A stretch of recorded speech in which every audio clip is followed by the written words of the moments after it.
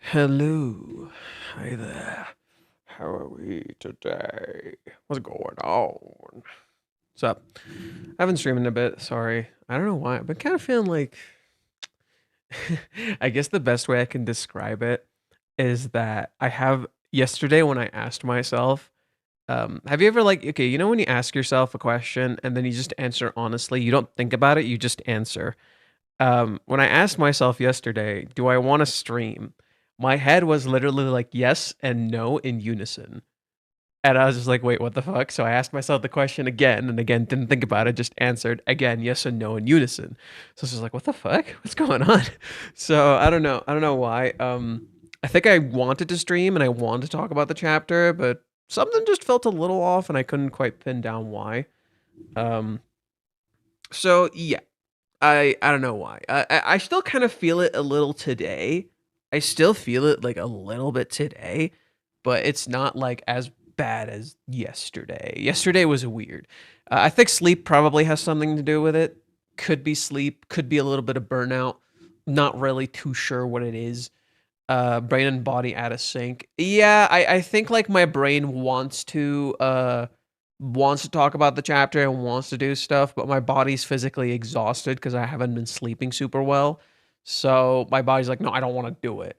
But my brain is like, no, no, I do want to. That's why if you go to my Twitter, it's just me constantly writing. I've just been writing nonstop. It's not even a thread. It's just a whole bunch of things. Like it's just a whole bunch of different posts. It's not even threads. With that said, let's start with Mute as per usual. Whenever we do the analysis, we start with Mute, so we can start with him.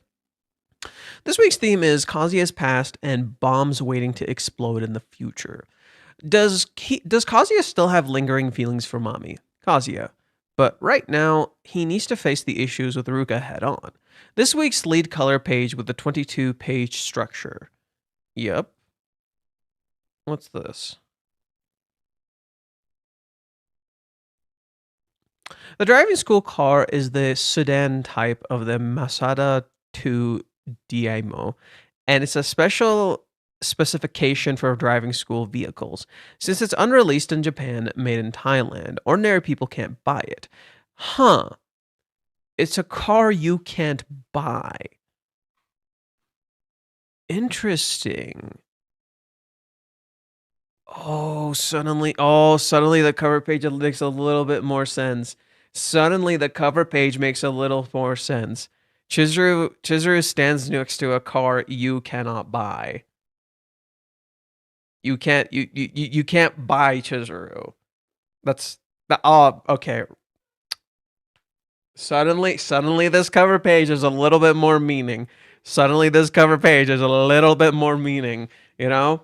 Chizuru stands next to a car you cannot buy, right? You can't buy her. Chizuru is not someone you can buy. Chizuru is someone you form a relationship, a real bond with. Interesting. Previously, the Mazda 3 Excella was the mainstream, but due to the model change, that made it a larger three-number vehicle. Now the Mazda 2, which is a rare five-number size for sedans, seems to be the mainstream. What do you know? We learned something kind of cool. We learned something kind of cool today. This is why we read Mute. I may not agree with Mute a lot, but he has like little details that we would never fucking notice. I never even thought of looking up the car. The stupid. Well, okay, I thought about it a little bit, but I didn't do it. So, like you know, I crossed my mind. Maybe I should look up the car, but then I'm just like, nah, it's probably not a big deal. Shocker! If you looked it up, you would have found something interesting. It's just stupid fucking me. Kazuya is riding in an AT car, but nowadays, even with obtaining an MT license, the curriculum mainly involves taking lessons in an AT car, with only 4 hours of MT training.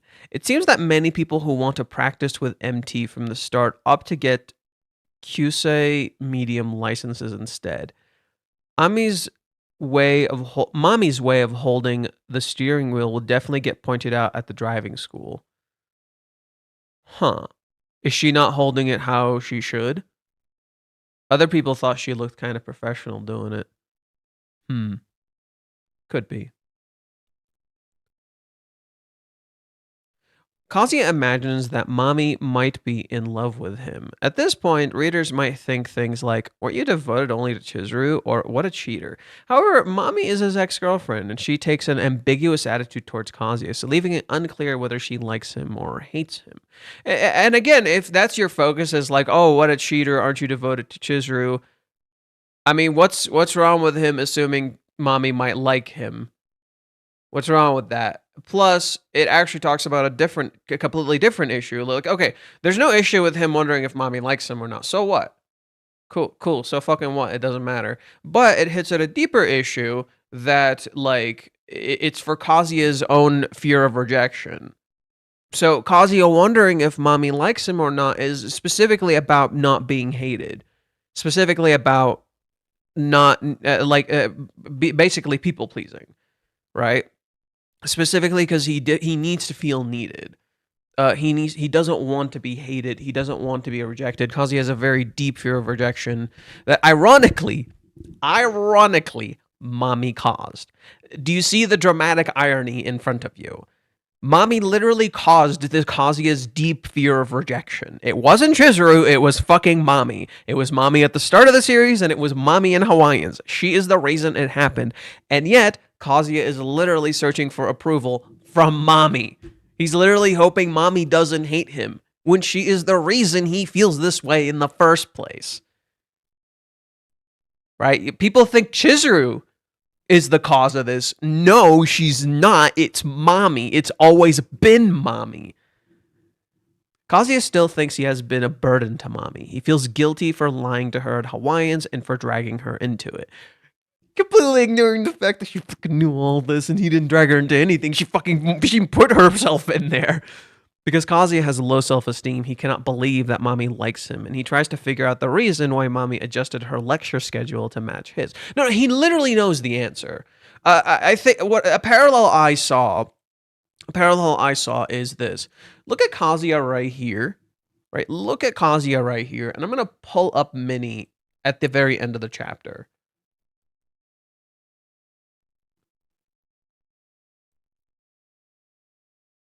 If it'll load. TY for loading, bro. Alrighty, now look at Minnie. Do you see a parallel? Both in shadows, completely shadowed out, white background, and saying something, and literally talking about seeing something. If anything, it's more like she looks like she likes me. Minnie says, I'll just have to see for myself, as she's literally completely shadowed out. As if she actually literally cannot see, right? They have a parallel in each other that is similar but different. Kazuya doesn't want to see. It's obviously in front of him. It's obviously in front of Kazuya. He doesn't want to see. Because he put 2 and 2 together. You see it right here. He clearly put 2 and 2 together, and then he says, don't be stupid. You literally pieced it together. Minnie, in contrast, literally can't see anything.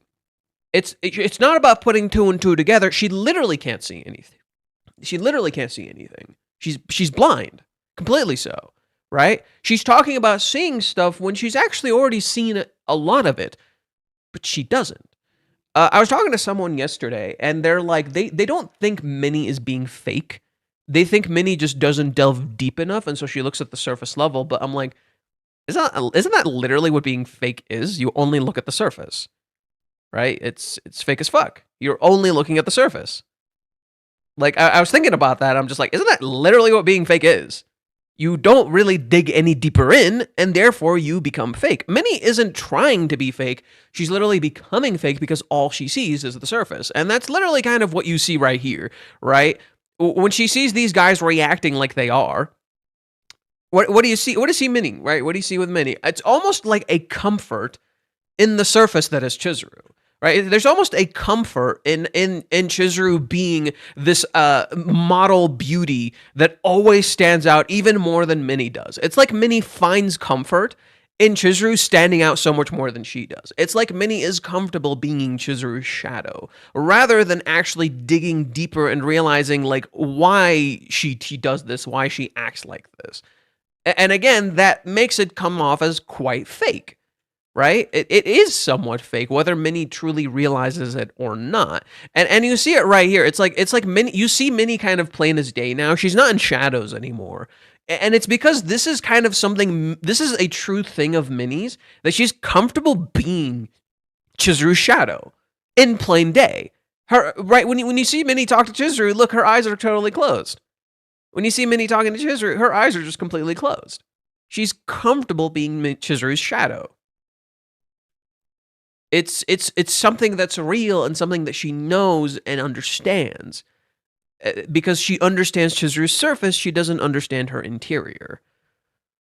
Okay, let's keep going.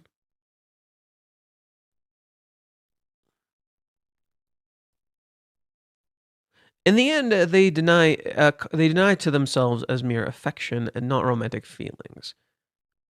Oh, you mean Kazuya. So it's not flirtatious intent, but rather they simply came to think, does mommy actually like me, Kazuya, while questioning mommy's actions and searching for a reason behind them, rather than just, admit to what's right in fucking front of you. Don't most people think you need to write an ES at a driving school? Are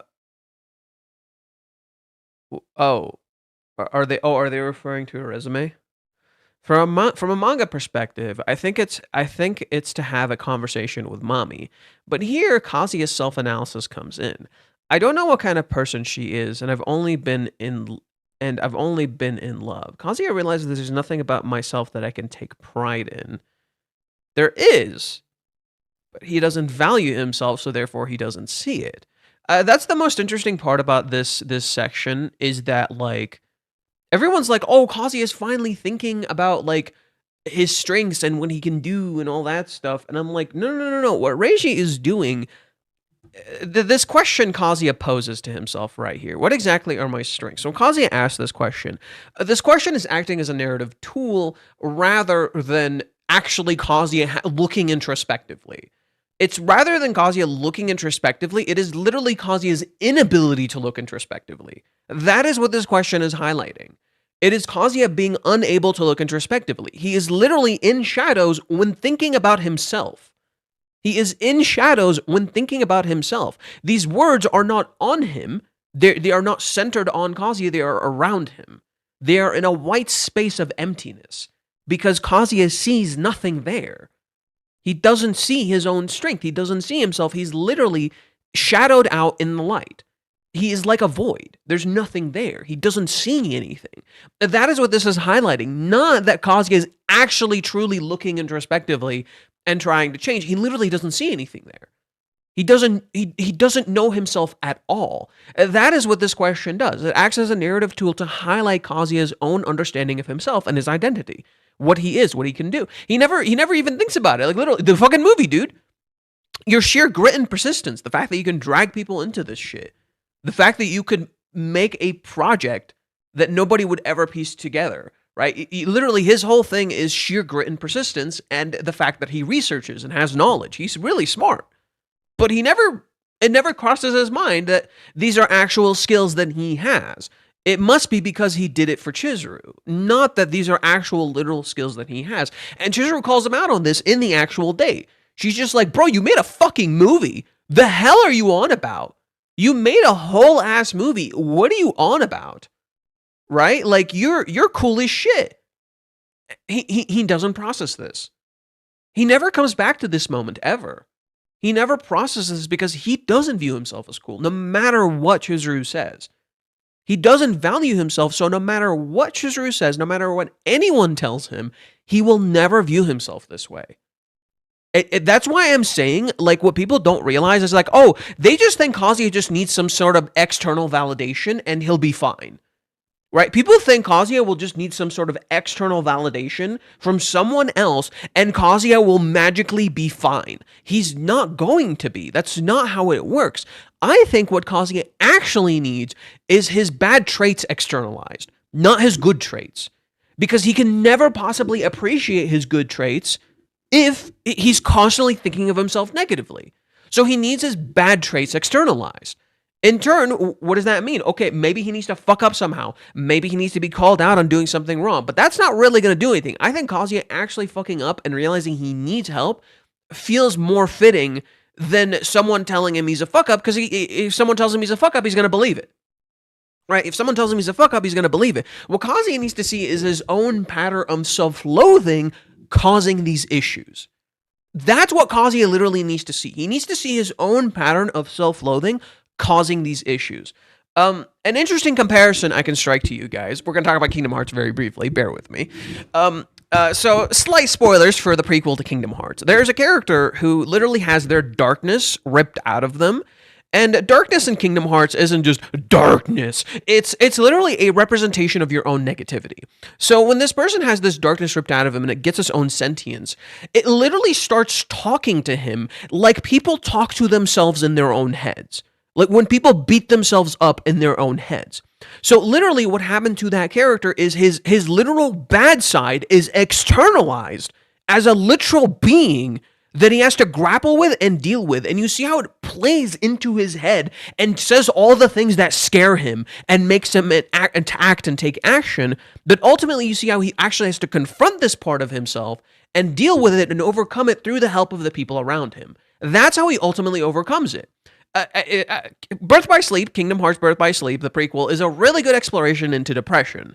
It does such a great job of exploring that stuff. There's literally like a dude who's like actually like a literal like licensed therapist, and he's like, holy shit, this is actually really good. That particular element is like, I think literally what Kazuya kind of needs. He needs his negative elements literally externalized, and he needs to see how it's hurting the people around him. He needs to see how his own self-hatred is literally hurting the people around him. He can't keep hating himself. He has to start actually fucking looking at himself. He can't just keep hating himself. And so so that's why I think someone telling him you're great or someone telling him you're bad is not going to solve the problem. External validation or external hatred of Kazuya is not going to solve the problem. What he needs is a fucking wake-up call to see what he is doing, to actually look at himself. Because when people tell him who he is, it doesn't do anything. He needs to actually seriously look at himself, and external people talking about himself is not going to do that. It's not doing that. That's what Ruka kind of does. Ruka's entire thing seemingly kind of forces Kazuya to look a little bit behind the curtain, and he can't fully yet. He can't really process that yet. Ruka essentially forced him to open the fucking curtain and look at this part of himself he does not like. And he doesn't know how to deal with it. So what did Minnie do? Minnie gave Kazuya kind of a pass. Did you notice something really interesting in this chapter? Not once does Kazuya think of Ruka. It's almost like his guilt is just gone. It's almost like his guilt is just gone. However, what happened with Minnie? It seemingly became Minnie's burden. Minnie is going to solve this for him. Kazuya, not once does he think about Ruka. Who is thinking about Ruka? Minnie, the thing she heard about Ruka. Now, we never see Ruka because she has no idea what it visually looks like, because her interpretation of what happened is her own. So we only ever see what Minnie said and what Minnie thinks, because Minnie never actually saw the Ruka thing. But Ruka is now in Minnie's head. Not once do we see Ruka. And this creates a sense of relief for you. Because in the previous chapters, when we were reading the previous chapter, we kept constantly getting flashbacks of Ruka. It's like this thing beating you over the head, where it's like, hey, remember this, remember this? You don't like this, do you? You don't like this, do you? It's literally this thing that's constantly beating you over the head, reminding you of your guilt and what you've done and how you're a bad person, how you fucking hate yourself, you get that shit? Not here at all. In this chapter, it's just gone. And remember my initial assessment of chapter 412, Minnie seemingly absolved Kazuya of guilt. It's just, whoop, gone. Sorry, one sec. Restart tonight. Okay, sorry, my computer wanted to restart for something. I'll worry about that later. So now that Kazuya's guilt is just magically gone, he's not really focusing on it. He's focusing on all these other things. And in fact, does Kazuya's guilt ever really get brought up here? Right? There's still elements of it there, but he's literally not thinking about it. And this is an intentional, brilliant maneuver by Reiji. Why? Who do we see right here? A character who wishes to absolve themselves of their guilt. Specifically with Kazuya. Just as Kazuya wishes to absolve himself of guilt with Chizuru. Isn't that interesting?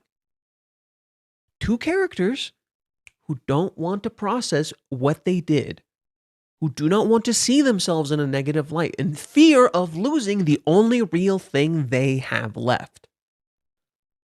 Isn't that interesting? Reiji intentionally strikes a parallel between these two characters. Right? And when you see that the cover is basically this car that you cannot buy, right? The cover is this car you can't buy. And it's specifically number 22. What do you see in chapter 22? If we go back to chapter 22, what do you guys remember? We looked at it yesterday, or not yesterday, the last time I streamed. We looked at it the last time I streamed, and we saw something quite interesting.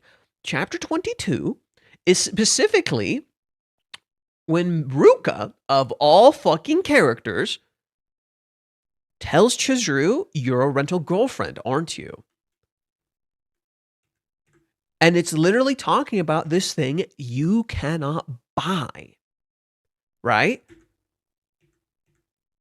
This affection that Kazuya has with Chizuru, the connection that they have, this is what Ruka was founded on. So when you compare how Ruka as a rental girlfriend acts versus how Chizuru as a rental girlfriend acts, it is completely fucking different.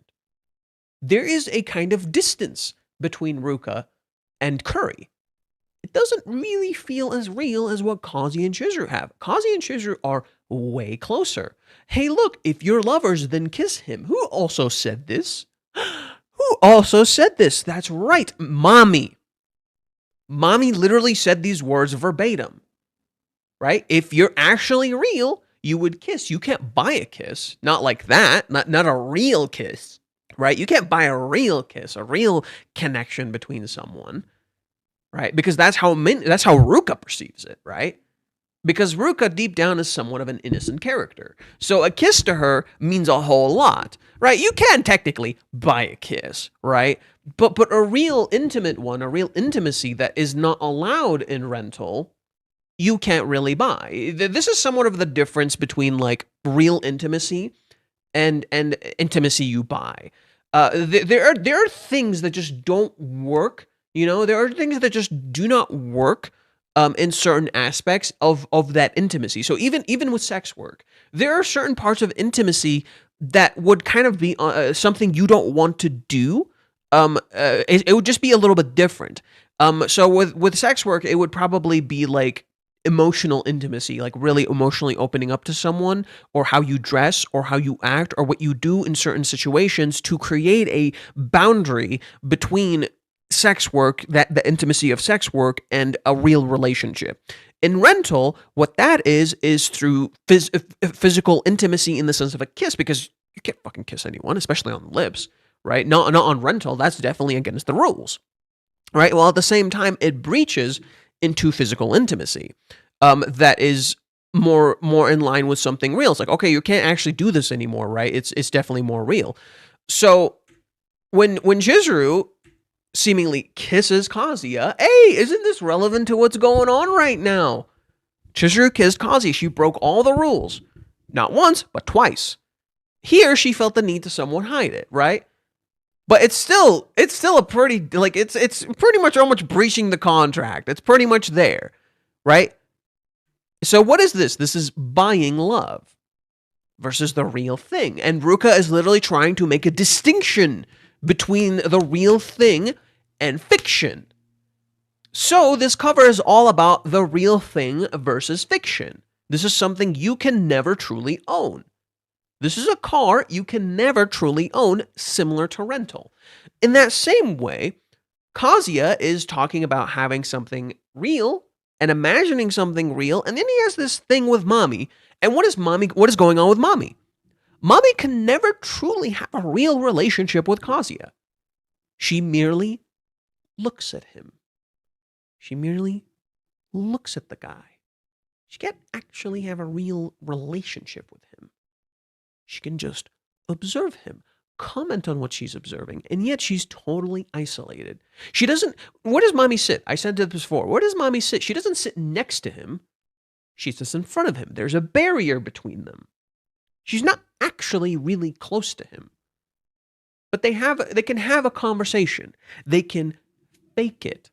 Literally like how they faked it at the start of the series.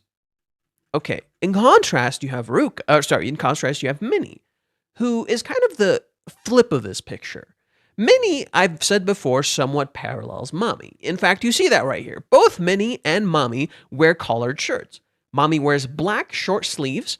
Minnie wears long white sleeves on a hoodie, right? And she also wears a collared shirt. It's like Minnie and Mommy are literally flips of each other, literal mirrors. And so what happens with Minnie? She's trying to find something real with Chizuru, trying to see something real with Chizuru, saying, I'll just see for myself what Chizuru actually thinks. But her entire premise of how she is approaching this is built on the fiction that Kazuya told her and that the one she believes for herself. Therefore, everything Minnie is finding is purely fucking fiction. That is why she is in shadows. She cannot see Chizuru. All she can see is the surface, the fiction that she has perceived for herself. So when she sees Chizuru looking all beautiful and gorgeous, this is something she can understand and she's comfortable with. And that's when Minnie comes out of the shadows, because this is real. Yeah, okay, Chizuru is gorgeous and beautiful, and this is something Minnie can truly understand. She cannot understand Kazuya, his situation, and Chizuru, but she can understand Chizuru looking pretty. That's why Minnie is not in shadows anymore. It is a comfortable place of pain that she knows. It is pain she's made herself comfortable with, as an exact mirror to Mommy. Mommy has this relationship with Kazuya where she's made herself somewhat comfortable with this pain. Both Minnie and Chizuru close their eyes. Both Minnie and Mommy close their eyes when they look at their respective person. That's literally something that happens. When Minnie looks at Chizuru, oh look, she smiles with her eyes closed. Right? As an exact mirror to Mommy. Mommy has her eyes closed while smiling at Kazuya. Minnie has her eyes open, but she's in shadows. She can't see anything. They're literally inversions of each other. Okay, sorry, I went on a bit of a rant. Oh, man, oh wow, there's a lot. You guys wrote a lot, Jesus Christ. I'm curious, Kazuya ignored Blue off what Nagomi said on his birthday. I wonder if Kazuya tries to recall what she said, remembers and asks for more what she meant, and has a full circle realization. Not for a while. Not for a while. That's not happening for a little bit. Kazuya is not even processing what Nagomi said. It might come back later. Let's see. ADHD. Okay, we're gonna. Sorry, Bacon. I'm just gonna focus on what the talks are. Different from when he talks to Sumi. 10 and 2, one-handed doesn't look good in a driver's test. Was Mommy being one-handed? She looked like she was holding it like this. This is how I saw it. Yeah. Mommy's holding it like she's not holding it one-handed. She's holding it like this. Which isn't always great. It can work. I've definitely seen it be acceptable, but I think in a driving test, they want you to hold it like this. I remember when I took my driving test, they wanted you to hold it like this, not like this. But granted, U.S. driving tests are not the same as Japan. U.S. driving tests are a fucking joke. They'll let anybody fucking pass. You know, you can fuck up a whole lot and they'll let you fucking pass. You know, as long as you're like competent enough. You know, with the U.S., they like let you pass on the bare minimum. I think in Japan, it's a little higher. They dock you a little more. You definitely have to like actually pass a real fucking test. When you have history with a person of any kind, there's always something there that even if you're well past the point of loving them, you had something memories there that just don't go away. Mommy is the Dio of the series. Even when she is not around, her presence is everywhere. I don't know if it's the same as Dio. Dio. I can kind of feel it. I feel like a different comparison would be better considering Dio's evil as fuck. Mommy isn't evil. Mommy isn't evil. Dio's evil as fuck. Dio's just a hater for the sake of being a fucking hater. That's why I love Dio. He's a fucking hater for the sake of being a hater. He's a fucking piece of shit. But no, I wouldn't say Mommy's the Dio. Her presence can be felt wherever you go. Okay, someone agree to that, but in a different way. Sometimes people don't look deeper because they're afraid of why they'll find what they'll find. I do it myself all the time. For me, I want to know things like Minnie. I give assumptions just like Minnie. I give good advice, but I'm afraid of knowing certain things, so I would avoid it. Yeah, it's a very common thing. That's pretty much what I was saying on Twitter. It's like you're afraid to look deeper in fear of what you'll find down there, and that fear stops you from living. Drop by to say I'm hating Minnie right now, more after reading these chapters of her simping on Chizuru. Irony after rejecting Kazuya. Irony after Chizuru rejected Kazuya, and now he comes back to Mommy while Chizuru is still not moving. Okay. Seems like Minnie uses Kazuya as leverage to also live together with Chizuru, so as she can simp on her even more, which it happens with taking bath together, the mole, and making her wear bunny costume. Well, yes, we've said this for a while. Minnie absolutely took advantage. Oh, Minnie didn't use Kazuya as leverage to live together. Minnie did not use Kazuya as leverage to live together with Chizuru. Minnie used living together with Chizuru because of Kazuya as leverage. She used Kazuya as an excuse to do these things. Yes, I don't outright hate Minnie, but I do think Minnie is like trapped in her own illusions in a very similar way to Kazuya. I've just come to the conclusion I don't really hate Minnie. I just think Minnie is like too trapped in her own delusions to see the truth. And she does things that can make you mad. Even if they're well-intentioned. I think she's so trapped in her own illusions that she's appearing really fake now. And I think that's Reishi intentionally trying to highlight that, like this is what can happen when you don't really look introspectively. When you stay on the surface, you start looking pretty darn fake. And the thing is, Minnie isn't really that fake. She's just appearing kind of fake. I can't remember. Mommy doesn't know Kazuya made a movie for Chizuru, does she? Yes, she does. The whole thing she did in Hawaiians was because Mommy knew about the movie. Literally, the whole reason Mommy does what she does in Hawaiians is because of the fucking movie. A huge portion of it, at least. Because she hears about the movie and she's like, oh my god, she's using him. What a terrible person. Kazuya attributes the movie to Chizuru, not to his own skills. Kazuya thinks that Chizuru changed him into someone who can do those things, but she didn't. She just gave him the motivation to do this. Exactly, that's literally what I said. All Chizuru did, and Kazuya even admits it. Kazuya deep down even admits it. All Chizuru did was believe in him. That's really it. She bet everything on him. That's all Chizuru did. And if anything, like Kazuya actually seeing that for what it was could really snap him the fuck out of it and make him realize, oh my god, she bet everything on me. Like I did that. Like she truly relied on me. I did that. But he doesn't look at it this way. However, it's clear that's how his internal views it. Case in point, chapter 383. He says, besides, remember what I said? I'll wait for you however long it takes. I've been thinking, you believed in me back then, Mizuhara, so maybe it's my turn this time. Okay. She believed. Now finish that thought process. She believed in you, therefore you pulled it off? And Kazuya constantly has those moments, right? There's a few great examples that we can go to. There's a few great examples that I will pull up right now. We can go to see how Kazuya deep down kind of knows what he did was insane, but he keeps not attributing it to himself. Case in point, chapter 330. Chapter 330.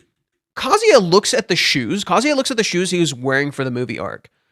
He sees how run down they are. They're literally proof of his effort. They're literally proof of all the work he fucking did, right? His shoes are literally proof of that. I've worn a hole right through the soil. Well, I'm not too surprised. I bought these for the film shoot because they were easy to move around in. The film shoot was fun. It was a lot of hard work, but every time was eventful. At the time, things were frantic with Sayuri-san, but I got closer to Mizuhara thanks to the time we spent together back then.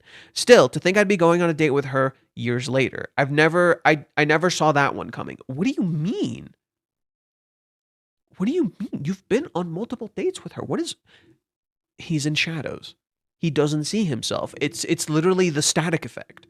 It's literally the TV static effect. He doesn't see himself. He's trapped in these shadows. He's trapped in this static where he cannot fully process what he's experiencing. But this is real. The shoes are real. This is proof of his effort.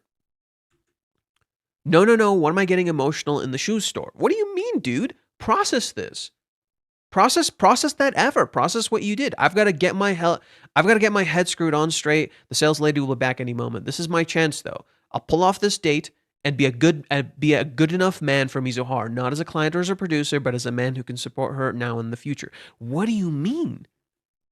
Do you see the contrast? You already are. What are you talking about? He's literally doing the thing. He's literally talking about doing the thing that he's already doing. He doesn't see himself. He doesn't see his own effort. Right? This is sincere, but he's not actually looking what the fuck he's doing. It was there from the start. Right? It was there from the start. You see this again in chapter 395. Where in chapter 395, let me go to that really quick. This is the one where Chizuru rejects Umi. And we cut to Kazuya mid-thing, and he's looking at all this stuff. And then he looks at the movie production. Again, why do you think the movie production consistently keeps coming up? Because it is literal proof of Kazuya's strengths. It is literal proof of how capable he is. There is no bigger proof than that. It is the biggest proof of how capable he is. He made a fucking movie. Right? He did something others would perceive as impossible. There is no bigger proof than that. And of course, there is other proof, like all the girls around him, like fucking loving him and shit, because he's actually such a really cool dude, and he's super supportive, and he can get this far. I mean, he's literally obsessed with him for this. I really did a lot back then. Okay, if you did a lot, why aren't you processing any of that? Why aren't you giving yourself any credit for the effort that you did? Right? If it's for Mizuhara, I can do anything. Reiji draws him stupid. Right? Reiji literally draws him stupid. Because he is being stupid. If it's Mizuhara, I can do anything. No. You can do anything you believe in, right? If it's not just for Mizuhara, but you can do it yourself. But he doesn't attribute the movie to himself. He attributes the movie to Chizuru. It's like Chizuru did it. He literally robs himself of his own capabilities. He says Chizuru's the one who did it. That's how his mind processes it. It's like Chizuru's the one who did the work, not him. Kazuya is doing a lot of things. Kazuya is doing a list of things to do for Chizuru, and there is the issue. But isn't it the beginning of discovering what life wants, who he is, half of an issue then?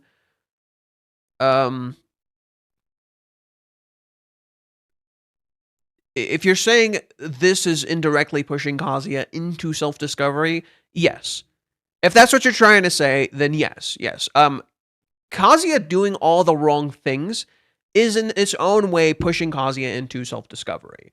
Because he, in trying to achieve all of these things, by saying it's for Chizuru when it's also in part for himself, he has to kind of look introspectively and see why he's doing this and what he can do, because he's going to constantly get asked questions about this, right? In the movie arc, he could just say he's doing it for Chizuru. But now it's not so simple because it's himself on the line. That's essentially what makes this so effective from a writing perspective. And putting Kazuya through job hunting, through self-improvement, through all of these things, it forces him to come to the question of who he is, because he can't just purely say it's for Chizuru. Because it's not purely for just Chizuru. Because and part of it is for himself. You self-improve for yourself. You get a job for yourself. And they're going to keep asking you these questions. Who are you? Who are you? Who are you? So that correlation between I'm doing this for Chizuru, but it's not for Chizuru, this is for your future, is clashing. And that constant clash is forcing him to look introspectively and see himself a little bit more clearly. Let's see. It's the delusion of responsibility being used to justify he should be doing something as opposed to doing it for the right reasons. And again, that clash between the delusion of, I wouldn't say delusion of responsibility. I wouldn't say the delusion of responsibility. I think it's the delusion of being loved. It's not responsible. He's not being responsible. He's not being responsible. He's trying to look responsible, but he's not being responsible. So delusion of responsibility doesn't really align. But yes, he is trying to justify he should do something as opposed to doing it for the right reasons. And that clash is literally happening because that's literally kind of the whole thing for Kazuya, while at the same time it mirrors Mami herself. Do you think Chizuru learning about sexual assault will help Kazuya break out of self-reflection? If not, what is your theory on how Kazuya may resolve his self-hatred? I guess I already kind of pretty much talked about this. I don't know if Chizuru can really solve this. I think Kazuya has to go down kind of a dark road of death and rebirth to truly solve his issues. Chizuru learning about it could in some way help him break out of it, but he has to accept the help. That's the thing. Chizuru's tried to help him this whole fucking time. Chizuru has been trying to help this whole fucking time. She literally told him, literally, this is like the chapter before the fucking rejection, and I don't know what could possibly spell it out more. Or no, it's not the chapter before the rejection. It's 2 chapters before it. Let me find it real quick. It's 2 chapters before. Like, this is the most desperate Chizuru gets in trying to help Kazuya. This is, I would say this is the closest thing to desperation.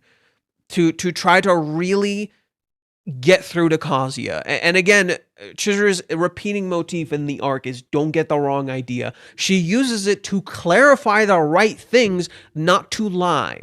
Right? Her thing where she would say, don't get the wrong idea, don't misunderstand my intent. I'm not actually serious, the tsundere bullshit. She flips its meaning to really tell him what she's actually feeling so he doesn't misunderstand. She doesn't want to hurt him. It's not like I'm against her or anything. Not everything goes according to plan in life, but that doesn't mean it's okay to not have one, right? That's why if we're together, I'd like to know what you'll be doing in 3 or 5 years. Will you be moving for work? How much time will you have off? What kind of company will you work in? What makes you stressed? How can I support you? How often can we see each other? What kind of life will we have? Let me help you. That's literally what she's saying. Let me help you. And what happens with Kazuya? Yeah, you're right. Sorry. Doesn't tell her anything. What Reiji is trying to highlight to you, and what everyone refuses to fucking see, is that Chizuru just wants to fucking help him. She wants to help him through everything. She just wants him to open up to her. But Kazuya does not accept the help. He doesn't want help. If you cannot accept help, you'll never get it. She wants to help. He doesn't let her help because he doesn't want help. He's stuck in his trap. You have to look, the only way you can escape your problems is if you accept help. And he's not. And nothing is going to make him accept help. Right? He leans on Minnie intentionally. She's not help. All Minnie does is perpetuate his problems. She's not help. Whereas Chizuru is actually trying to help him solve his problems, and he doesn't want to. He's okay escaping. He's okay living in an illusion. That's the problem. That is what this arc is talking about. In order to truly have a relationship, you have to accept help. That is what a relationship is.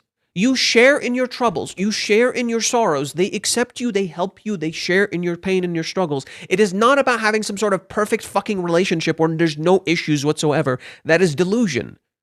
And that's literally what Kazuya tells Chizuru. And then he tells her when Chizuru tells him it's about like talking to each other and laughing about it afterwards, he agrees with her and he says this is what he wants. But then he doesn't go through with it. He doesn't do any of that.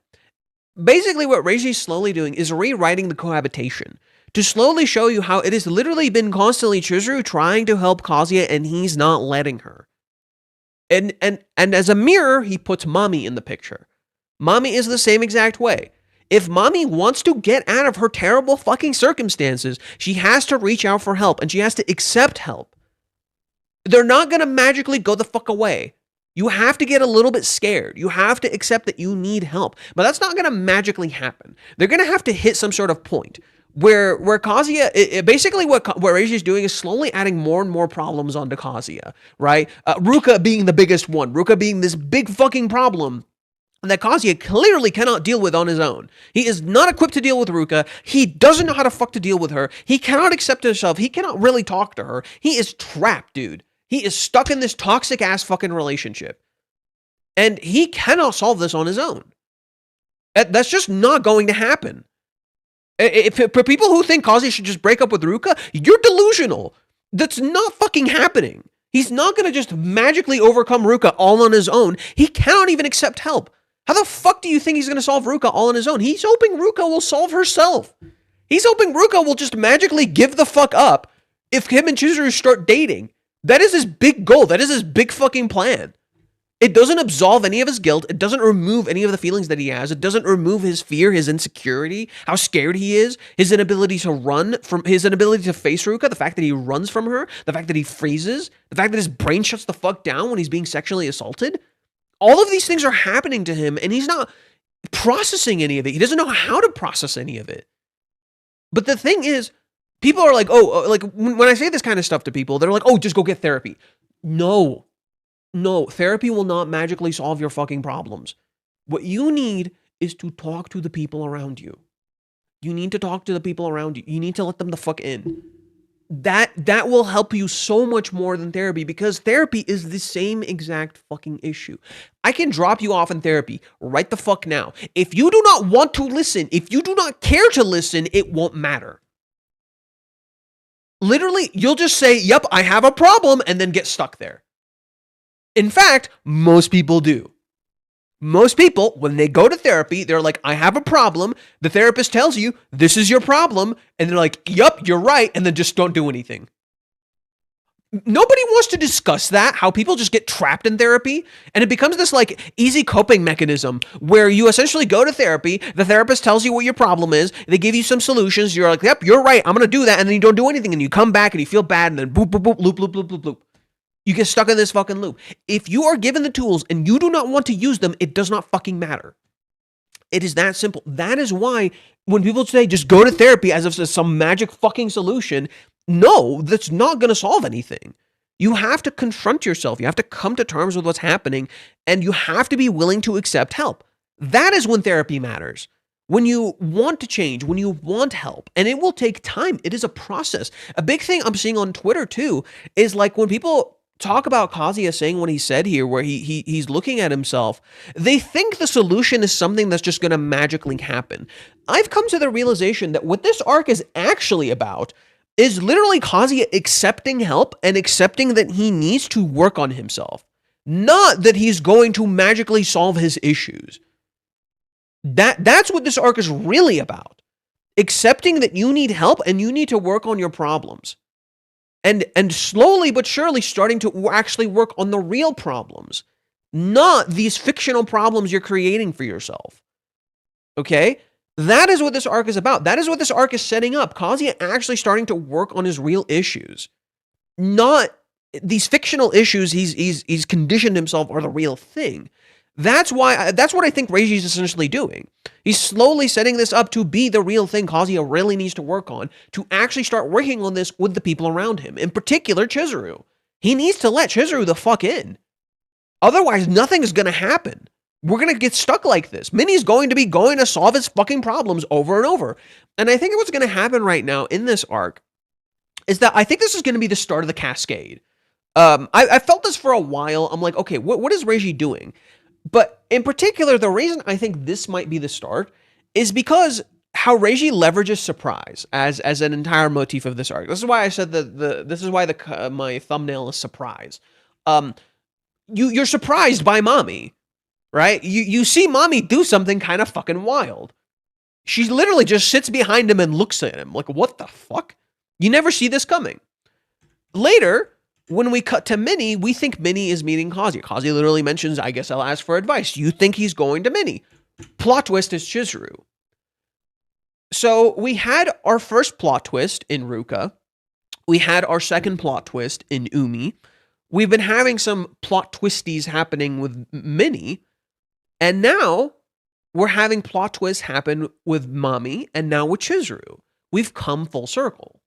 So the fact that we came full circle to Chizuru is a highlight to me that, okay, we've essentially done most of the big things that we need to kind of like build to this arc. We've had the big things happening, and now we're going to actually start getting into this. And I feel like the season 5 being like around the corner is more of an indicator for that for me than anything.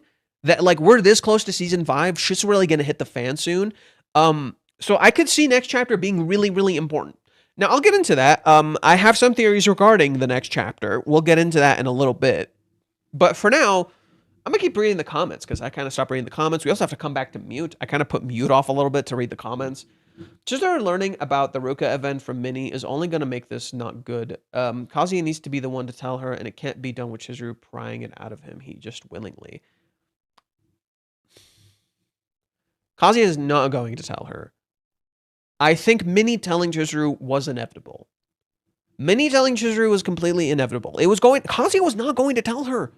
Kazuya was not going to tell her. What was I just fucking explaining to you? Kazuya is too afraid to have any real confrontations. He's not willing to face any of the real problems, so he's not going to tell her. Minnie was always going to be the one who was going to blab it to Chizuru somehow. And that makes sense. How Chizuru receives it will be interesting. I could see Chizuru being a little worried, a little bit scared. And I could see this leading to some sort of conflict, some sort of like issue between them. It'd be interesting to have Kazuya and Chizuru have some sort of fight or something. We haven't had that in a while, you know?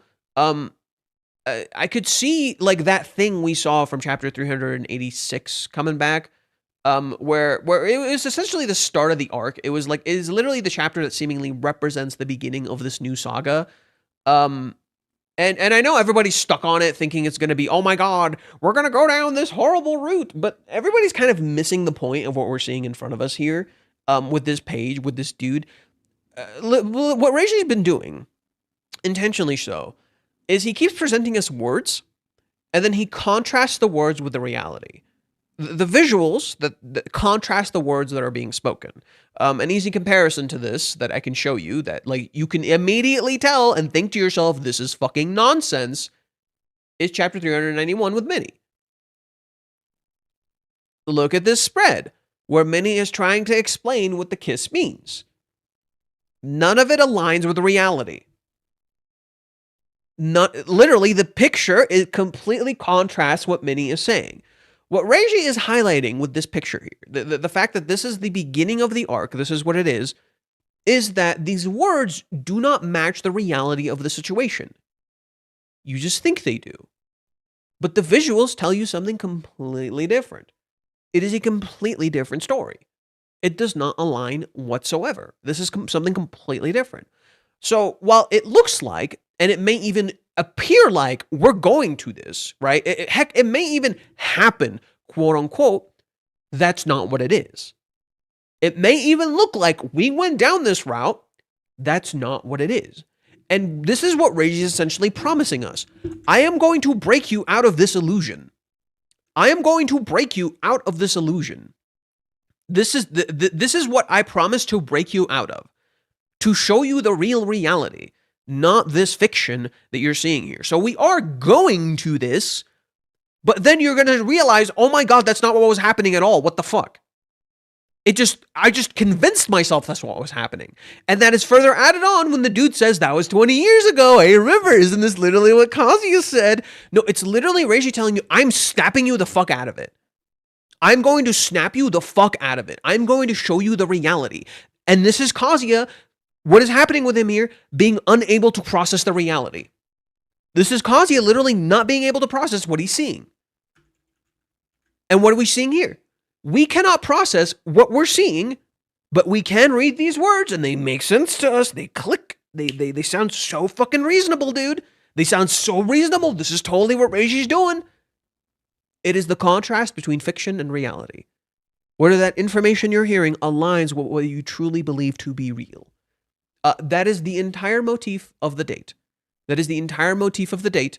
I wrote a whole thing for it. Let me see if I can pull it up just really quickly.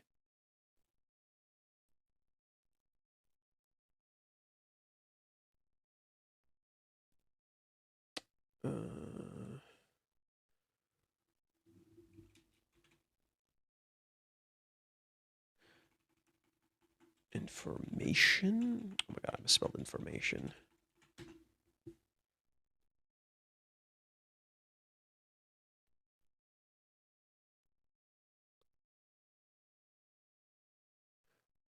Rejection.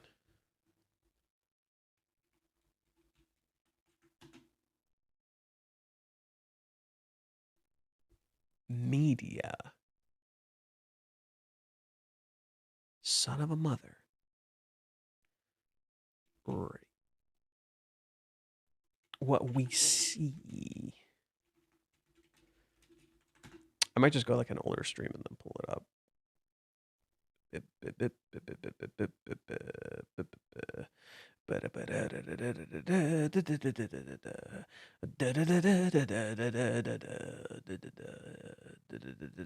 gonna bother. I'll look it up later. We'll go back to reading the comments and we continue with Mute. I'll show you guys later. But that's literally kind of the whole point, is this contrast between reality and fiction. Anyways, is Kazuya supposed to think about their guilt every moment? It was haunting him prior, and then now it's magically gone. Isn't that weird? But yeah, but if Chizuru understands what state of mind Kazuya might be in fear, it looks bad for him otherwise. It looks bad for him regardless because he didn't tell anybody when it initially happened, and he compartmentalized it. You can't help people that aren't willing to share something you also can't. Demanded from either. Oh my god, there's so much being written. Oh my god, what is going on? I'm trying to catch up to chat. Slow the fuck down. The best way to approach Kazuya is Sumi, because what she does differently is that she doesn't outright give the answer. She nudges you in the right direction, offering unbiased perspective. Let's see.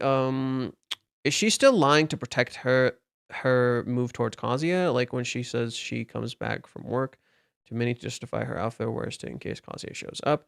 Well, Chizuru lies to many. She doesn't lie to Kazuya. Chizuru lies to many. She does not lie to Kazuya. There's a difference. She when she lies to Kazuya, it's really, really small. But she's been trying really hard not to lie. But she does lie to Minnie, abso-fucking-lutely. With Minnie, when she lies here, it's a semi-lie. I said this on Twitter. When Chizuru lies here, it's a semi-lie. Yes, it's part true that she was dressed for... She's coming home from work. This is part true. It is not true that she dressed this way purely for work. She did it for Kazuya. You want more proof? I showed this last stream too. I showed this in the last stream too. 387. Minnie comes home, starts prying into Chizuru's fucking business. Chizuru sees her bullshit, and look at what Chizuru does. One eye closed, one eye opened.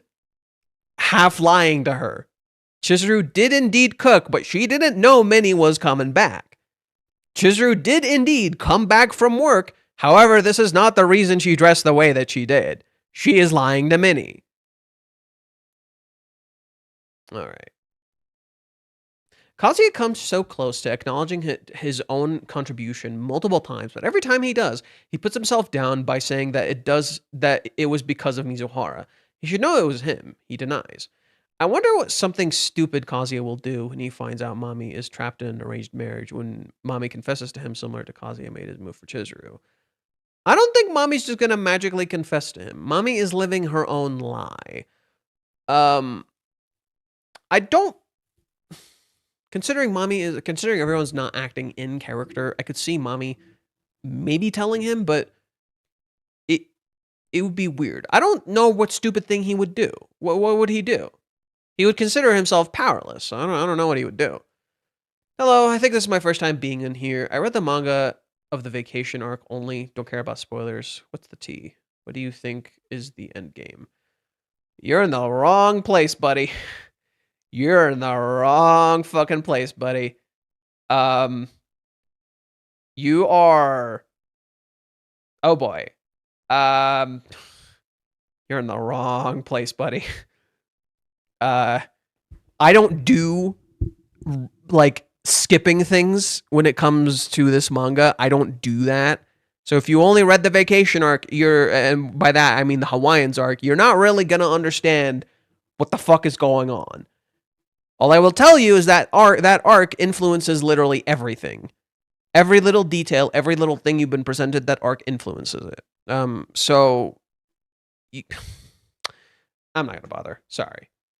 Remember Maison Ikoku when Kyoko slapped Goudet to make him wake up after he spent whole day fighting with Mitaka instead of him studying to graduate college? Except he didn't actually fight Mitaka. They were trying to fight and they kept getting caught and it was fucking hilarious. But yes, that does make Goudet stop and look introspectively into what he wants to do. However, Goudet and Kazuya are not the same fucking characters. Goudet and Kazuya could not be more different. Goudet was actually somewhat pursuing that for himself. But he told himself it was for Kyoko. There's a similarity. However, him and Kyoko were fucking living together. They were getting really close at that point. Okay? There are similarities on surface level, of course. For instance, Goudet being kissed by the girl who was seemingly dating him prior, and then Kyoko realizes how fucking gullible he is, where he actually fell for the kiss, and she kisses him when his eyes are closed, when he wasn't expecting a kiss, and she's like, wow, you really are that fucking gullible, holy shit. But it's not quite the same. You could see similarities to that with Ruka, where Ruka seemingly kisses Kazuya multiple fucking times, and Kazuya never fucking expected it because he's that fucking, like, he has that much self-hatred. But that's the thing. Goudet doesn't have really the same self-hatred as Kazuya. Kazuya is far more trapped in an illusion than Goudet is. Goudet's illusion was a little simpler because he kept telling himself he was doing this for Kyoko so him and Kyoko could work out. But then Kyoko eventually tells him, that's not what I want you to do it for yourself. And they could have a conversation. That's the big thing. Kyoko and Goudet could have a conversation. Kazuya has much deeper problems. Kazuya merely looks like Goudet. But he has problems that are significantly deeper than Goudet's ever were. There is similarities, yes. For instance, he doesn't trust Chizuru, akin to how Goudet didn't trust Kyoko. Like, there is absolutely similarities. But they aren't quite the same. In particular, how Kazuya is just trapped, like insanely trapped in his own self-loathing and hatred. He is off somewhere else, you know? Okay. Let's see. Can you see Nagomi feeling unwell and getting hospitalized soon while Kazuya let himself be helped at that point? Maybe. That sounds reasonable. If Nagomi gets hospitalized and Kazuya falls the fuck apart. Yeah. As a callback to the beginning of the series, that makes some sense. I could see that. Nagomi getting hospitalized and Kazuya just, his entire world just fucking crumbles because his real self kind of shows himself. Yeah, that makes some sense. That's one possible thing of his world like falling apart. Where he comes back to, he's been seemingly ignoring Nagomi this whole time. All he's focused on is Chizuru, and then he almost loses a loved one and starts fucking processing what that means again. That could make some sense. Ruka seems to be relevant to this too. Ruka not being in good, Ruka's health not being good seems to be somewhat relevant too. I think people being impacted as a byproduct of Kazuya's actions seems really relevant here. So Kazuya's actions being externalized in some way and someone getting hurt by them seems really, really relevant. But Kazuya not being hated for that and still being loved, I think is going to be the big thing. So Kazuya is going to absolutely fuck up. Someone is going to get hurt because of it. But Kazuya will still be loved, and that could be the start for his recovery, I think. So I don't know. You know, I don't know. I think what Minnie's gonna do here is gonna be the spark. I think what Minnie's gonna do here is absolutely going to be the spark. I immediately thought that Kazuya would ask Sumi for help, so when I saw Minnie, I assumed she would be meeting Chizuru. I knew she would. Minnie is impatient. I should have known she would do it right now. Yeah, I mean, yeah, like, you wouldn't think Minnie would do it, but you also would. So yeah, it's all there. Minnie is going to push her luck very soon, and Kazuya is going to catch her in the act and will question everything Minnie ever told him. If Minnie fucks up here and Chizuru finds out, Kazuya would be quite upset with her. He'd be like, what the fuck? Why did you tell her? But we'll see. Well, I'll hold off on that for a second. Kazuya isn't going to catch Minnie in the act, I don't think. He won't know anything. He will have to ask if he wants to know anything. I also don't expect Chizuru to talk to him yet. Yeah, I think Chizuru might try to investigate a little bit based on what Minnie might say. After I've seeing how Chizuru is proactive towards Kazuya, we are 1 week after his birthday and Reiji showed nothing. Okay, so you're somewhat misunderstanding what's going on with Chizuru being proactive. Look, what Chizuru is doing is completely giving up her autonomy for him. And I think people don't realize that because they're like, why isn't Chizuru giving him a gift? Why isn't Chizuru talking to him? Why doesn't she even say happy birthday? You're asking the right questions, you're coming to the wrong conclusions. You're correct. You're asking the right questions. Abso-fucking-lutely.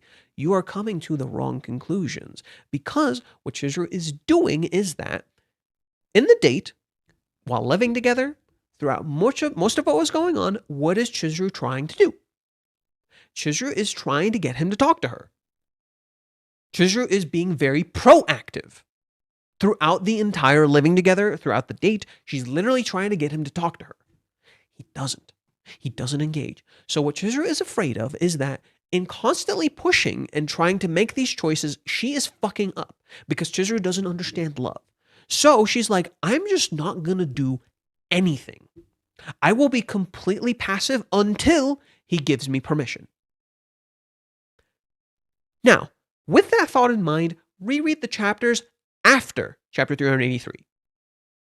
Chizuru remains passive, barely engages, barely says anything, follows him 3 steps behind consistently. However, when she goes to Umi, she says she's going to be proactive.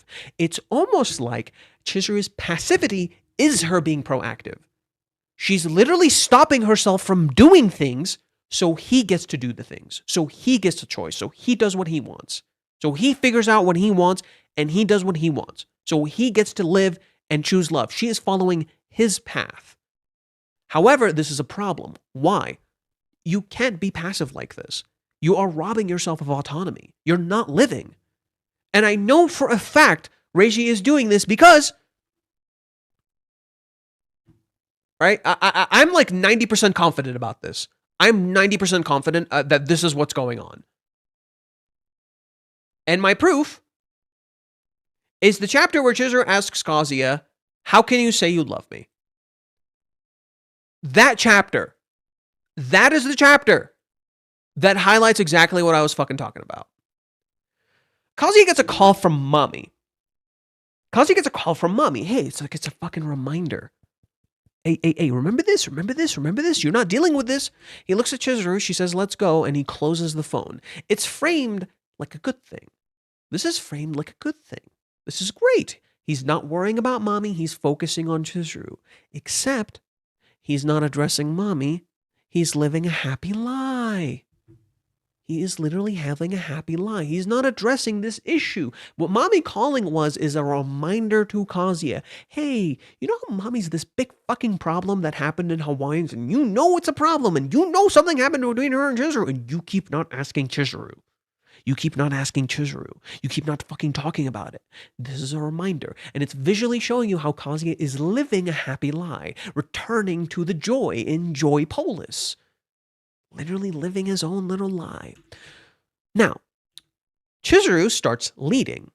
Shall we go? Okay, he's content following. He doesn't care. He literally says this to Minnie.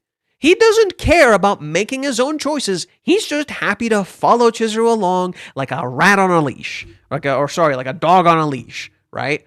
And he even admits this, right? He even admits this in chapter 388 when Minnie goes to visit him. What does Kazuya say when Minnie goes to visit him? He lays down and he says, if I were a hamster, I could keep running in circles forever and ever for Mizuhara. He doesn't want to care about job hunting. He doesn't care about his graduation. He just wants to keep running in circles forever and ever for Mizuhara. Okay? Chizuru starts leading and notices. Stops herself. Takes a few steps back. Huh? Why'd you move behind me? I took the lead out of habit. This is your date. This isn't my date. This is your date. Why am I in charge? Why am I getting to choose for you? This is your date. Actually, what do you think? Do you normally prefer girls who aren't too forward and follow you 3 steps behind? Is that your type? This is a thing in Japan, by the way. This is a thing in Japan. It's very fucked up. This is a thing in Japan where they're like, you know, they're trying to escape it, but there's still that like culturally ingrained thing where, you know, women should follow 3 steps behind. Women shouldn't say anything unless spoken to. You know, that fucked up misogynistic shit. Yeah, this is a thing in Japan. There's a reason Chizuru brings it up. It's not just this random fucking thing. No. Chizuru's bringing this up for a fucking reason. Ray is intentionally nodding to cultural things in Japan. Okay, this is not just Reishi being fucking stupid. No. He knows this is a thing. He is talking about it. It's just when I go on dates, I often find myself with inexperienced clients. I just thought I'd like to ask. Dumbfounded. Like a stupid goofball. He has no idea what the fuck is going on with her. Huh? 3 steps behind? I don't know. This is about our views on love again. Which is it? What's the correct answer? No, what is the truth? Not the correct answer. I mean, it's best if I could take the lead myself, but I'm not very confident. When I'm wrong about something, you put me on the right path. When things are difficult, you help me keep my head on straight. To be honest, I really appreciate it. I love that kind of stuff about you. Okay.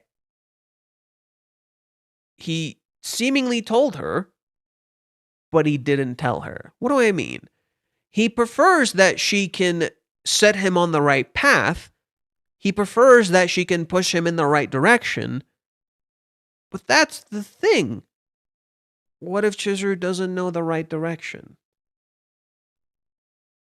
What if Chizuru doubts herself? She doesn't know what the right path is. What if Chizuru comes to the conclusion that Chizuru's right path, that Chizuru's setting him on his right path, is Chizuru doing nothing? What if Chizuru comes to the conclusion that doing nothing will actually set him on the right path? Boom. Do you see what happened here? Chizuru starts being 3 steps behind. Chizuru stops saying things. Chizuru stops doing things, unless given permission. When Kazuya says he'll keep his promise, she kisses him. And Kazuya is surprised. Why would she kiss me? She kissed you because you said you would keep loving her and you were going to keep waiting. So she says, no more waiting. That's what that kiss is. No more waiting. Chizuru didn't figure out her feelings. Chizuru doesn't magically know she's somehow fucking in love now. She knows she's in the midst of the feeling, but she doesn't know she's magically in love. No. She doesn't know she's magically in love. She admits it to Umi. She literally tells Umi, like, I'm in the midst of love right now. I think I can reach love. The reason Chizuru believes she can actually reach love now is why. 383, Kazuya literally tells Chizuru, verbatim, as a mirror to her grandfather, I believe in you. Read Chizuru's backstory. What did Chizuru's grandfather do for Chizuru? He believed in her. And because he believed in her, she felt like she could actually succeed as an actress. Kazuya believed in her. She suddenly feels like she can actually succeed in love. So she tries a completely different approach. She remains completely passive. She doesn't do anything. And guess what? She somewhat gets the results she wants. Kazuya doesn't see this. Kazuya does not see the influence of his own actions and how he made Chizuru a very independent character become incredibly passive to him. This is the dark secret of the kiss. We think the kiss is just some beautiful, perfect thing. It hides a dark truth that Chizuru made herself incredibly passive for him, which is really, really bad. That's not how you get into a relationship, dude. That's fucked up. That's not how you get into a relationship. It is literally equal effort. But Chizuru is putting effort. You just don't think she is, because she's not literally doing things. However, what you're not seeing is how she's literally stopping herself. That is Chizuru's effort. She's literally actively stopping herself. She wants so much with him. She wants to kiss him. She wants to call him. She wants to text him. She wants to give him a birthday gift. She wants to hang out with him. She wants to dress up for him. She wants to literally do everything. And she is stopping herself. That is why when she runs into Minnie, she fashions the fuck out. If she runs into him, she wants to look her fucking best for him. But this is also highlighting an issue. Is Chizuru dressing for herself, or is Chizuru dressing for him? Do you see how Chizuru is somewhat losing herself in love because of what Kazuya is doing? Okay. I read all the comments. Let's finish mute. Oh man, I'm sorry, dude. We were like in the middle of this and we went off on a whole other fucking tangent. Now we're going to come back to this. Fun times. I love it.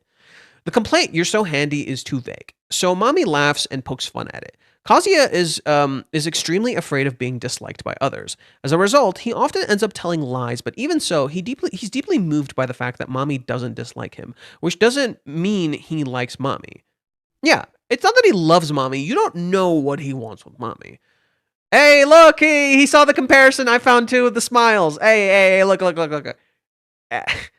The scene where Mami is laughing felt familiar, but Chizuru said something similar in the past, didn't she? Yes, she did. Yes, she did.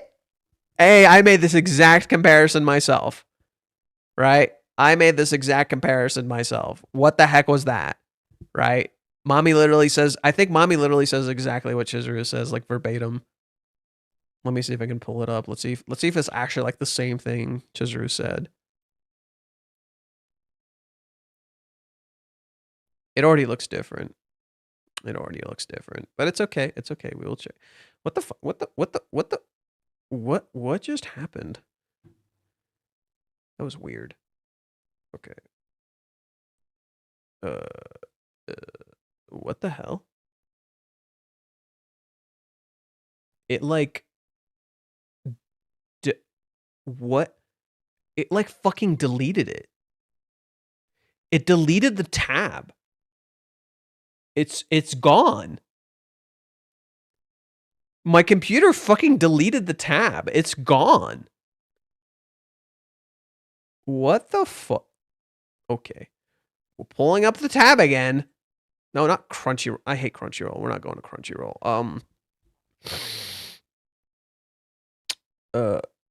Manga. Oh no, I'll write Pocket. There we go. It fucking deleted it. Wow. It fucking deleted it. That's so funny. It just said this tab no longer exists. Goodbye. GG. Be gone. Okay. So. No, not that. All right. What does Mami say? Okay, it's not the same, but it is similar. I think that's the point. It's meant to be not the same, but similar. She kind of looks like Chizuru. She's not Chizuru. It's not just Chizuru wanting Kazuya to take the lead. She also hesitated for a second before she agreed to July 11th. She is afraid she might hurt Kazuya if she acts selfishly. Yeah, exactly. Yeah. No, that's literally what I was saying. It's not she wants Kazuya to take the lead. It's that she thinks when it comes to love, she will fuck it up. Chizuru has been conditioned that when it comes to love, she will fuck it up. So, when it comes to love, she lets Kazuya lead. That's what she's doing. Yes, that's what I was trying to say. I don't know if I got that across. My bad.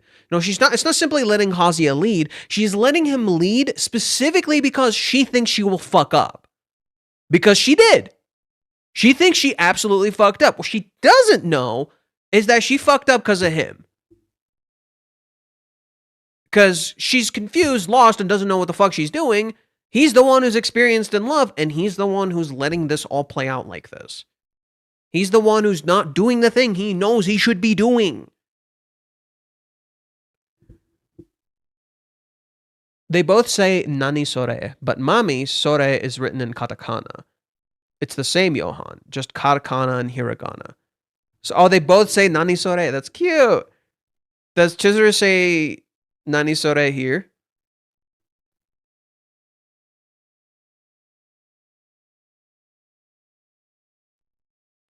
Oh, that's so... Oh my god, they said the same thing. They said the same thing. That's fucked up. Mommy is literally looking like Chizuru. It's as if Mommy is the escape. Mommy is an escape. She looks like Chizuru. She's not Chizuru. You're living an illusion.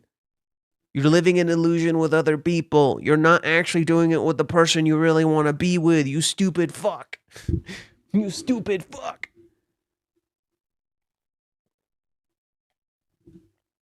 Understand, I deeply love Kazuya. Probably my favorite character. Let's see. Would the number 22 on the chapter cover mean Chizuru's age? Oh my god, is she 22? No, Kazuya is 22. Chizuru's 21. No. Chizuru is 21. Kazuya is 22. Kazuya is number 22. He's literally 22 years old. That was his fucking birthday. His birthday, he became 22 years old. Oh my god, why does 22 have so much meaning? Why does the number 22 have so much fucking meaning? Kazuya is 22 years old now. Kazuya is 22 years old now. There is this element of mirrors at play. Oh my god. Oh, there's so much to the number. Why is there so much to the fucking number? I didn't even cross my mind.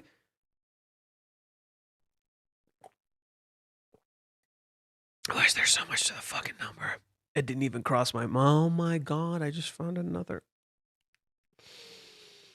I just found another parallel. Number 12. Chizuru's 21. It is one number before 13, which is Mommy. It's almost like Mommy is a reverse Chizuru. It's almost like Mommy is a reverse Chizuru. And it's one number before 13. As in, we're about to hit the fan soon. Ayo, number 13 is on the horizon. Ayo, what lecture does Mommy go to? Lecture 13. It's almost like the big bad omen is on the fucking horizon. Next chapter is going to be brutal. Oh, okay. I'm like pretty confident in this now. Especially when I looked into chapter 341, 314. I'm like pretty fucking confident in this now. Oh boy. I'm starting to see it now. Oh, I'm fucking starting to see it now. Jesus fucking Christ. Oh, bad shit is on the fucking horizon. Oh, bad shit is on the fucking horizon, dude. Oh boy. Are you ready? Are you ready to rumble? Oh, shit's about to hit the fucking fan. 13, you mean Friday? No, 13 is just considered an unlucky number. And it's associated with Mommy because Mommy is born on November 13th. That's Mommy's birthday.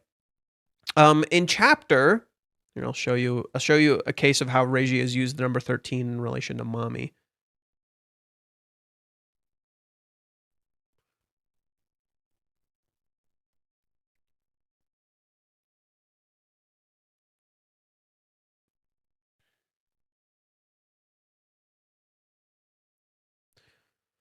Okay, chapter 47.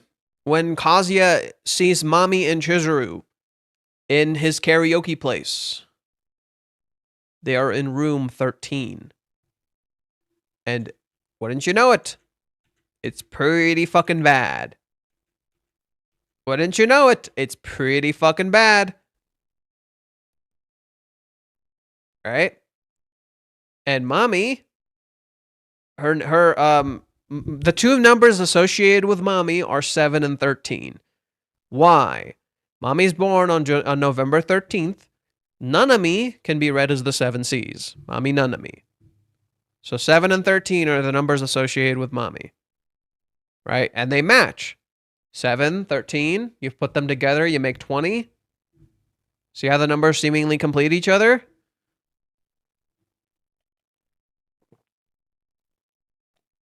It's almost like mommy must complete herself and not be completed by anyone else. Woo, shock and twist.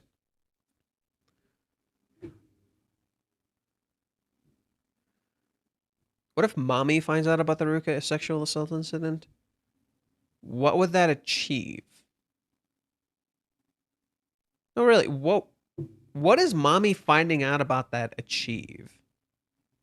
That's the question. Chizuru finding out means the fucking world. What does mommy finding out achieve? Yeah, that could beat mommy up a little bit, you know. She was thinking about Chizuru. She failed to consider Ruka. That could be somewhat interesting. I guess I could see it working. I just don't see it being like a big, massive thing. I could see it working for mommy's character, so maybe mommy will eventually find out. I just don't see it being like a big fucking twist. Oh my god, where could this have gone? Not like that. I think mommy finding out is mommy possibly coming to that realization of what love is, because she's essentially supposed to learn that from Chizuru and Kazuya.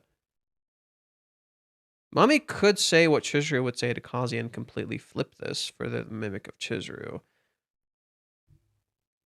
Well, and how do you know it's what Chizuru would say to Kazuya? You don't know. How do you know that's what Chizuru would say to Kazuya? You don't know. Mommy is not Chizuru. The whole point is that she's not Chizuru. She's not being like Chizuru right now. She merely looks like Chizuru. She's not being like Chizuru even now. She just looks like Chizuru. She's just reacting in a similar way. That doesn't mean she literally is her. She's not going to mimic her. Minnie tried to mimic Chizuru in the scouting incident. Didn't fucking do very well, did it? Ruka can somehow run into mommy and completely show it off to her, validating this fact that her mind Ruka is an adult now. No, that doesn't feel in Ruka's character. She would try to get mommy off her case, but understand, mommy started shit before, and Ruka would be scared to do anything in fear of what mommy might do again. You're not considering that. Ruka considers that. Ruka does not want mommy to start anything. She doesn't want mommy to hurt the people she loves anymore. So she would never tell mommy or do any of that shit. Ruka learned the hard way to not instigate people. Ruka learned the fucking hard way to not instigate people and not do things to hurt those you love. She learned that the fucking hard way because she used to do that shit before. She's not going to do it anymore. Maybe the twist is she finds out and she tries to help to atone. But how can she? This is pure conjecture. You know, I could see it working for mommy's character, but I don't want to focus on this. This is like a whole other ball game. We're delving into pure conjecture territory. I don't really like this. So let's just get off this topic. Interesting discussion for another time. This is pure conjecture. We don't really know too much about this or enough about this. What's her name? Sumi finding out is more interesting at this moment, you know, than mommy is. So I'm going to just put that to the side for now. Kazuya is still remembering Chizuru's hairstyle. Enjoy Polis. Kazuya couldn't say why he likes Chizuru. This is partially because he really doesn't understand the reason himself. No, he can. He does. But there's also a strong fear of, what if I say something weird and she ends up hating me? In the end, he has to rely on advice from others. Yeah, good catch. He feels the need to get advice on something he already knows to be true because he doesn't have any faith in himself. So he goes to someone else. Why does he need advice for something he already knows the answer to? Because he has no faith in himself. He relies on external support. So this is interesting. He knows what the actual answer is, but because it looks like it'll be received badly, he needs someone to validate his stance. And Reiji is still doing the gimmick of crossing out Chizuru's hair that she did specifically for him. So yeah, he needs external validation. He can't do it himself. I think the person Kazuya is consulting with here is not Yamori-san, whom he has already consulted, but Momo-chan, I think that's supposed to be Sumi-chan? I think that's supposed to be Sumi-chan. I'm going to say it's Sumi-chan. The issue is whether Kazuya knows Sumi-chan's contact info. But it's fine because he also needs to rent Sumi-chan or have Sumi-chan ask Chizuru for Kazuya's line and then contact him from her side. It'd be interesting if Sumi does not contact Kazuya. Kazuya contacts Sumi? That would be fascinating.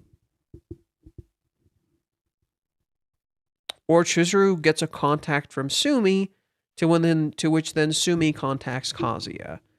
And Chizuru lets Sumi contact Kazuya to maybe learn a little bit more.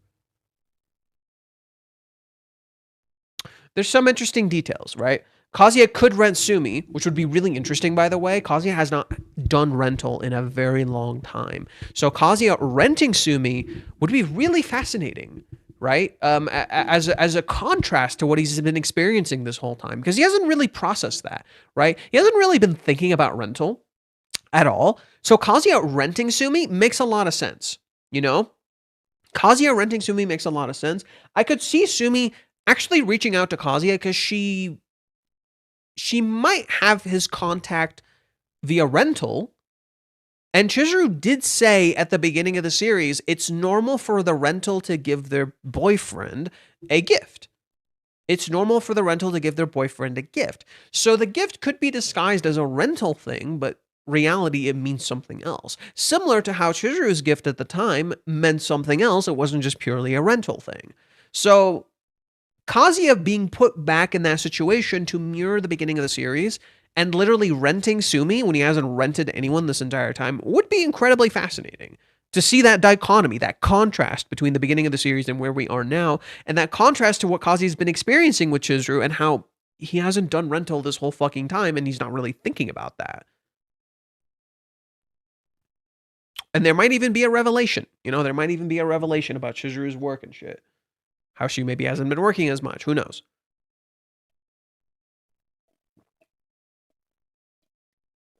Okay. Since the restaurant reservation is for 3 hours, it seems like we can have quite an in-depth conversation. As for making sure Chizuru doesn't find out, this could be over if Minnie spills it. Or if Ruka spills it. So I think Yamori-san wants to confirm that, but what on earth is she going to talk about? Is she saying something weird? It might backfire and it's going to get found out soon. It's not going to be over just because Chizuru found out. It's so funny how reading what the Japanese fans say, they want to do their absolute best to disassociate from the fact that what Ruka did was sexual assault.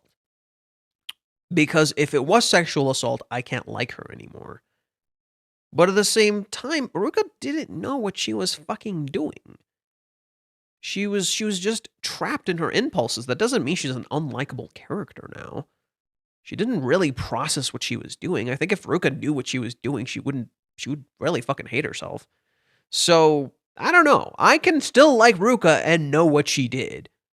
I can still like Ruka's character and find her to be a person who could be decent if she comes to terms with what she did. It's always fascinating to me how people will love to say you can start over no matter what happens, but then there are certain things we're just not okay with you starting over. You can have someone like fucking Kratos massacre the entire Greek pantheon and he can fucking start over. But oh no, you did this, you can't start over. You can't still be like a decent person if you did this.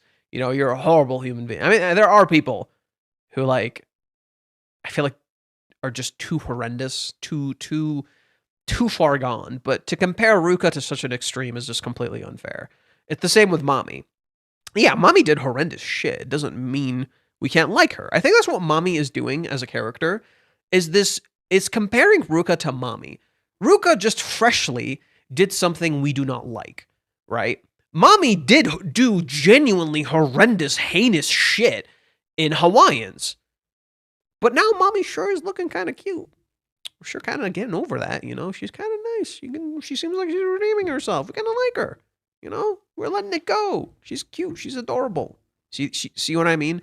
It's all about perception. It's just all about perception. Your perception blinds you. Yeah, what Ruka did was genuinely bad. It doesn't mean she's some irredeemable character I can't like anymore.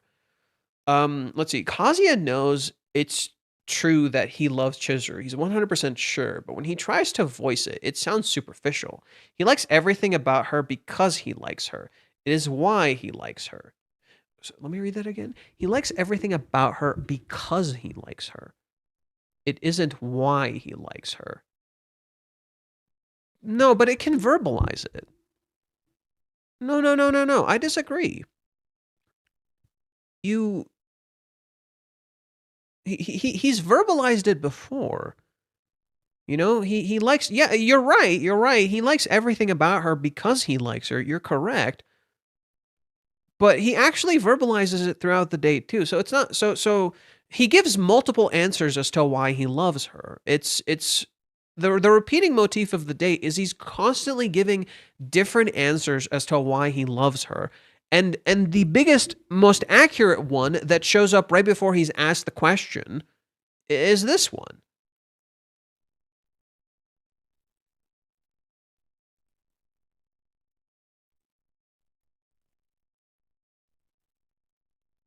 I would say this is the closest thing to the most accurate answer to why he loves her. And this happens right before Chizuru asks him, why can you say you love me? Who would have thought that the break area would be the highlight of my day? I was worried over nothing. I thought we could get excited over anything because I thought we couldn't get excited over anything or because of how packed the place was, and that the rain would be depressing for her. The place and what you do there are important, but who you're with matters most. During the future hardships and difficult times, we can laugh together over little things like this, or hang out together even if there's nothing to do. Even on the rainiest day, I think I can have fun as long as I'm with you. That's why he loves her. That's why. Love is about sharing. Love is about sharing with someone else. You want to spend time with them. You want to share your time with them. Your time with them is fun. It is joyous. It brings you comfort. Even when it sucks, it brings you comfort. That is the answer. However, Kazuya's later answer is not necessarily inaccurate either. Right? If he said this, he would actually convey a part of what he's saying. I love her because I love her. I can't overlook any of it. Everything matters. I love her silky hair, her chest, her perfect legs, her shoulders when she was shaking back then. Her eyes. She's so gentle to other people, but deep down she's incredibly strict with herself. She's a rental girlfriend, and yet she's really innocent when it comes to love. Her lips, her voice. Even if I stand here right now, the real me inside of me is wanting to hold you so tightly. It's almost like he's saying, I know my answer, but this isn't the real me, so I can't say it. He knows what the answer is. This isn't the real me. This is a mask. The real me is trying to break out, and I'm not letting him. I'm holding him back. If Kazuya had said all this, I think he would have conveyed a decent amount of what he wanted to say. If he had kept talking, he might have elaborated some more. Maybe Chizuru could have asked some questions. Do you see the issue? If Kazuya had said what he said, it would have still been good. Because they could have elaborated, they could have talked, they could have explored. See what I mean? It is the other way around. He consistently shows that he loves her. He enjoys this because he loves her. He cannot have fun. He can have fun because he loves her, but it isn't that he loves her because of any of this. Well, no, the whole point is that you love the person because of everything. You want to share everything with them. Therefore, you like most things about them.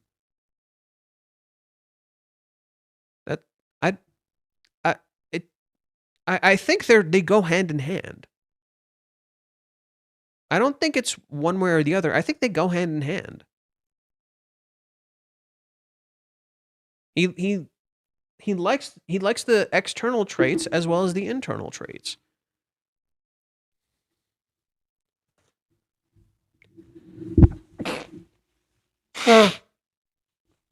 No, I think if he said that, I think if he said what he said here, he could have dug a little deeper into it. No, I think if he said what he said here, he could have dug a little deep into it. That is a part of love. The problem was as Chizuru was trying to disassociate these things from love because she's trying to dig too deep. You have to look a little on the surface level to dig a little deeper. She's digging a little too deep. She's not considering like every little detail. Kazuya isn't digging deep enough, but if he voiced his surface level beliefs, then he could have dug deeper as he did earlier.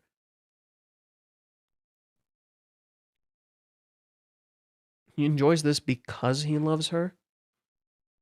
He can't have fun because he can have fun because he loves her. Well, literally, love is about sharing time with someone else. That's what it is. They're interconnected. You love the external and you love the external because of the internal, and you love the internal because of the external. It's fucking yin and yang. It's both. That's why his line is, I cannot overlook any of it. Because all of it is connected. Every single aspect is connected. It's not one or the other. It's both. That's pretty much love. You love the external because you love the internal. That's true. It's everything, but that's way too vague. How can he say he loves her? He knows he loves her, but everything he... Well, okay, I wouldn't say just everything. You elaborate like he elaborated. I'm saying the answer Kazuya said here was fucking correct. If he had just said that, she might have been able to understand a little bit better because he has a different view than she does. That different view introduces to Chizuru what she might be overlooking.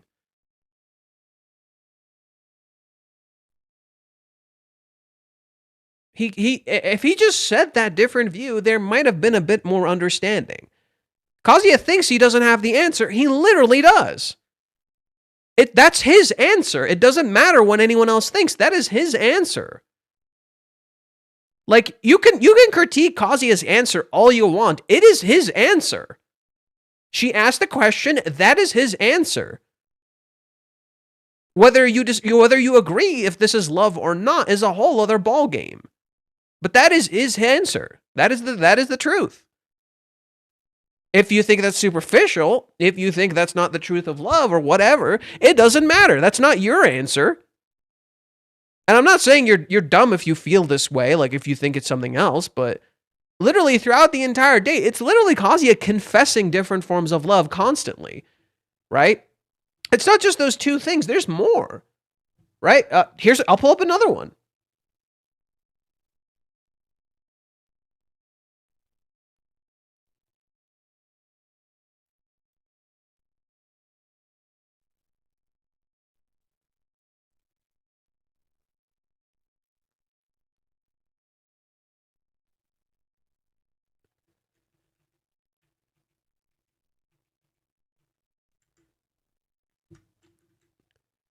She's thinking about the same thing. It's strange. She's always so perceptive. It's like she can read my mind and know how I feel. I feel like I can share all my troubles and happiness with you, no matter how small they might be. I've always seen you as nothing more than a perfect match for me. I don't want to date her. I want to date Mizuhara. You literally are.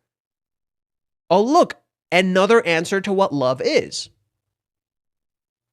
It's almost like the entire date is laying out what love is to you. From Kazuya's inner monologues. It's like they matter. Every single piece of information you're being given matters. Here, I'll pull up another one.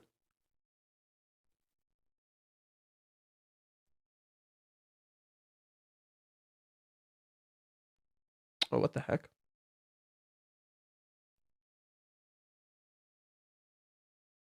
Oh, I guess I'll pull it up from here. I don't know why I don't have the English version downloaded. That's weird. I guess I better go find that later.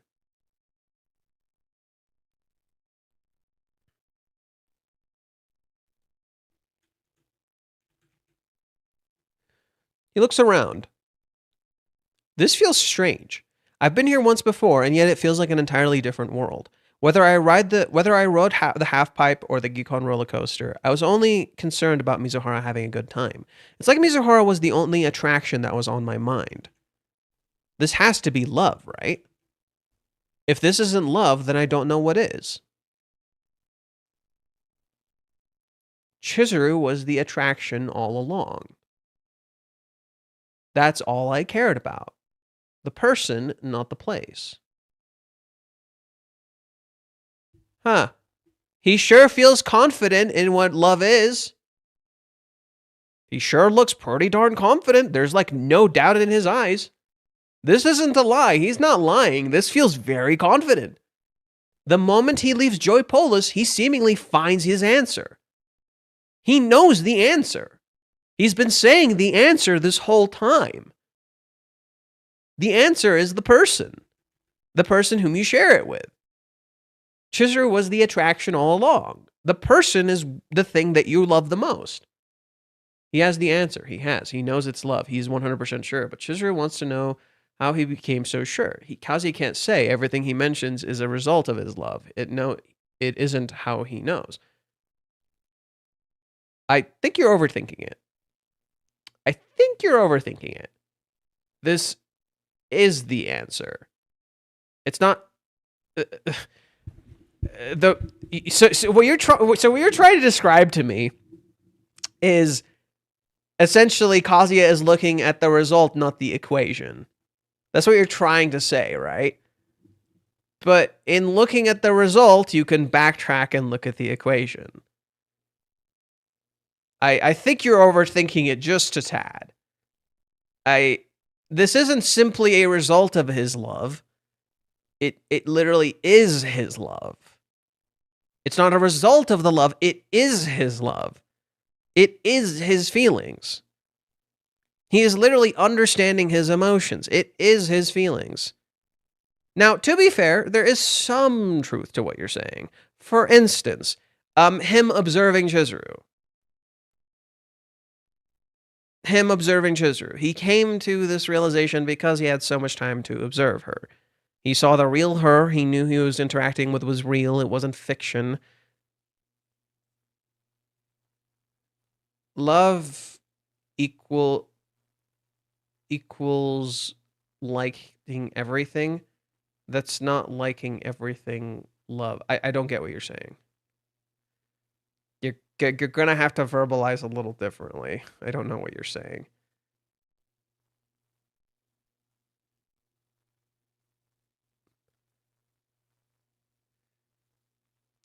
So just because you don't like everything, it means it's not love? Is that what you're saying? Well, yeah, there's going to be things you don't like, but that's the thing. You still enjoy your time with them. From love follows that he likes everything. You don't automatically love someone because you like everything. Yeah, because what you're experiencing with them is what matters. What you're experiencing is real. That's what matters.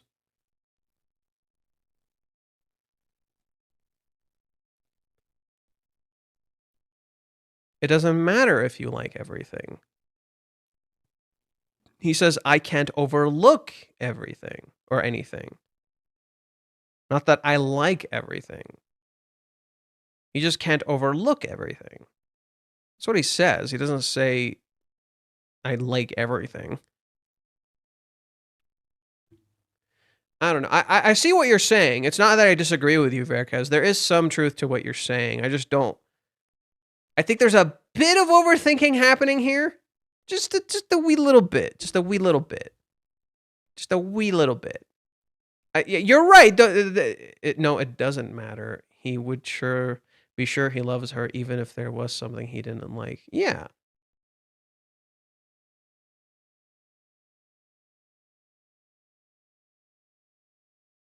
Okay. I'm gonna keep. Okay, we're getting a little off track. We're getting just a little off track. We're supposed to be talking about the current chapter. If you have your own answer, feel free to write it or something. I'm gonna finish what Mute wrote. I'm just not sure of how to process what you're trying to say. I know what you're saying is kind of correct. I'm not disagreeing with you. But I'll just keep going for now if you want to like verbalize it a little differently for me.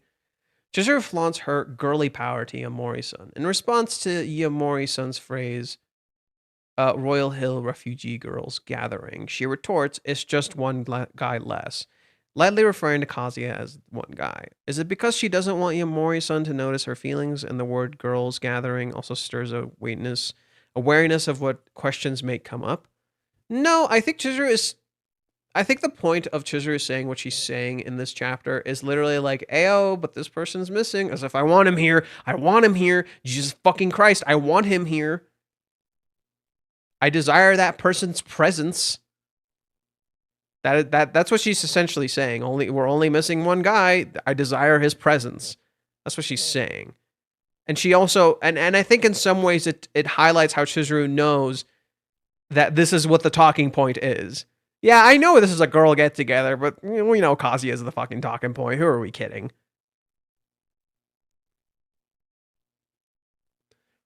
Bomb disposal. I think the bomb refers to Ruka. What Iamori wants to know is whether Ruka has spilled the beans to Chizuru. Chizuru has always been concerned about Ruka, and Ruka's existence is a barrier to Chizuru's dating Kazuya. I predict it's about whether the bomb can be diffused at the girls' night out. Yeah, basically Minnie wants to defuse a bomb, but she's probably gonna set it off. Right? Knowing Minnie, she wants to defuse the bomb, but she's probably gonna set it off. That's what Minnie does. That's literally what Minnie does. She's always done this shit from the fucking start, trying to defuse a bomb, sets it the fuck off.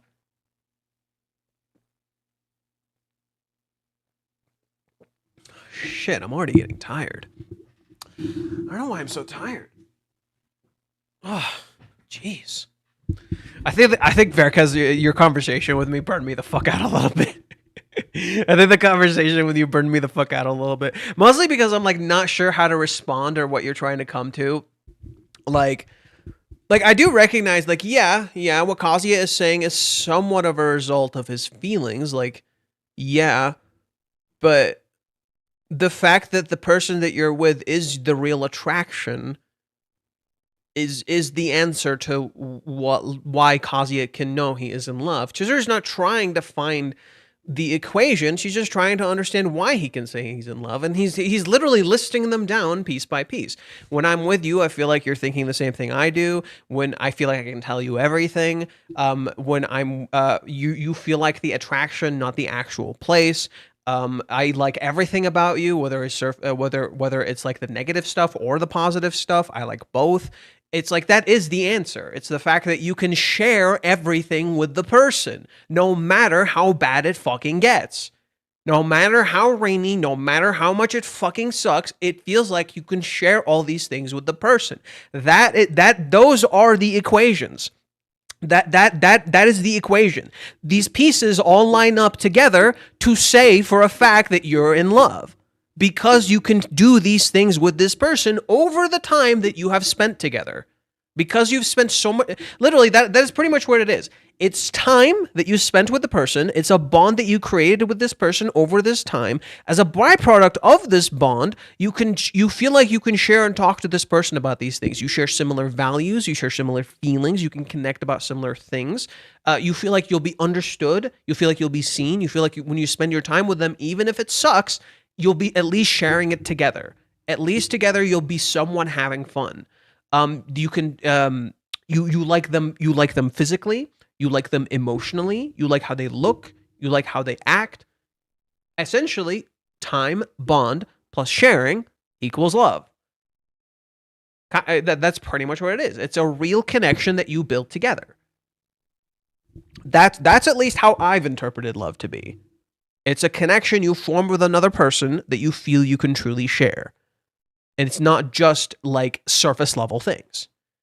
And in turn, the person becomes akin to the real attraction to you. It is your time that you share with them. I might try to verbalize it a bit later on Discord so that you have time to read it when you have time to think about it. Yeah, I mean, I am a little tired, but hey, I feel a little better having said what I just said. Like, I think time, forming real bonds, and sharing real experiences, I think is the biggest thing. Though the time is definitely a big one. Time is definitely a massive one. Chizuru has been talking about time in relation to relationships since the beginning of the series. Reiji wrote a whole thing about it in that anthology chapter, where we had that anthology chapter and Chizuru and Kazuya talk about how, like, you know, what feelings are and stuff. And Kazuya says, okay, what about like, Kazuya tells Chizuru, well, okay, what about like, love at first sight? What about that? And Chizuru says it's based on time. The time you have formed in your interpretations of what you desire, you see that all in this person. You see all of that time in this person when you look at them. It is built on your own perception of your time and experiences that you've built over time in that person, and that is why you think you fell in love at first sight. Kazuya somewhat disagrees with her, where he says, well, that feels like it robs it of the magic. Like it feels like the whole magic of the situation like disappears. Doesn't it feel like it's like empty now? And Chizuru doesn't know how to respond to that, right? So there is that like element of magic to love, while at the same time there is a concrete element to a concrete element to love that is deeply rooted in time, bonds, and sharing, right? And being able to talk to the other person. At least that's how I've been perceiving it. Maybe there's like some other things I'm like not processing, but I've written about how time is the answer to love in a lot of ways. Time and love essentially go hand in hand. It is you sharing your time. It is you sharing your experiences in the time that you have. Time is seemingly intrinsic to love. We've been seeing the clock a lot, right? There's a repeating clock motif of spending time with each other. So time seems to be fundamental to relationships. Is how you want to spend your time, who you spend your time with. Chizuru can say the same things that she likes about Kazuya. She also enjoys everything about him. This still doesn't make her sure she loves him. But those same things didn't make her sure. Why not? Give me a sec. Chizuru can say the same things that she likes about Kazuya. She also enjoys everything with him. That still doesn't make her sure she loves him.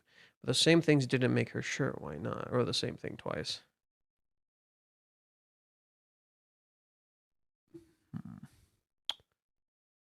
Well, I think that Chizuru's issue is ironically confusing love with lust.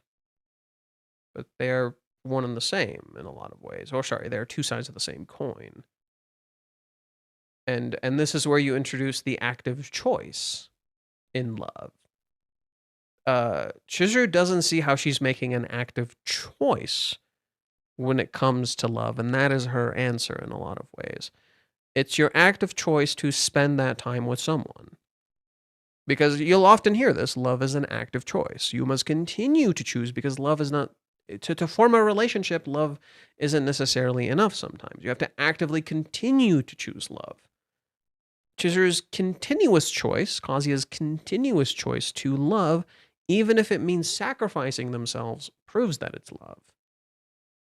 She's not looking at it that way because she thinks she's taking advantage of him.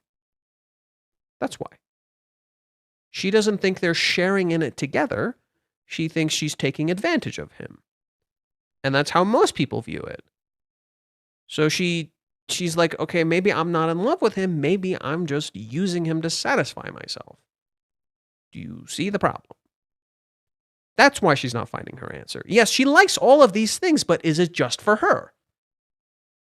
Is he getting anything out of it? Is it just for her? Is she giving back? Chizuru wants to give. She doesn't think she's giving. Therefore, maybe what she's feeling is not simply love. It is desire. It is atonement. It is all these other things. So maybe what she's feeling isn't necessarily love. That's why she's not finding her answer. She's confused. She has so many other things in her head that are confusing her. And the biggest thing, I can say for certain, I think this is the reason Chizuru can't find her answer. I believe this is the real reason Chizuru can't find her answer. Guilt. That's why Chizuru can't find her answer. It's guilt. Guilt stops us from truly loving. When we feel guilty, when we feel like we've done something wrong, we can't really truly love. The moment guilt is removed from the picture, the moment we confront our guilt and free ourselves from guilt, love. Instantly. That is Chizuru's reason. She feels guilty. She still feels guilty. Can we say for a fact that she does not feel guilty right now? And in that guilt, she doesn't believe she's worthy of his love. In not believing she's worthy of his love, therefore her feelings are not love. There you go. That's why she's confused. She wasn't confused prior to Hawaiians. She was a little confused. She was scared more than anything. And before Hawaiians and during Hawaiians, she was kind of more scared than anything. But Chizuru already seemingly kind of knew she liked him. But Chizuru's just a little scared to open up. And the guilt that was introduced to Chizuru as a byproduct of Mami and Ruka stops her from being able to love him. And that's why she's desperately trying to find some magical answer that doesn't truly fully exist. Like, it's there, yeah, kinda. Absolutely, it's there, but I think that's Chizuru's issue. It's guilt. If Chizuru can overcome her guilt, if Kazuya can help her overcome her guilt, she can love freely. She wouldn't need to worry about finding this magical fucking answer. She would know she's in love because she's not feeling guilty about it anymore. That's why Kazuya feeling guilty now is very important for this, so he can recognize the guilt she's been under and why it's stopping her from loving. Because guess what? Guess fucking what? Kazuya sure as fuck can't meet Chizuru right now. He can't fucking look at her. He can't talk to her. It's almost like he can't love her because he feels guilty. Huh. Suddenly, Chizuru's guilt informs why she's not able to find an answer. Suddenly, all the reasons she gave in this 3-month time skip in her rejection make a lot of fucking sense, don't they? Guilt is stopping her from being able to find her answer as to why she loves him. Guilt is stopping her from loving. It is literally a wall. They go hand in hand. You cannot love when you feel guilty. That means Chizuru's holding back because of her mother's past. No. Her mother's more of a shadow that haunts her. Not really that. Her mother is more so a shadow. She's not really actually haunting Chizuru. Chizuru's just afraid she's like her mom. Yes, she's somewhat holding back in favor of her mom, but it's actually showing how Chizuru isn't like her mom. What do I mean by this? Chizuru proved she's not like her mom in actively making a choice to not hurt Kazuya's feelings. She's already showed multiple times throughout the beginning of the series she's not like her mom. But she's just afraid she might be. Just as she was afraid in Hawaiians that maybe she's doing something wrong. But the real issue is guilt.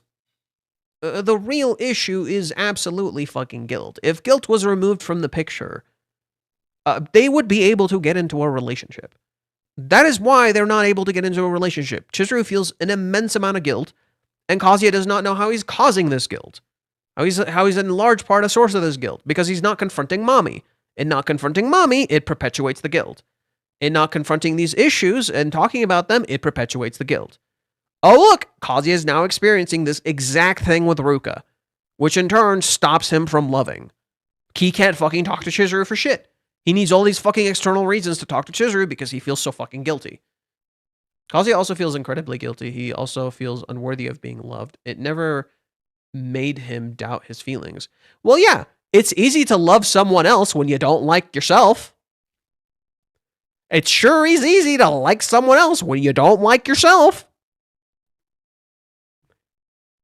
Yeah, of course you could absolutely love someone else when you don't like yourself. It's easier, in fact.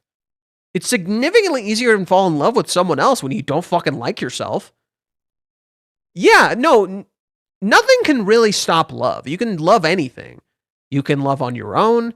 You can love with someone else. Love is just an amalgamation of emotions that you've developed through sharing time with something. Kazuya still doesn't doubt his feelings, even though he feels guilty right now. He feels guilty doesn't stop him from loving. But it sure as hell stops him from interacting with her. It sure as fuck stops him from interacting with her. No, it makes sense for Chizuru to feel... No. Kazuya is starting to somewhat doubt his love for Chizuru. He can't give up on her, but he's starting to doubt it. Doubt is definitely getting introduced into the picture. No. It is. It is getting in there. You sit with the guilt long enough, you start to doubt your feelings. And whether you're good enough to love this person and whether you deserve them. Sit with the guilt long enough, see what happens. Sit with that guilt long enough, see what happens. Wasn't Kazuya slowly getting into that mindset? I don't deserve her. I don't deserve her. I'm a terrible person. I don't deserve her. He was slowly getting there. Minnie got him out. Minnie absolved him of his guilt so he doesn't feel as bad anymore. But he was fucking getting there. Chizuru could secretly and without realizing already be acting like her mother. Shut up. Shut up. Sorry. I'm so sick and tired of this bullshit of how Chizuru is secretly acting like her mother. No! She has consistently shown she's not like her mom. If anything, the rental service visibly shows how she's not like her mom.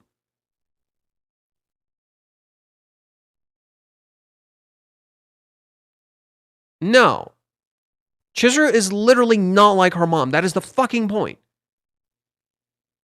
You've been consistently shown she's not like her mom. On surface, she looks like her mom. On surface, she's dating a lot of guys. On surface, she's beautiful, she's attractive, she's not getting into a relationship just like her mom. She's really indecisive, she has all these people around him.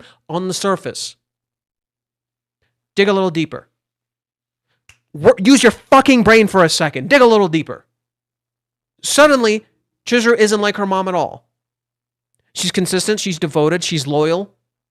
She has her fucking shit together.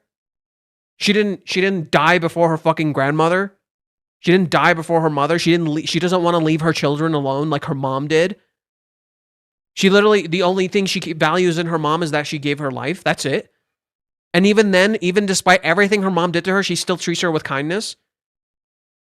No. Chizuru is not like her mom. Kazuya feels undeserving, absolutely. He feels like he isn't good enough, but he doesn't doubt his love. Nothing indicates that. It's the one thing he's sure of, the one thing he never changes.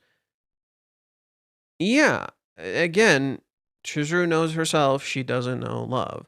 Chizuru's been presented an idealism of love. She feels guilty because she doesn't live up to this idealism. Do you see what's happening here? No, you're not considering circumstances. You're not Varicus, you have one tiny issue here. You're not considering circumstances. I think the best way I can indicate this to you is through what I wrote. Give me a sec.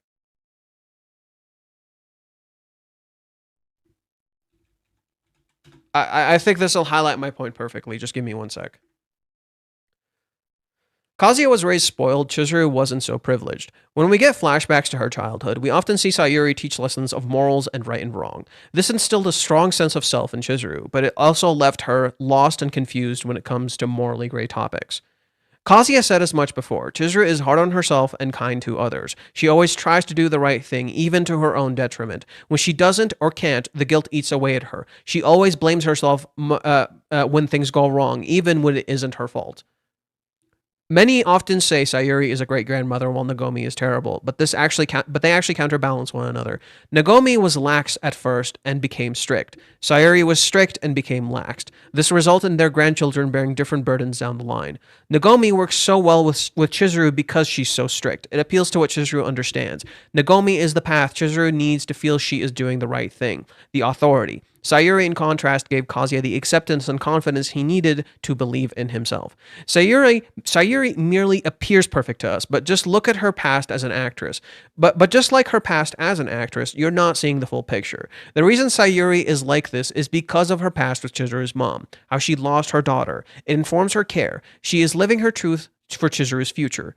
Nagomi is the exact same way. She is afraid of her mistakes in raising Kazuya as well as her possible mistakes with her own son.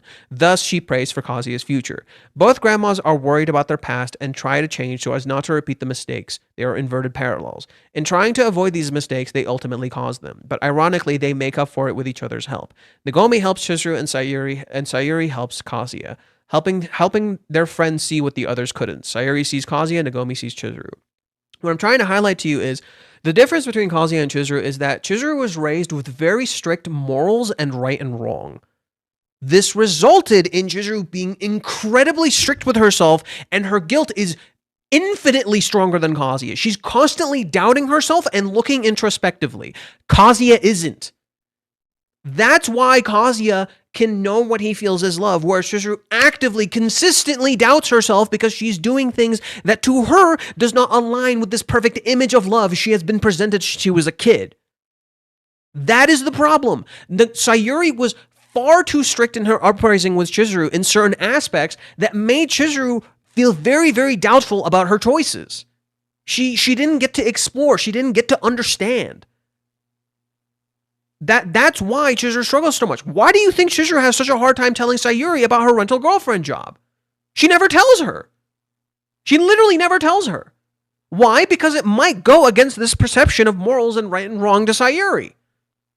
She's afraid of how Sayuri might actually end up judging her.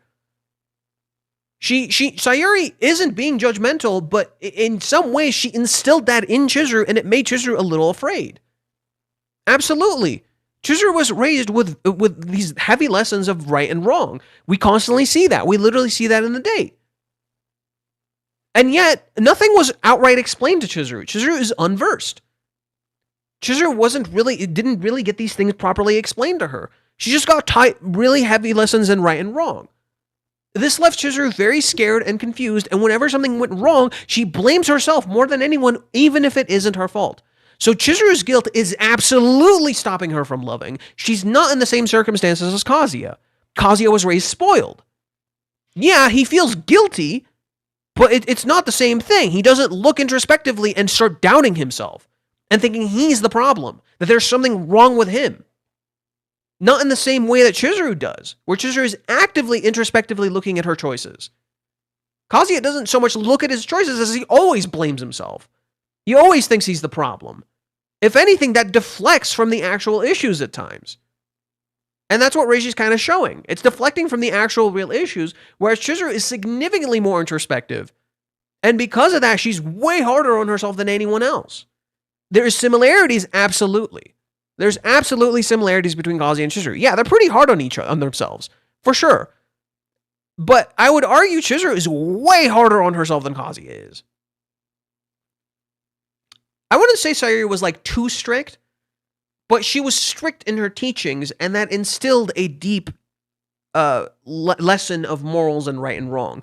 It can be a good thing. On one hand, it's a good thing. On the other, it's clearly left Chizuru feeling a lot of guilt and a lot of confusion on what she should do and what is right and what is wrong. She literally feels trapped. When Sayuri is dying, she literally feels trapped, and Sayuri has to free her from that guilt. And Sayuri was in part the cause of this. Just as Nagomi was the cause of Kazuya's own feelings and the reason he felt the need to lie.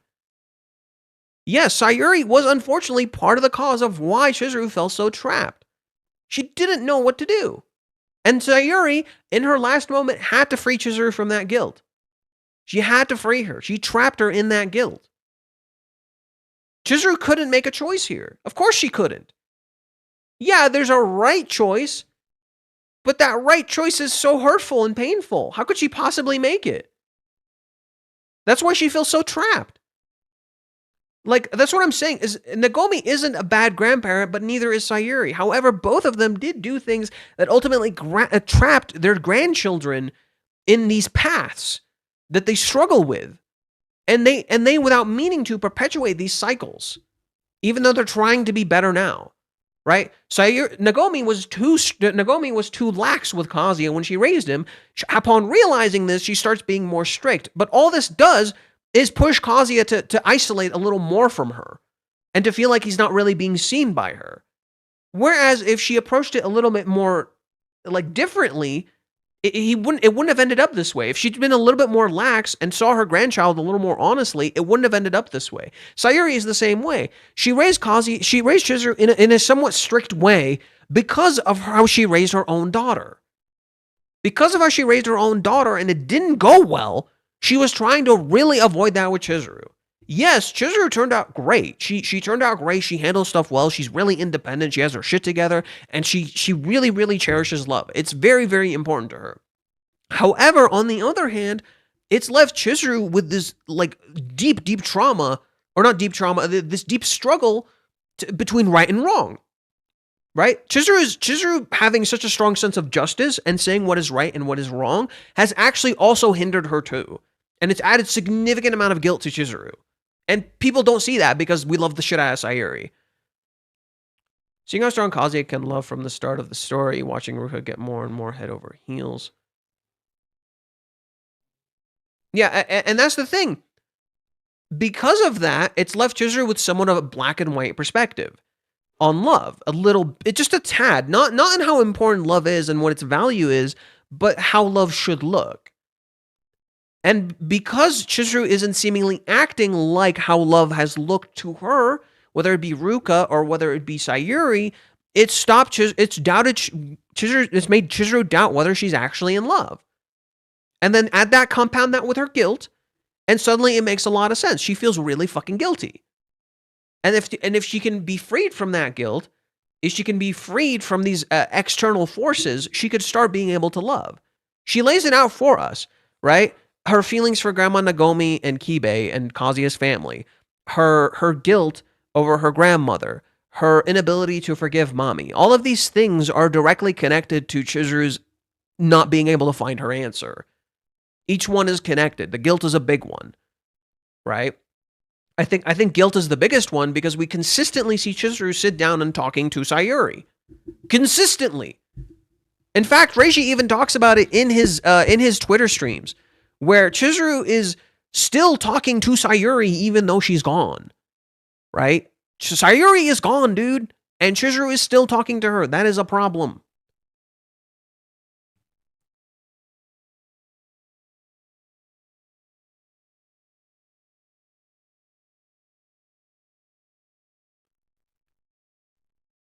But Chizuru isn't playing with boys' feelings. What are you talking about? It just merely looks like it. She's not doing that. What the fuck? Chizuru is literally not playing with anyone's feelings. It just looks like she is. She's not. And she hates herself because she thinks that's what's happening. That's not what's happening. No, what the fuck? Marcelo, why are you, like, existing in your own parallel fucking universe? People have said this for a while. Chizuru can't accept that she is in love. She must be in denial. But that's not true. She can see all the signs that she loves Kazuya. It just doesn't feel right. Yeah, it doesn't feel right because she feels guilty. She's not in denial. Chizuru's not in denial. There's a big... she's not in denial. What I'm describing is not denial. I think you're misunderstanding my point. Chizuru is not in denial. All these things are eating away at her. And it doesn't feel right. Because she thinks she's doing something wrong. She's not in denial. There's a difference. She literally thinks she's doing something wrong. She thinks she's fucking up somehow. She thinks there's something wrong with her feelings. That's literally what she's saying. She thinks there's something wrong with her feelings. That maybe they're not good enough. Maybe they're tainted. Maybe there's something wrong with them. She has all these other things going on. That's the problem. It's like her feelings are tainted. Like they're not good enough. They're not pure love. You see the issue? Purity, that stupid horseshit purity that everybody keeps fucking talking about. It's always, oh, pure love, pure love, pure love, pure love. Oh, it's so pure. It's so fucking perfect. That horseshit. She has to be like a lily, right? In Japan, they compare women to lilies. Why? Because lilies are so pure and perfect. They represent women's purity. And specifically, they refer to them to white lilies. What's Sayuri's name? Big Lily. You see the issue? It's like Chizuru's love is not pure. It's tainted. Almost like, hey, she can understand exactly how sex workers feel.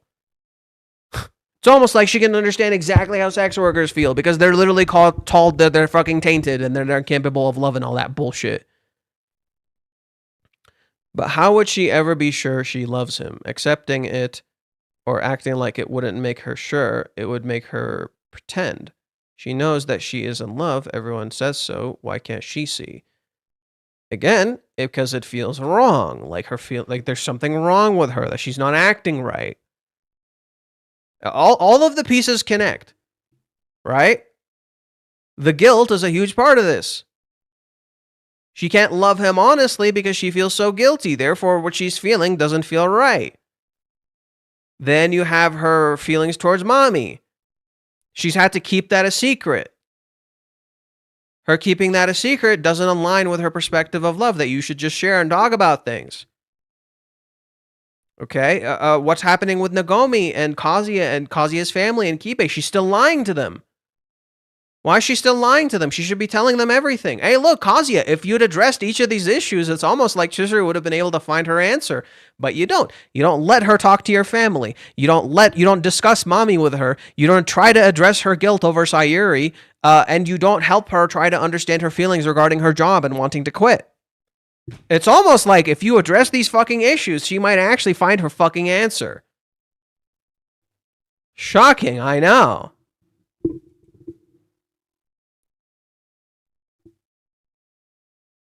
It's like she literally lays out what the fucking problem is.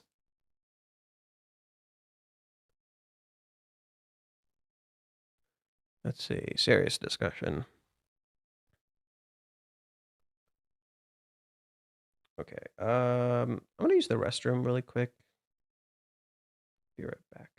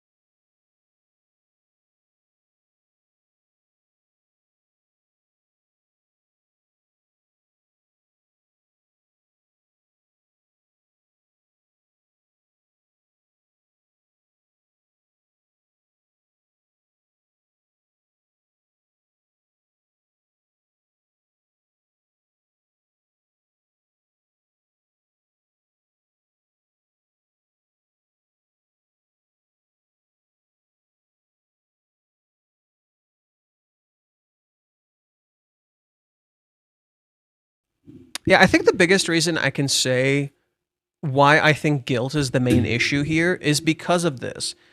Mommy plays into Chizuru's guilt in Hawaiians. Ruka plays into Chizuru's guilt in Hawaiians, whether she intends to or not. She makes her feel incredibly guilty for wanting to be with Kazuya. When her feelings are not good enough, to be with him because she tricks Chizuru into thinking like, oh, your feelings are not good enough to be with him. I'm more serious than you are. Ruka said this consistently to Chizuru. And then finally, Minnie literally says to Kazuya, when she's talking to Kazuya, she literally says to Kazuya, Chizuru must feel incredibly guilty. She must want to give you an answer. It always comes back to guilt.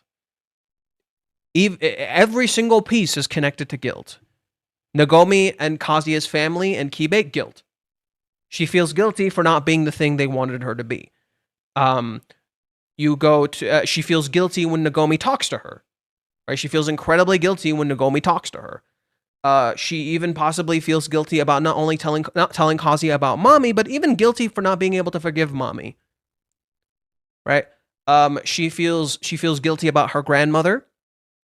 She feels guilty about Ruka. The reason the 3-month time skip happened is because of Ruka. And now she even feels guilty for not being able to be what Kazuya wanted her to be. That she failed in giving him what he wanted. Guilt connects everything. Guilt is the central thing that connects all of the things that are stopping Chizuru from finding her feelings.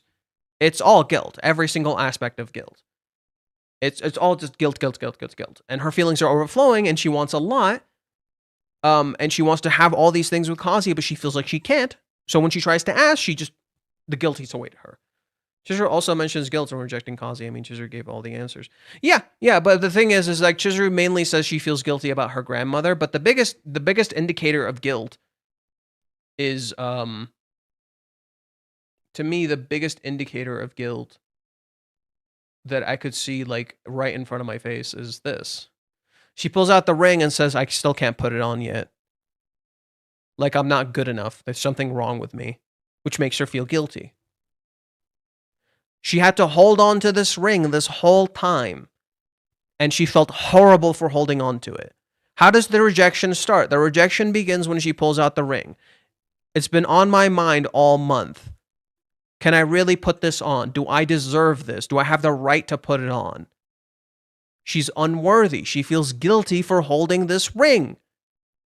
The thing that is symbolic of their relationship truly being completely formed, the ring, and she believes she cannot have it. The moment guilt is somewhat removed from Chizuru, she's able to kiss Kazuya. The moment Kazuya takes the ring fucking back and absolves Chizuru of that choice, the moment he tells her he believes in her and absolves her of some of her fucking guilt by telling her it's not your fault, you didn't do anything wrong, the moment he tells her I believe in you, and it's not your mistake, suddenly Chizuru can do a whole lot, can't she? Suddenly, Chizuru can do a whole lot the moment Kazuya absolves her of even a little bit of her fucking guilt. Right? Just a little bit of her guilt gone, and she can do amazing things. I don't think doing all the right things would make her sure she loves Kazuya. It would still feel like she's pretending. She might try that. Quite sure the problem is her wrong expectations. Yeah. What's your point? What's your point? That doesn't counter anything I've been saying.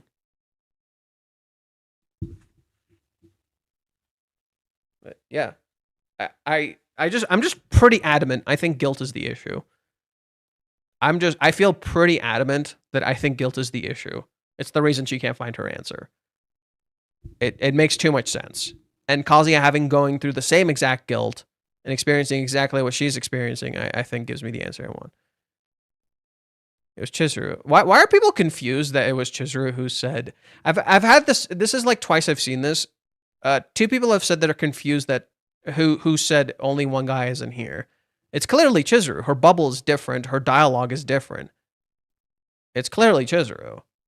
I don't know why people are like confused on why if it's Chizuru or not.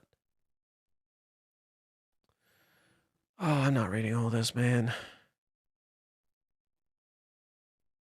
Okay.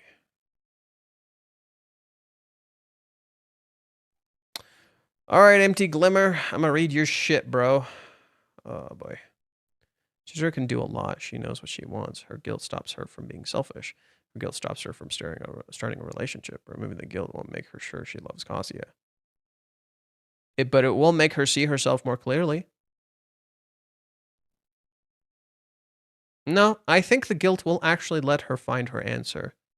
If you remove the guilt, it will let her find her answer. I feel pretty sure about that. Because it removes all these things that have made her question herself. If she can take action and not feel bad for taking the action, then she can start finding her answers. She felt she couldn't hold Kazuya's hand in the date.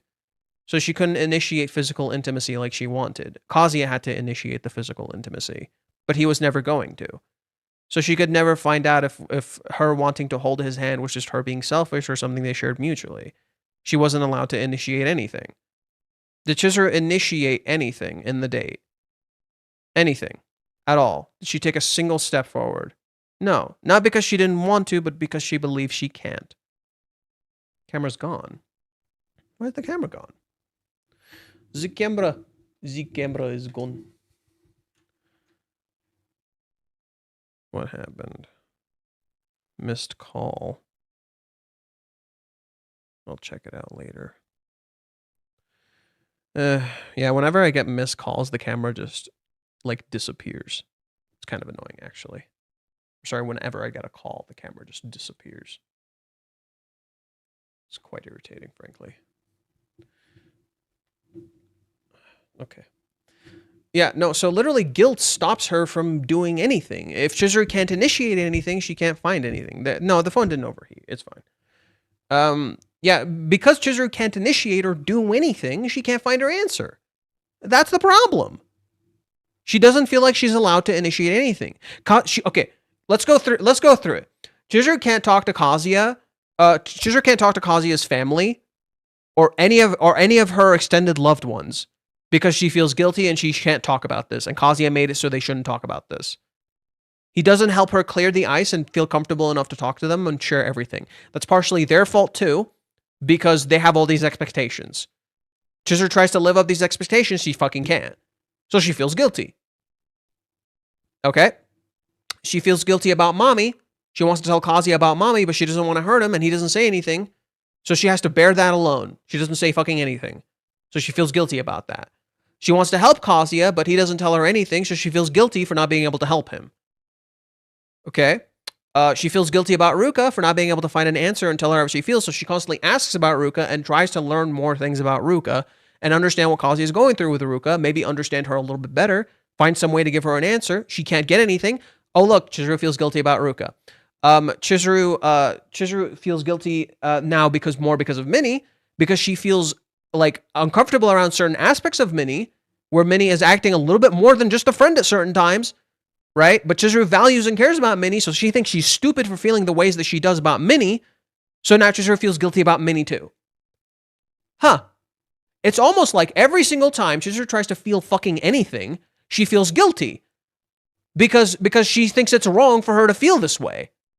She's not allowed to feel these certain things. It's almost like she's shouldering way too fucking much alone. And in order to move forward, she needs his help. But she can't ask for his help. She feels guilty.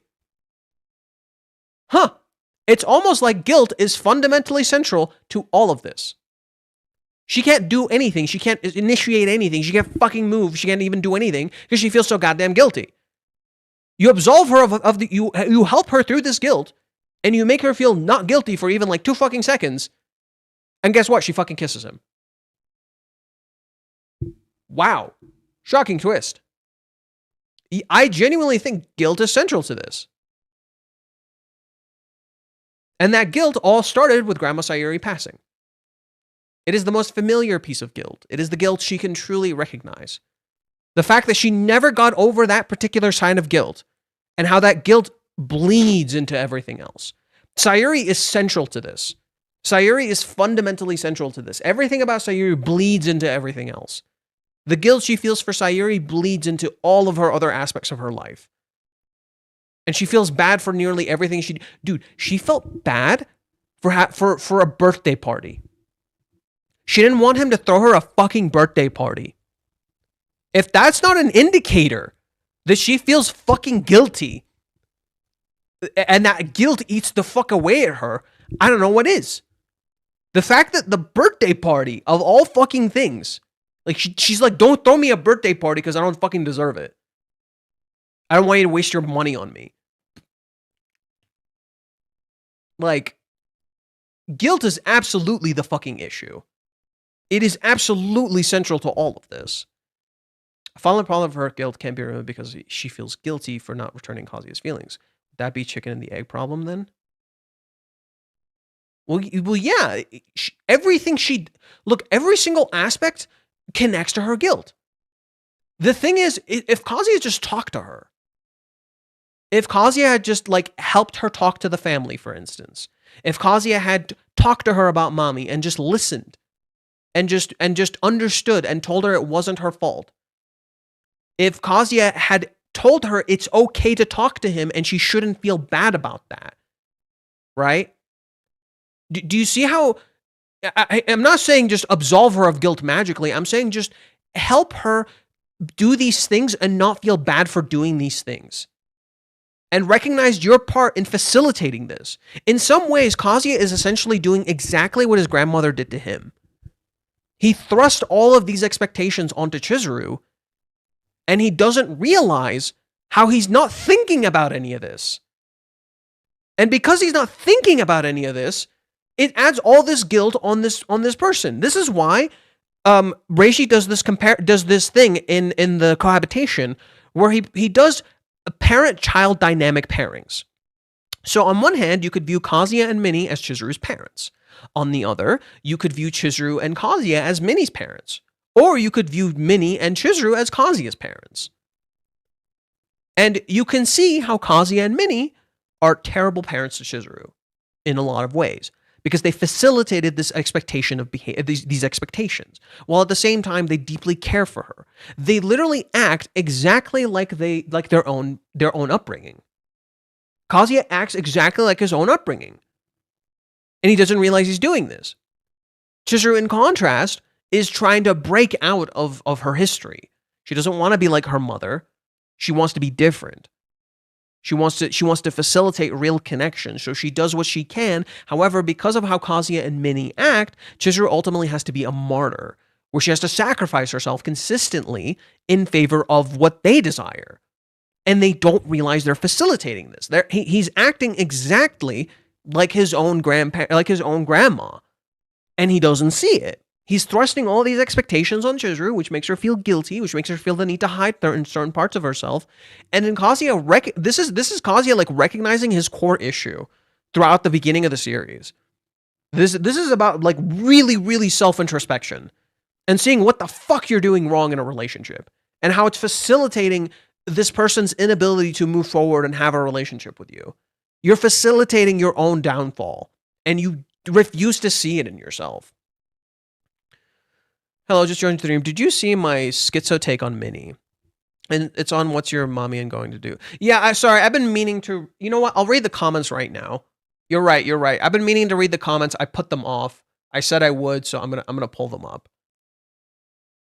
Please feel free to comment in the future. I'd really like it if you guys comment on videos. Sometimes it doesn't show me, so I have to go to the actual video to see it.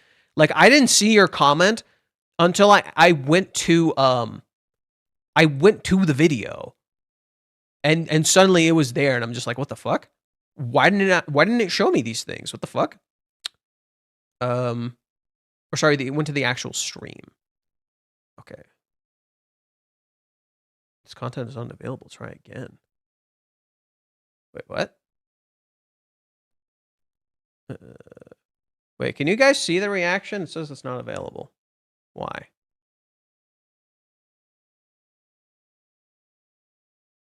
You guys can watch the reaction, right? There's no issue with it, right? Oh, there better not be a fucking issue. Oh, there better not be a fucking issue. No, it's still there. Okay. Maybe it's just me. Maybe it's because I'm streaming. I somewhat read this one. I'll hold off for later. It does have an interesting thing I wish to discuss, but I'll hold off later. Let me see where you wrote yours. Okay. Minnie has stated before that her friends say she's too easy. Minnie being upset with guys hitting on her, but being too scared to hit on Chizuru confirms the insecurity of hers. Wait. When was this? Whoa. When? Whoa. Care to back that up with a source? I don't remember this. Care to back that up with a source? I do not remember this. What do you mean? Wait. What do you mean her friend said she was too easy? I do not remember this. You're going to have to back that up with a source. I need a fucking chapter number, bro. I need a goddamn chapter number, brother. I do not remember this. If it's there, I forgot it. I tend to forget a lot of stuff early series. Because it's been a while. Was this during the cohabitation or something?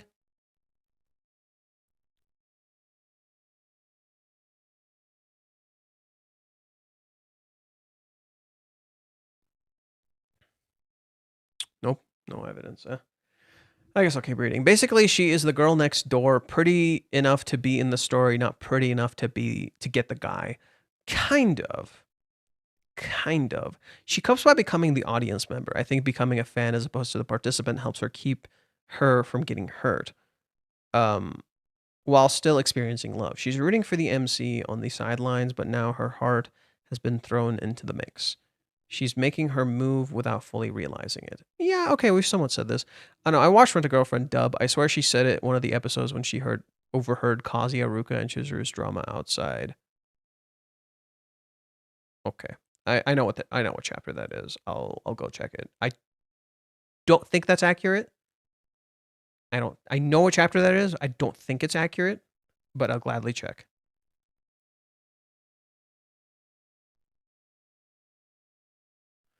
Okay, so here's another. So we can read. This isn't the chapter, but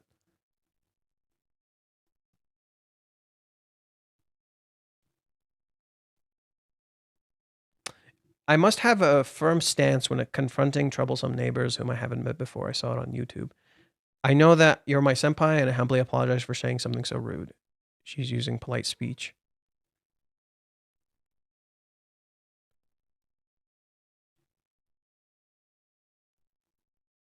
You already get told from the start she has no fucking awareness. And Kazuya's like, this is adult-like response. Oh my god. Yeah, literally, you're from the start, you're told Minnie's a kid.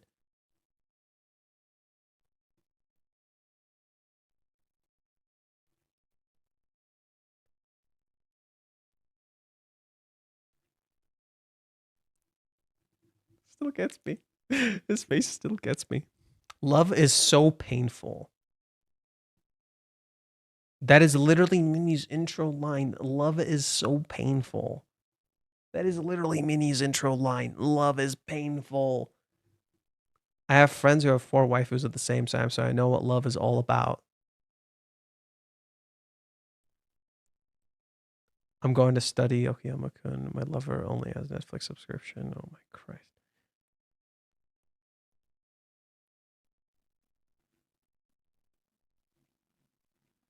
Okay, so let's go to that chapter with Ruka. It's like 113 or 114. It's 114. I was right. Okay. Experience. Sorry, I did it without explaining. I did it on instinct. It's a bad habit of mine. I know you want to sleep with me, but I ain't interested in that. She's subconsciously being rude. I was getting really curious, so when I heard you come out of the one, I just pulled you instinctively. What are you being curious about?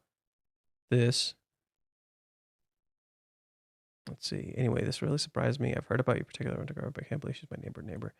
Okay. The beautiful girl is my neighbor. No wonder she's always nervous. She's literally the girl next door. God damn it, that's so funny.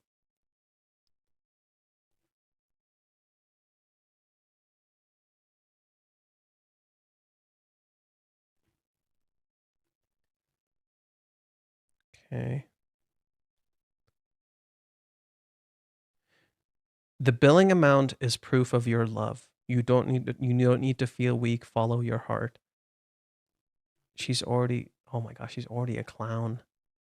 The investment hasn't paid off. This is no time to be sad. She was doing it from the start, you stupid shits. She was doing it from the start, you stupid shits. She views love like an investment. Like you're spending a whole bunch of money to get something back. That's how she looks at love. She was always doing it from the fucking start. No matter how cute she is, piercing an iron wall is so emo. Being a main character in a harem rom-com is what everybody wants. Okay. A Chad who's willing to spend the amount of money for his waifu. I applaud you, kind sir. God, she literally looks at it like a fucking game. I used to ask myself with each pull, is this the life I want? What do I even gain from spending 10k yen to roll for an SSR? Will there ever come a day when my love pays off? But now I've seen the light. You ought to live doing what you love no matter the cost. I humbly ask that you allow me to call you Dude, from the way she's introduced, it is nonsense. Okay, I'm going to see what the next chapter. And if it's not there, then it is not there. That might have been something they added into the dub. Remember, kids, the dub love to take fucking liberty. The dubs love to take fucking liberties. Chapter 123 is the one I think you can check. Okay, I'll pull it up. 23.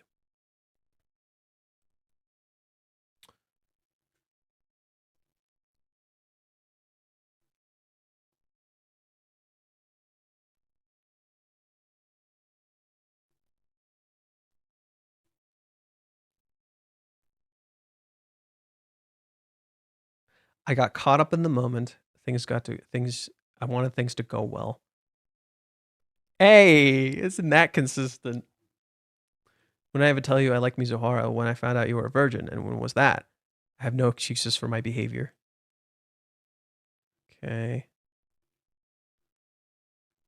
I'm glad you're okay. I don't really get it. When you said that you told... Oh, I think I know what you guys are mixing up. They talked to Chizuru. They find out about Umi. You should have a ripple effect, right? Sorry. Last day of the crowdfunding is July 28th, right? Yeah, today's the 21st, so it's exactly 1 week until July. Okay, where is it? Do you want to clarify where in 123 it was? Yeah, I love dub. I'm not a big fan of dub. Okay, no way, this is just for self-defense. After all, if you take a video, you'll have the upper hand if you ever get into a fight. I learned that online. She's a kid. She wasn't this malicious when we first met. She has no self-awareness. From the moment you're introduced to Minnie, she has no fucking self-awareness.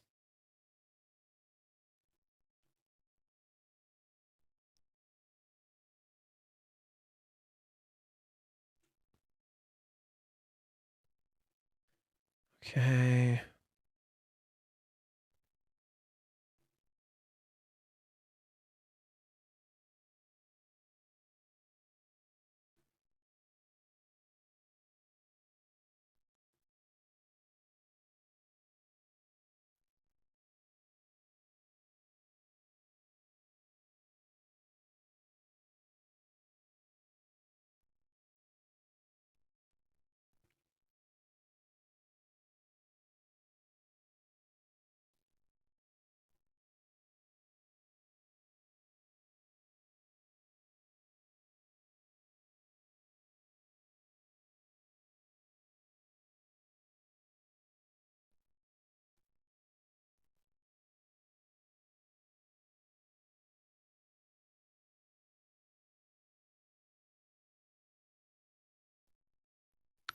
I swear on my name, Yamori, that you shall be rewarded for these feelings, and I will give you my full support.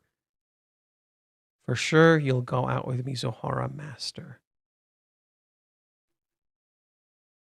Jesus Christ, it was there from the start. Oh, it was there from the start. Oh, it was there from the fucking start. People were so blind. People are so fucking blind. Oh my god, it was there from the fucking start. I don't see the mini being easy thing, so I won't worry about that. I have a theory that Minnie's backstory is something along the lines of a guy or guys dating her or getting her, but never staying. I don't think so. I think Minnie has never had requited love.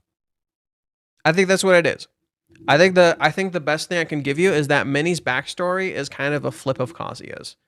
Minnie has just never had requited love, so she fell back on delusional love, aka I love my waifus. That's what she did. Reiji is intentionally making contrast between waifu culture and real fucking love. That's why when people come into chat and they're like, who's your favorite waifu? I'm like, I hate that. I hate that shit. I fucking despise it. Okay? I hate waifu culture. I'm just gonna say that right now. It's antithetical to love. Anyways, I don't think this is Minnie's backstory. I think Minnie's backstory is that she's a flip of Kazuya. She had a lot of unrequited loves, right? She liked someone or she liked something and then never got attention. It never happened. Nothing ever happened for her, and she got conditioned that throughout this whole time she's not fit for love. You know. And she found reasons to believe this. Case in point, she gave up on sports, she gave up on band, she gave up on a lot of things and so she tricked herself into thinking, I don't have any love, you know. I'm not fit for love. She tricked herself into thinking I'm not fit for love because her love was never equated. It never worked out. Things were always weird, and it always resulted in like someone or something like going wrong. So she just avoids love. She leans on fictional love. It's easier. She gets to love this waifu. She gets to have this fake fictional thing and not worry about anything. She gets to live in her own fiction. So I think that's literally what Minnie's backstory is. That's essentially what Reiji was hinting at us. Minnie's never experienced love. Minnie has never really experienced love.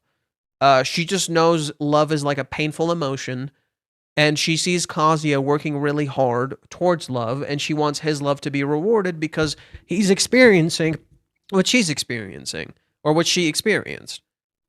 These feelings that she wishes to have requited, but never got. So she wants his feelings to be requited because he's working harder than she is from her perspective, right? He put all these efforts in. He's like the adult to her, right? So she wants his feelings to be requited. That's, I think, what Minnie is supposed to be. That's, I think, what my theory is about Minnie's backstory. She thinks love is lonely because you can never tell what's going on in another person's head. I think she said something along those lines. Not quite. She said that you feel it alone. You're not experiencing it with the other person. You feel all these emotions alone. The whole point was to show how alone Minnie was in her feelings, aka unrequited love. She was lonely. Minnie is lonely. Minnie experienced a lot of loneliness, and she doesn't want to experience any more of that loneliness and trying to chase this feeling that's only going to make her more lonely. She's afraid of doing things alone, not realizing she actually can, and she has. For instance, she did that cosplay event. Remember the cosplay chapter? She did that cosplay event on her own and dragged Kazuya and Chizuru into it. Her friends bailed on her. She dragged Kazuya and Chizuru into it. So yes, she can do things alone. She just thinks she can't. She tricked herself. She conditioned herself. She looked for signs to believe this to be the case. But when she says how hard Kazuya tries for Chizuru, she loves it. It's authentic. It's love that doesn't leave, and therefore it's predictable love that isn't lonely. But it is lonely. She just wants to help him through his loneliness. I feel Reiji intentionally omitted Minnie's backstory on purpose so that she can continue being seen as the support character. But when the truth gets revealed, the audience will like, oh crap, she was never the support character. Well, it was always there that she was never the support character. Nice thought from you, and I'm looking for such opinions. Johan was also fine. I have my thoughts on this, and whenever it comes out, mini conversation could split the readers into two parts. Once again, Minnie doesn't tell Chizuru things. It's fact that it's bad move if he tells about Ruka. Oh, Minnie spills. Minnie spills a lot. The problem is still lies, starting from the mommy rejection of why she had to leave Kazuya, or Kazuya carrying burdens so that Chizuru's happiness can remain. It may be a nice gesture from one character, but at least comes from the cost of another suffering. And that's the thing, Chizuru wants to tell Kazuya everything. But she feels guilty, so she can't. She wants him to tell her it's okay. She tried telling him, and then she felt bad, and she fucking couldn't. And then she experienced what she experienced in Hawaiians, where things came out. And oh, look, it went terribly. It's almost like Chizuru has this deep fear of hurting the people that she loves. And that's the reason she doesn't tell Kazuya things, because she's afraid of what happened in Hawaiians. It's a deep-seated trauma. Even though she's ready to face that shit. That's the difference. Kazuya's not ready to face this shit. Chizuru got scared, put herself out there, and now she's ready to face this shit. Kazuya isn't. Okay. Well, I think Kazuya is right here. They couldn't have had a conversation like this before. He's referring to the conversation Kazuya and Mami had. From right after Hawaiiism until this chapter, Mami had mostly just been reacting and giving him short replies. Look at the clear difference between chapter 263 and then 400 and now. I feel like she's opening up more and more and actually communicating. And naturally that means a lot of Kazuya, and that means a lot to Kazuya. Chizuru is the one he loves and always will, so Mami might just be his ex, but that doesn't mean he can't still feel affection for her. That's just how Kazuya is as a character, right? The fact he gets emotional just from seeing her smile. Well, I already said this. There's layers to this. One, it's escapism. Two, you're right. It is also a real thing that Kazuya is experiencing because he had, again, it's a lie that's facilitating connection. You know, it's a lie that's facilitating real connection.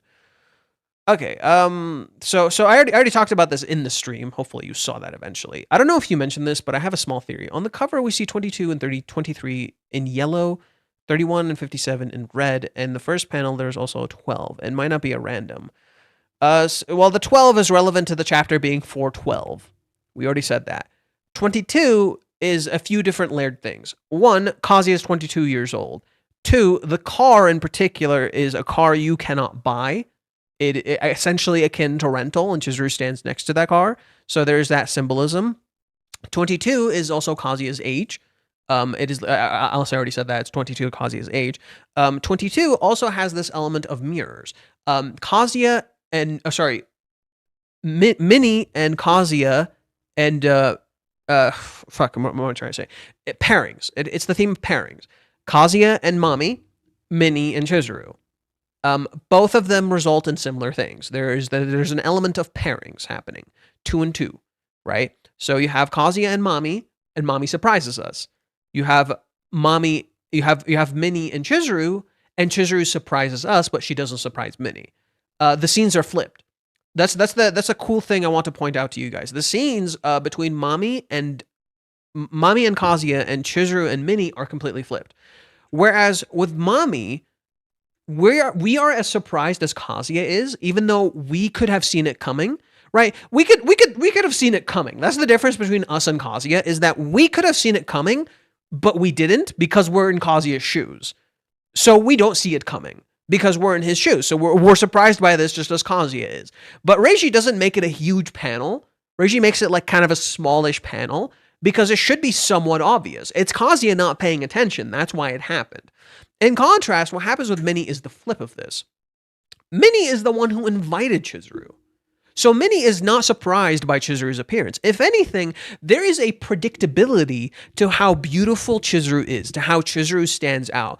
Notice Minnie's shift in demeanor when Chizuru shows up. There's almost a predictability to it, right? Look at her. It's almost she's literally lost in the daze. Yep. She's pretty as fuck. That's some dazzling beauty this girl's got right there, right? It's almost a predictability that Minnie is comfortable with. She's okay being in her shadow.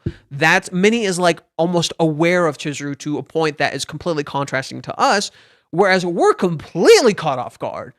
We're like, wait, what the fuck? Chizuru? I thought Kazuya was gonna be here. Because the chapter leads you into that false sense of security that Kazuya would be here, right? But no, it's Chizuru. So you're surprised, whereas Minnie is not surprised. What is interesting is Minnie's reaction, right? Minnie's own lack of surprise, right? Oh, okay, well, you're all dressed like this and all that, right? Whereas Minnie is not expecting things, right? Minnie is saying, I'm going to see stuff. She doesn't see Chizuru. She sees something she's familiar with. She doesn't actually see Chizuru. She sees something she's familiar with. In contrast, Kazuya is literally not looking around, and he's surprised by Mami.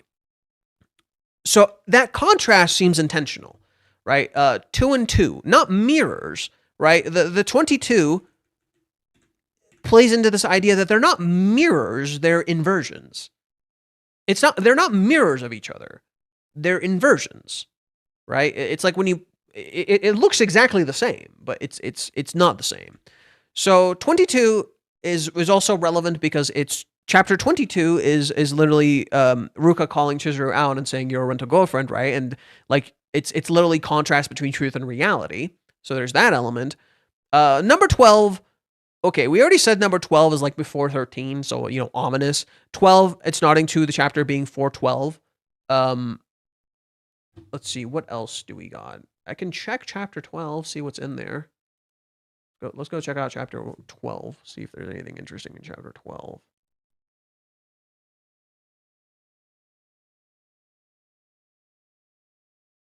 Oh.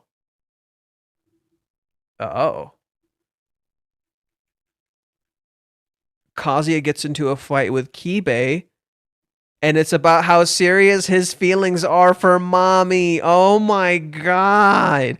What? Chapter 12 is the chapter where we see how serious Kazuya's feelings for mommy are? Holy shit. What? And Kazuya gets into a fight with Kibe. And then him and Chizuru separate.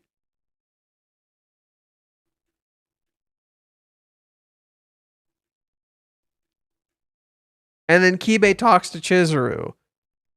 Huh, isn't that weird? Here's Minnie talking to Chizuru, whereas Kazuya is reigniting his feelings for mommy. It's almost like we're returning to the start of the fucking series. Oh boy. Oh boy. Wow, this is the chapter where you hear how deep Kazuya's feelings were for mommy and how seriously he took them. This is probably what mommy's thinking back to, too. Holy shit. That didn't even cross my fucking mind. Holy shit. And then, what's chapter 13? Oh my god, it's when mommy calls Kazuya. Is it? They're on the ferry. And it says nothing is gonna change. Nothing when everything changes. Yeah, Kazuya hears... So in 13, Kazuya hears what Kibe said. And how Kibe's a good friend. And then they go on the ferry together. And Chizuru gets sick and tired. And is about to fucking fall off. Oh, Jesus. We're about to... Oh my god, chapter 13, we enter rough waters. Chapter 13, we enter rough waters. Bro, oh, I was right. We literally are entering rough waters. Holy shit. We're about to enter some rough fucking waters. Oh boy. Because mommy walks into lecture 13. Mommy walks into lecture 13. Oh, we're about to enter some rough fucking waters. Oh, shit's about to go down. It's going to be the opposite. Oh, no. If Kibe pushes them together, Minnie might end up, like, dividing them more. Watch Minnie divide them some fucking more. Oh. If Kibe's going to try to push them together... if Kibe pushed them together, Minnie's going to divide them more. Oh, shit's about to get worse. Oh, shit's about to get worse. Which, by the way, I guess is about time. Let's look at... There's a few chapters I want to look at. First, chapter 143. Oh my god. Oh my god.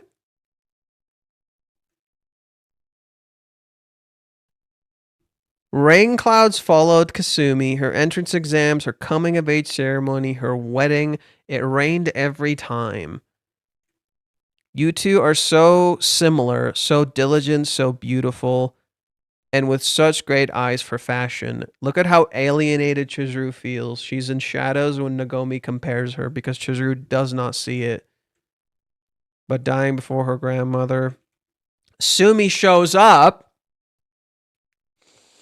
Okay, so the reason I'm going back to this chapter is because next chapter is 413. I'm flipping the numbers around. I've noticed a pattern with Reiji where when you flip the numbers around, there seems to be relevance to certain things that are being shown. So the chapters to check out are chapter 341, 314, 143, 134. And I'm already seeing patterns. I already had a theory Sumi might show up next chapter.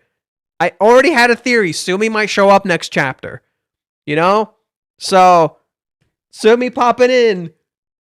We're talking about views on love. Oh, look.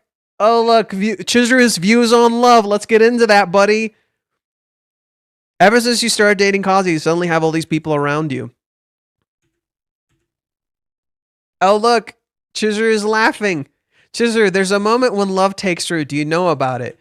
It's when talking about that person fills you with laughter and joy. Oh, look. Hey. Hey, Chizuru's views on love. Hey. Wouldn't you know? Okay, so chapter 143. All right. Let's go to chapter 134. 37, 36, 35, 34.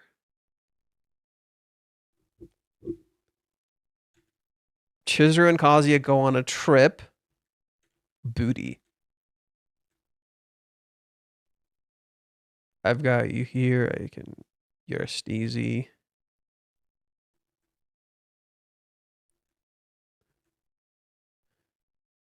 Spending our time together just like this. I can't. Doesn't feel real. I really ran my mouth. I went and got you excited and all, but while I'm not the most competent person, I bundled things together to a whole crowd of people to help us. We made it this far because everyone supported us. Huh.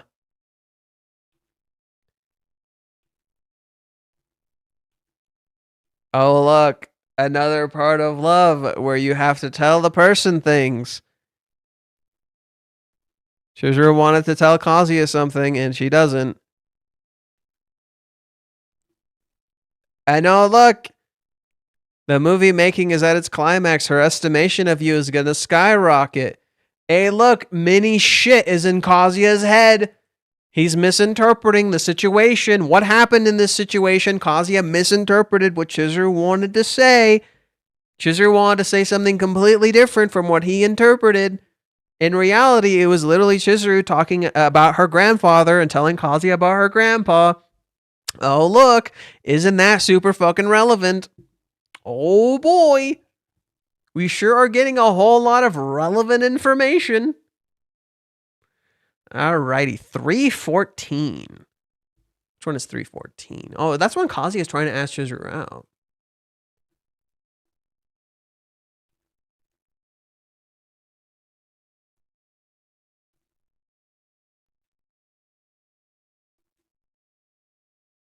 Okay.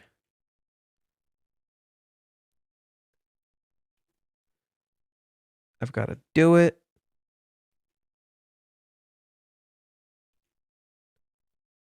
And should I? Mizuhara seems busy. He texts Chizuru. And he panics over it being read. It says, I want to talk to you. Huh. I want to talk to you. Wouldn't that scare someone when you say, I want to talk to you? Wouldn't that scare someone when you say, I want to talk to you? I wanted to talk? Doesn't that scare someone? Okay. Okay. And texting. I wonder if this is going to be relevant to Minnie. Or sorry, Sumi. So texting, I wanted to talk. Sumi showing up. What else did we have? Misunderstanding because of how things look and what Minnie said. Had no idea it was this hard to ask someone out on a date. Chizuru hopes it's a date and Chizuru gets distracted from work. But she's a little worried. She doesn't know what it is. and it's leaving her scared. They're both thinking the same thing. They're literally mirrors. Okay. Finally, 341. I know for a fact this is about Minnie. I know for a fact this... Oh, I was fucking right.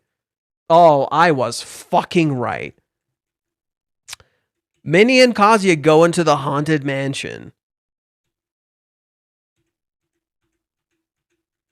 And they both freak out. Minnie and Kazuya then talk. And who do you hear? You hear Minnie's views on love. You hear Minnie's views on love. Every single chapter is relevant. What the fuck? Every single chapter is relevant. What the fuck? Kazuya says he doesn't know anything about Minnie. She says she's happy with her work and friends. Love is kind of lonely. Confessions are something you've got to do on your own, you know? If you want to keep the most important person to you by your side, then you can't rely on others forever. By the end of it all, you have to spend countless restless nights alone, even if you manage to talk with someone about it. It's a lonely battle to get rid of loneliness. And yet, Minnie never considers how lonely Chizuru might be. Minnie never considers how lonely Chizuru might be. Damn. For starters, I'm quick to lose interest. My dance club in high school, my summer gymnastics, I never continue with any of it. I've actually kept up with my cosplay, but that's got to be because of my friends. It's got to be because of my friends, not because it actually is. Her eyes are closed when she says this. Why did you actually quit? Do you know why you actually quit? Maybe you just didn't like it. Maybe it had nothing to do with you not losing interest. I'm not fit for a lonely battle like that. And yet, what is she doing right now? She sure is fighting tooth and nail for love all on her own. She sure is fighting tooth and nail for love all on her own. It sure seems like Minnie doesn't even know herself very well. If anything, I envy you. I wish I could find something that I could love as much as you do, Master. You're already doing that. You're already doing that. What do you mean? She's already doing it. The whole idea is that Minnie's already fit for love. She just convinced herself she isn't. What are you on about? You went out on your way to check this place out on your first date. Chizuru-san's a lucky girl. I watched you very closely today, Master, so I would know. Lonely battle. I read about it in a manga. The only people able to learn the truth are the ones who overcome the dark loneliness. The only people who are able to learn the truth are the ones who overcome the dark loneliness. And yet, where do we see Minnie? In the darkness. Where do we see Minnie? In the darkness, unable to overcome her dark loneliness. Trapped in her dark loneliness. You're a brave hero, and I'll be cheering you on from the front row. She smiles with her eyes closed, not really seeing him. How fascinating. Wow. Okay. So the next chapter is gonna bring Sumi back. Here's my theories. Next chapter is gonna bring Sumi back. Next chapter is gonna have a parallel to Sayuri, talking about when love takes root and how it sparks joy. Maybe we might see that with Minnie or something. There's going to be a misunderstanding, something that is meant to be communicated, but someone doesn't say it, and Minnie's going to be at the center of that. What else? 413, there's going to be texting. Someone is going to text, and it's going to lead to some sort of misunderstanding, something that might make us be a little bit worried or scared. And finally, we're going to talk about the loneliness of love and Minnie's dark loneliness. We're going to delve into Minnie's dark loneliness of love. There's going to be a lot of subversions next chapter. We're probably going to be surprised by Chizuru. We're probably going to be surprised by Minnie. Next chapter is going to be full of surprises. It's literally going to be like a dual narrative, right? It's going to be both Minnie and... because duality seems to be a thing right now, so it's going to be a dual surprise from both Minnie and Chizuru. And then we might come back to Kazuya, who meets up with Sumi, which again creates another duality to the situation, right? Maybe he texts Sumi. If the flipping time is if the flipping thing is legit, since chapter 413 is what happens in chapter 13 to 3 and 14. 314. Yeah, I guess 314 would be like more of a direct comparison. Where Kazuya is like sitting down thinking on his own, Minnie isn't there. And then he has to text Chizuru all on his own. Oh my god, 314 literally encapsulates what Minnie was talking about. Going through love alone. That's literally what 314 is. It's literally Kazuya going through love alone. Nobody understands. He has to do it alone. He has to call Chizuru on his own. He has to do all this stuff on his own. It literally encapsulates the loneliness Minnie's talking about. Huh. It's a dual narrative chapter. One half peacefulness with Kazuya and Sumi, and the other half is absolute chaos with Chizuru and Minnie. Oh, here's hoping. Here's hoping. Well, we don't know. We don't know. It's hard to tell at this point. Okay. I'm gonna grab some food. I'm gonna take a small break. I'm gonna grab some food, and I'll come back. I still have to read Reddit. I still have to finish reading some of the comments on the videos. What else? Comments, videos. I'll read some of the stuff I wrote on my Twitter. Yeah, there's still a lot to cover. There's still a lot we need to go through. So I'm going to take a small break. Give me 15, 10 minutes, something like that. I'm going to need just a little bit to go eat and relax. I'll be back. Thank you guys for sticking around. I'll be back shortly.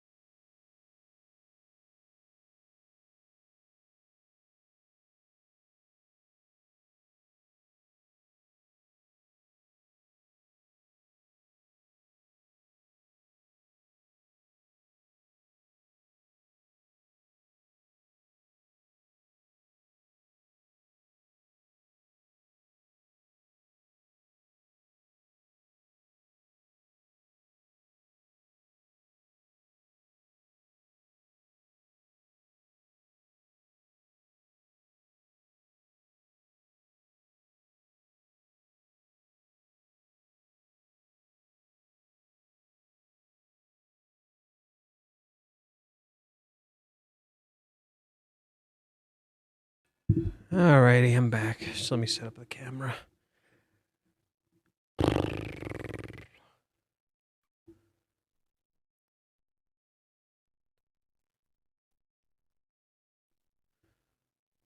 Ready, camera, please work. Arigatou gozaimasu. Or not. That's annoying. I like got it running and then I tapped something by accident. Okay.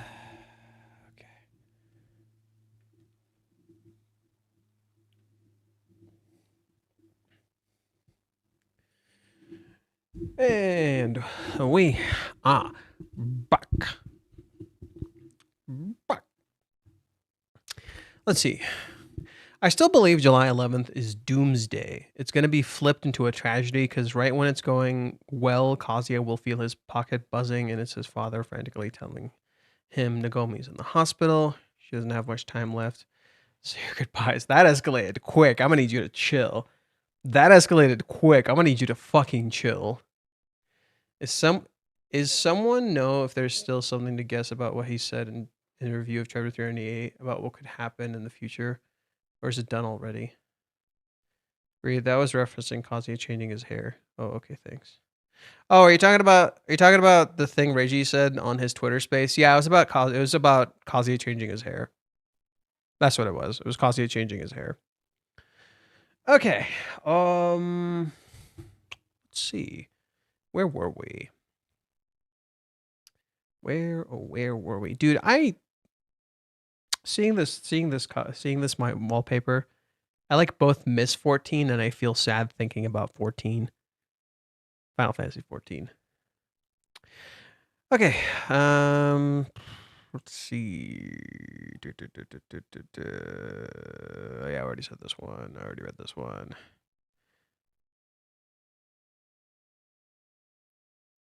You hadn't even read the chapter and you're commenting on it? Okay. Mommy, after committing war crimes in Hawaiians. She didn't commit war crimes. Let's take it back. Dial it down a little bit. Let's dial it down. Just a little bit. Take it easy. Dial it back. Dial it back. Now starts to flirt with the guy who wanted to destroy like she did nothing wrong. What the fuck is Reiji thinking treating girls better than while Kazuya is still... Okay, this is just misogynistic. I'm sorry. There is a consistent repeating pattern with some of my viewers who are always like this, where they're like, how dare Reiji treat the girls better than he does the guys? What does he mean by this? What the fuck is he trying to say? It's so stupid, right? Minnie is being great to a wrecker. What a massive downgrade. Oh, these characters are being ruined. How can he treat the women like this and the guys he treats them like shit? I'm like, okay, way to just like not engage with the narrative, you know, way to just not engage with the narrative. This is what I mean. Everybody, you'll always watch videos. A lot of you have probably seen some sort of fucking video or you've seen a post on Twitter or something where some guy or some girl or something talks to someone, where someone talks about how, people, media literacy, how people are media illiterate. I think the bigger issue that leads to media illiteracy is people not knowing how to engage with media. They don't know how to engage with media. They're not taught how to actually engage with the thing they're fucking reading, right? They're taught that it should engage you, not you have to meet it half the fucking way and engage with it. And I think people don't know how to fucking engage with writing. They don't. So you get stupid shit like this, where it's like, I don't think they're trying to be stupid. It's like, yeah, technically what they're saying is like, you know, if you look at it at an incredibly surface level, it makes some sense. Incredibly surface level. What they're saying makes sense. But it doesn't. It doesn't. Like, if you dig 2 seconds into it, you're like, oh, wait, okay, that's what he's actually trying to do. Like, it's literally mommy's living a fucking lie as a mirror to how Kazuya is living a lie. There's literally this like dark truth hidden underneath of what Kazuya is happening with mommy because mommy's trying to escape her issues. I wrote a whole lot about this the other day. Like I wrote a lot on Twitter. I'll read it in a little bit. I know I wrote something in response to this. Jesus fucking Christ. I wrote something in response to this because I felt like they were misinterpreting things. And as Roman generally tends to do, in my opinion, Roman tends to misinterpret the shit out of the story. But I'll read it anyways. The episode unfolds as a play of presence and absence. No one screams, no one confesses, no one explicitly breaks anything, and yet everything hurts, because the drama here lies not in what happens, but in what doesn't. Okay? Kazuya moves forward on autopilot. He drives, he thinks, remembers, questions. Okay. Mommy's appearance acts as a mirror to the past, a figure that no longer burns but still reflects. With her, Kazuya can converse, joke, or even admire. This is nostalgia, yes, but there's also a strange calm. What once was no longer demands anything. Mommy is the memory that doesn't ask, doesn't claim, doesn't expect anything. Yeah, because she's not living. She is literally a walking illusion. Continuing. In contrast, Chizuru doesn't appear alongside Kazuya. She appears far away on another plane with Yamori. I think it was spelled plane.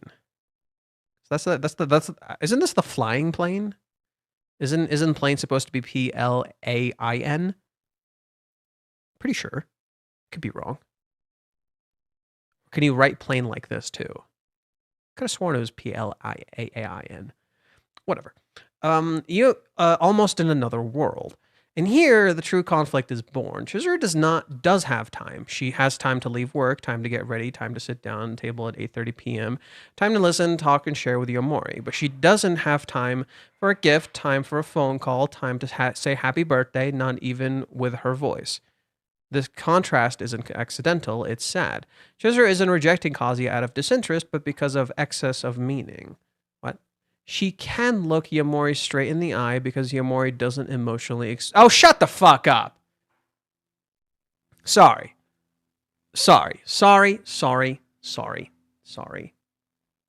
I get so irritated with this idea that Chizuru literally doesn't talk to Minnie because she emotionally exposes her. Because you cannot emotionally be vulnerable with Minnie without her blurting your feelings to everyone in the fucking room. Do you...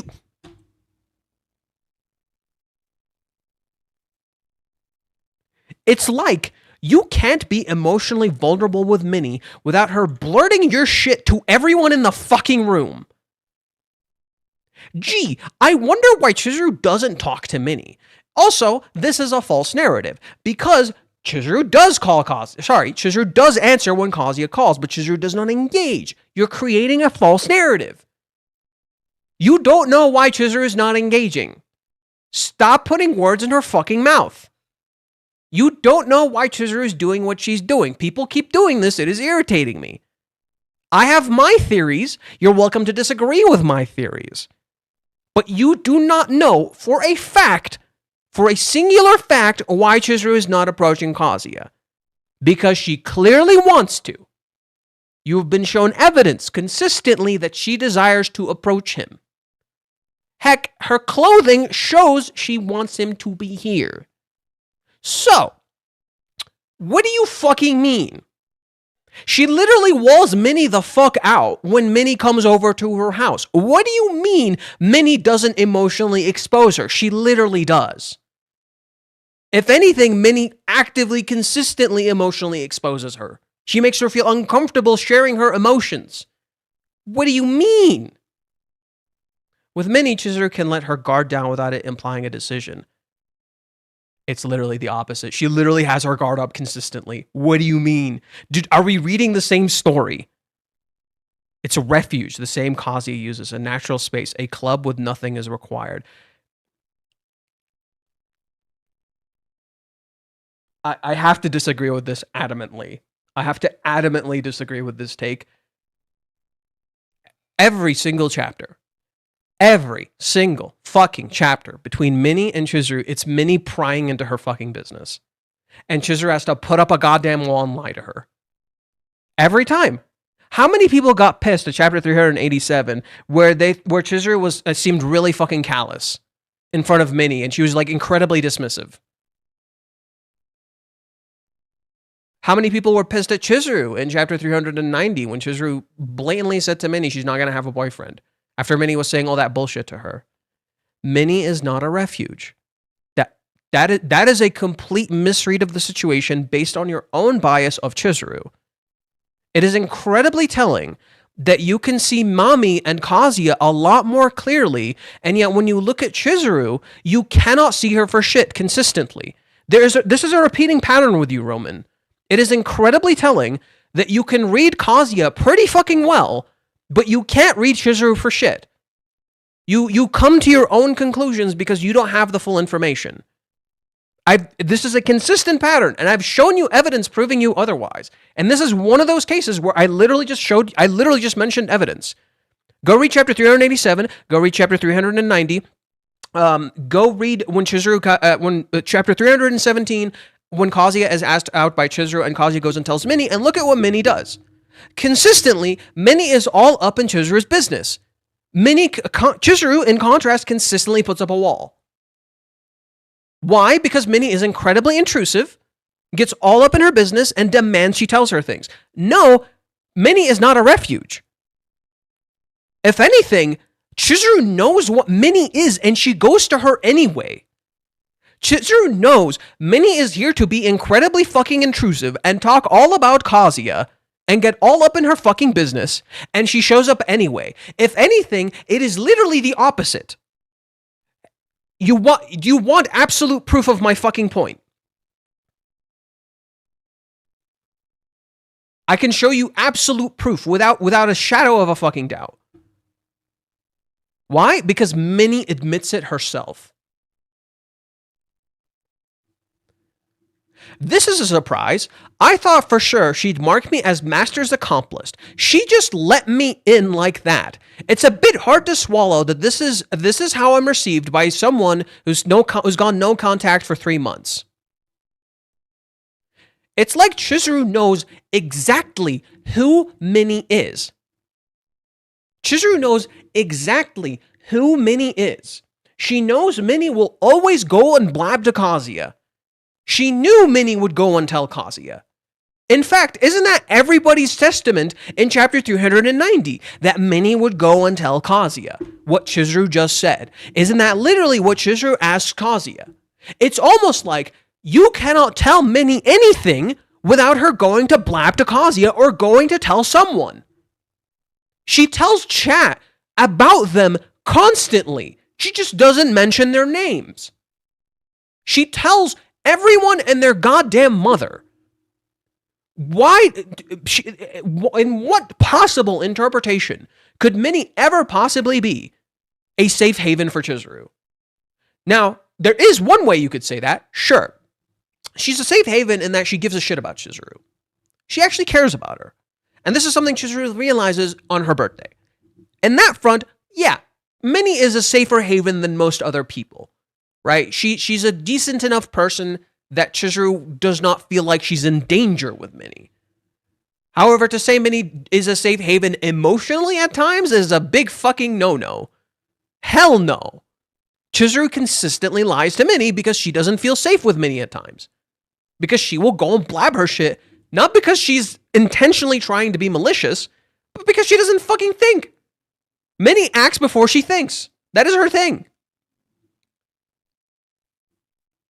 Kazuya, on the other hand, isn't neutral. Isn't not neutral. Kazuya is a name that weighs heavily, a name she still can't pronounce. Ichinose? A name that, if spoken aloud, would shatter everything she and Chizuru have built together. Huh? That's why the psychological barrier is so high, why silence is easier than a phone call, why dinner with Yamori is possible, but even the smallest gesture towards Kazuya becomes improbable. She kissed him. What are you on about? She kissed him, agreed to a date, and then said, I'm looking forward to it. She told him plainly, you make me act like a weird fucking person. That's not shit you just say to people. That's borderline a confession. What are you on about? This makes Chizuru's character trapped in her own contradiction. She doesn't run from affection. She runs from the emotional commitment that affection implies. Oh my God. Yes. Chizuru is running. That's why she showed up to the one person who will tell the guy she likes everything that just fucking happened. Yes, that's how Chizuru is running. She goes to a meeting with a person who will blab everything to this person that she feels deep affection for. Yep. Your logic really is holding up here. With Iamori, she converses. With Kazuya, she would have to respond. With Iamori, she listens. With Kazuya, she would have to decide. And meanwhile, Kazuya alone wonders what he has to offer the world, failing out a job application, doubting his worth. But see, look at this. It's a consistent pattern of babying Kazuya and then treating Chizuru like she's some awful person. Ayo, that's his fucking choice. He wants to be alone. He wants to not talk to her. He wants to fill out a job application on his own and not consider anything and not know anything all on his own. That's his fucking choice. Chizuru isn't making him do any of this. Did Chizuru tell him go fill out a job application all on your own? No. Did Chizuru tell him question your own self-worth and doubt on your own? No. She's like, fucking tell me.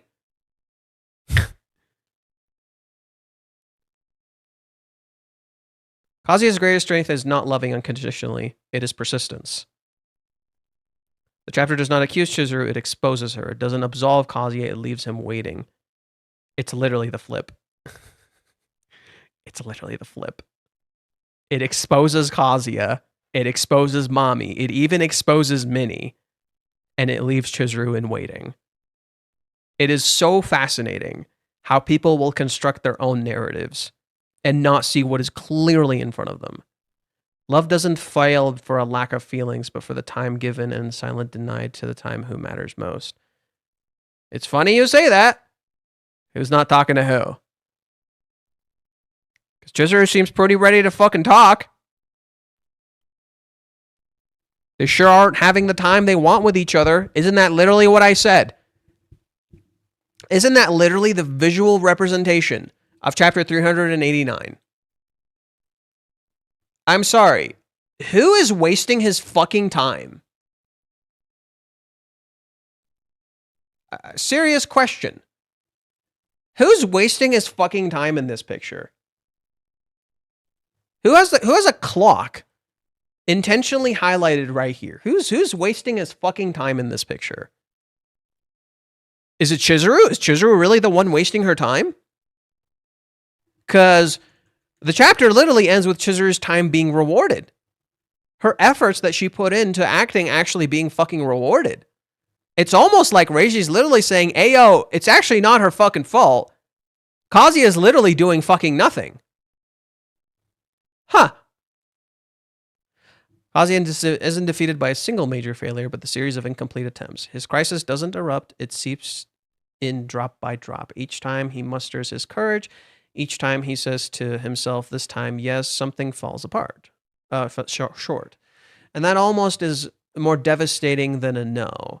Kazuya embodies the character who understands what he must do, but whose body and voice do not obey him. No. He chooses not to. Thus, this body rebels. This is a misread. He knows what he must do. He chooses not to. He uses his disposition as an excuse. Who does that sound like? Sumi. That is literally Sumi's character. She knows what she must do, but she uses her disposition as a shy person as an excuse to not do the thing she wants to do. In fact, that is literally the basis for Sumi's character. The basis for Sumi's character is, Reiji said, she is the part of me that knows what I need to do to get done.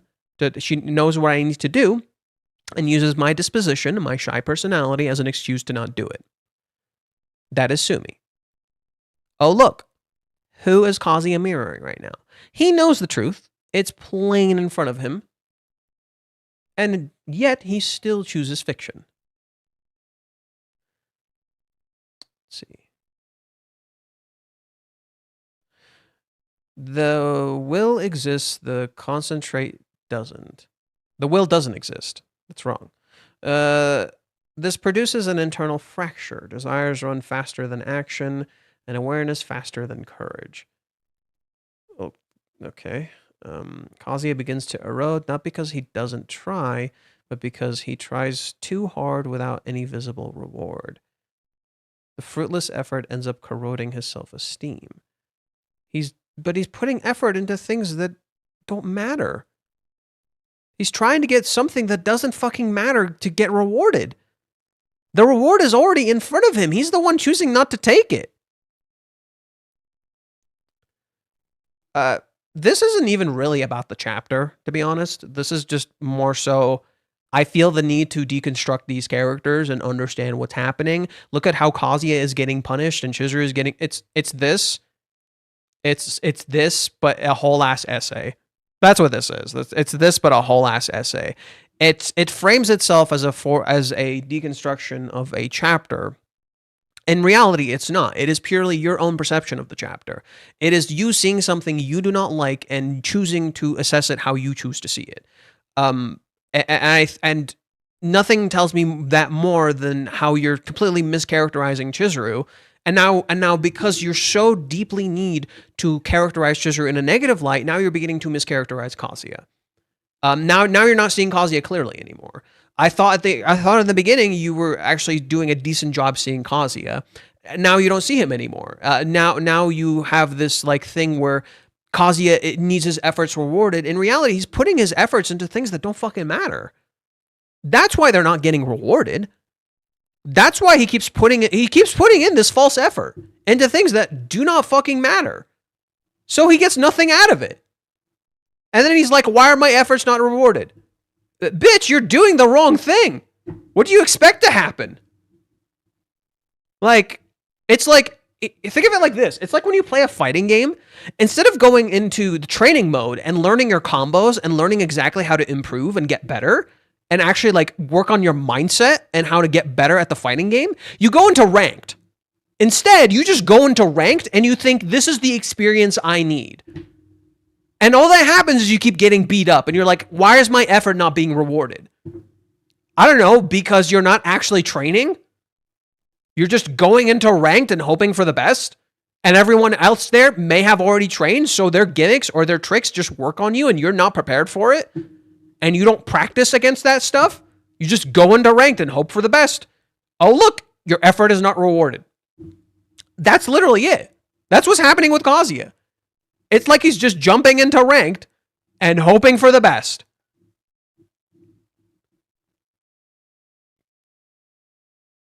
Let's see.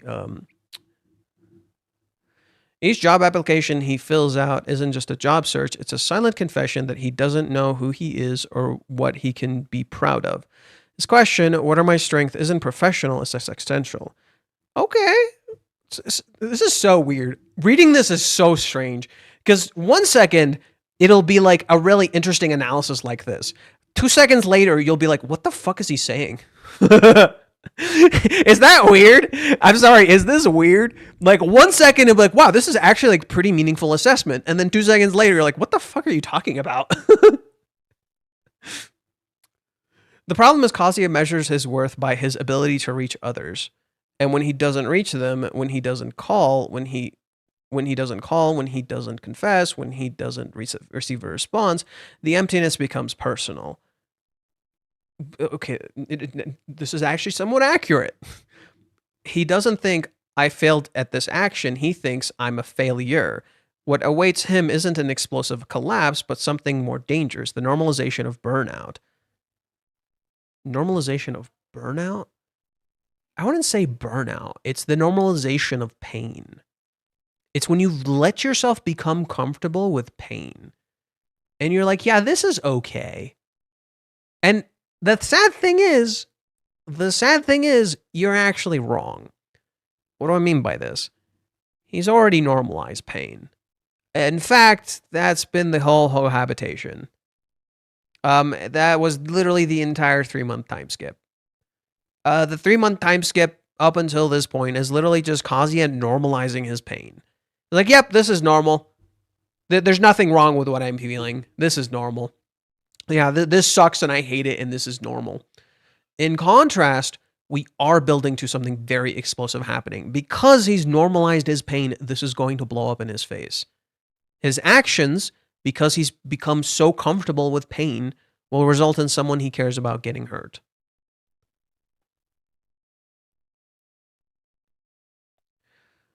Kazi keeps going. He smiles, he helps, he reflects, he even fantasizes.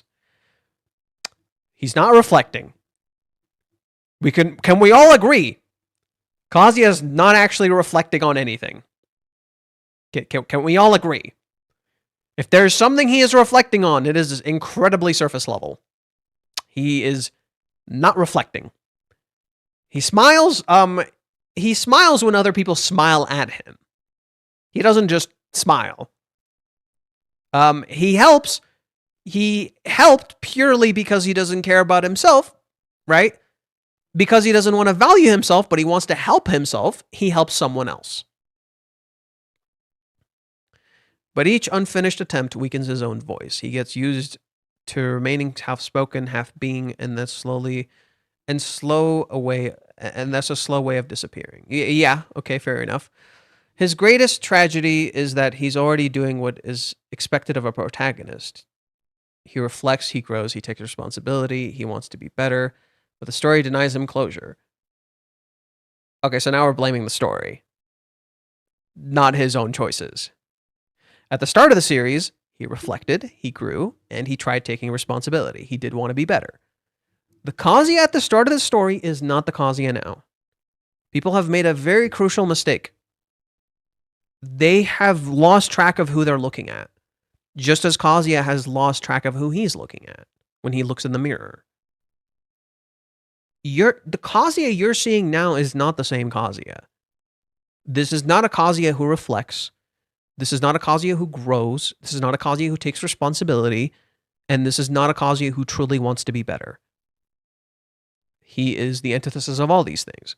He refuses to truly self-reflect because that would mean coming to terms with a part of himself that he does not like. He does not actually truly wish to grow because if he actually wanted to grow, he would have addressed this far before any of this. He even blatantly admitted himself.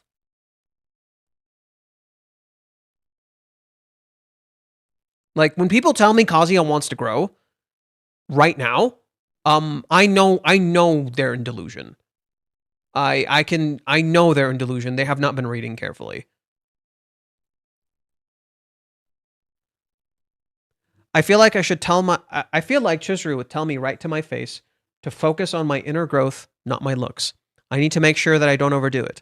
I know it's best to improve my inner qualities, but I don't feel like I can do that in a week. Besides, where else am I supposed to use all the money that I've saved up? The only thing I want is to be with Mizuhara. When people tell me Kazuya is self-reflecting, Kazuya is doing real growth, and all that shit, you're not looking at the truth. I'm sorry, you are in denial. You are not seeing this character. He is not reflecting. He is not growing. He knows what he needs to do to grow, and he chooses not to do it. Instead, it's all external growth. It's all just, I need to look physically better.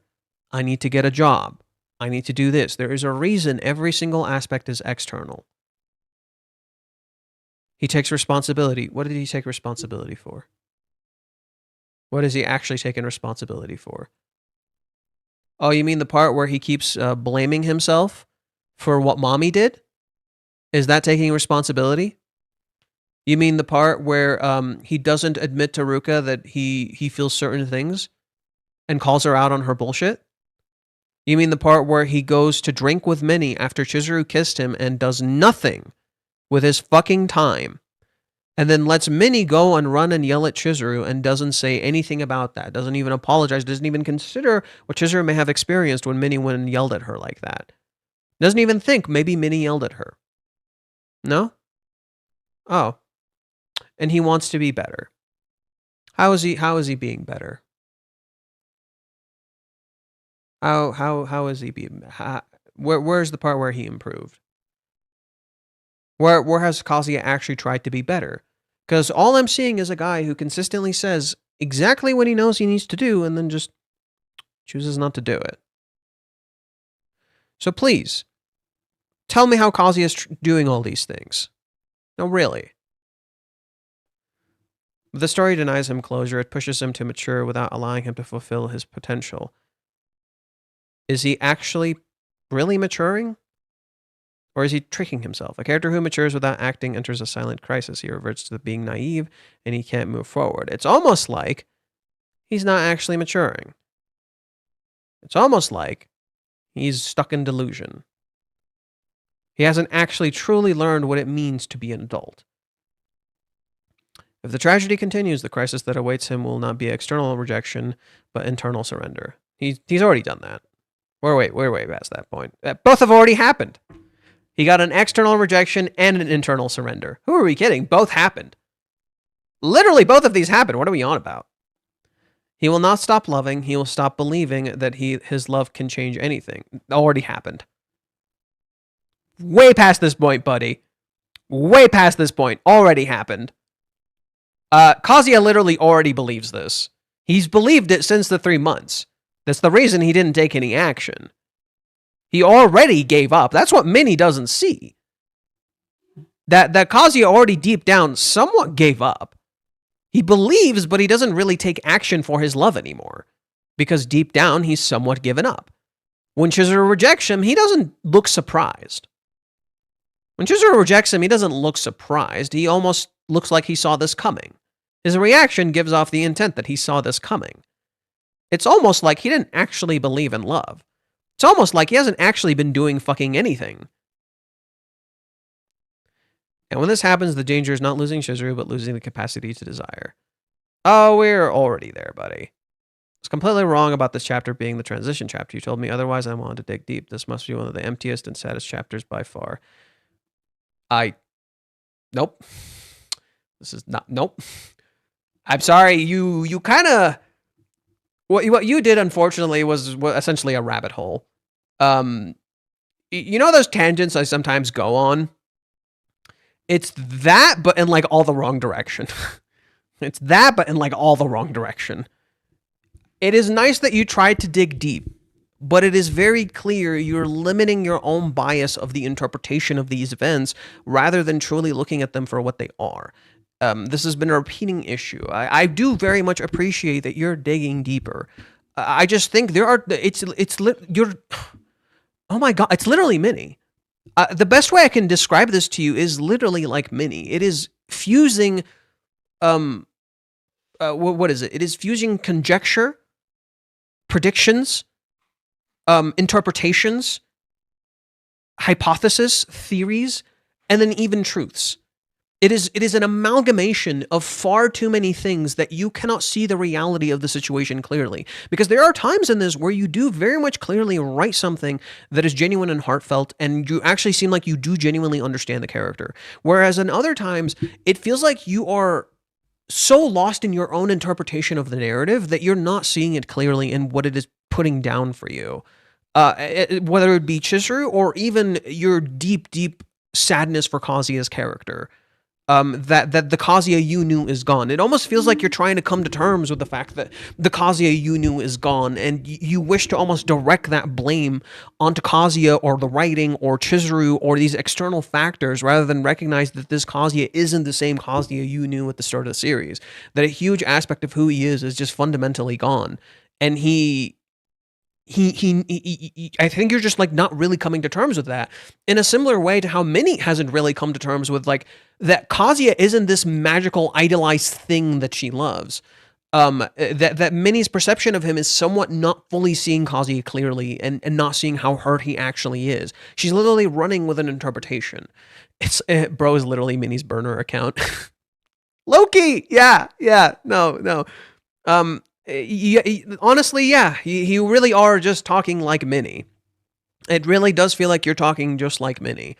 You're trapped in your own shadows of perception, right? You're not seeing these characters. You're not seeing this story in a good way. And understand, I'm trying my best to be as respectful as possible. For as much as I disagree, I like the effort that you put in. Like I genuinely I do not agree with most of this. I think there are times where he makes some good analysis. I do not agree with most of this, but I do appreciate the effort that you put in. I just want you to try and see where you're coming from, because there are other people like they have said things that I don't agree with, but I've never felt like it was such a massive mischaracterization. Like there's a guy I talked to, I feel like he's absolutely mischaracterizing Umi, but then in other hands, how he characterizes Ruka seems somewhat accurate to me. I feel like and I feel like due to their mischaracterization of Umi, they mischaracterize Chizuru, and then they mischaracterize Kazuya, and it bleeds all over. It's so fascinating how when you mischaracterize someone, it can bleed into other aspects of the characters, for sure. And I see that with that other person too, where like their interpretation of Umi is just something I just really don't fucking agree with. And then and that bleeds into their interpretation of Chizuru, and then ultimately their interpretation of Kazuya. And even like how, Kazuya should react to Ruka and things like that. Anyways, that's that. There's some comments on Twitch. Sorry, I haven't been reading Twitch. Let me read what was there. I think I had something over it briefly. Minnie is about to screw up their situationship. I know switching to the numbers around would help out, lol. Minnie wants to divide them so that she can be with Kazuya. That would be the ending, I guess, which is understandable, to be honest. No, Minnie is not trying to divide them on purpose. Minnie is just not looking at herself honestly. She's not intentionally trying to divide them. That's not her intent. She's just not honestly looking at herself. Oh wait, what happened after Sumi prepares the gift for Kazuya? We assume she's gonna Chizuru to see Kazuya's address. She would want to text him, but maybe Sumi thinks they might still be living together. You never know. There's no way we have 9 chapters left until a new season. We do. Actually, less. Let me pull it up. So, okay. Okay. 1, 2, 3, 4.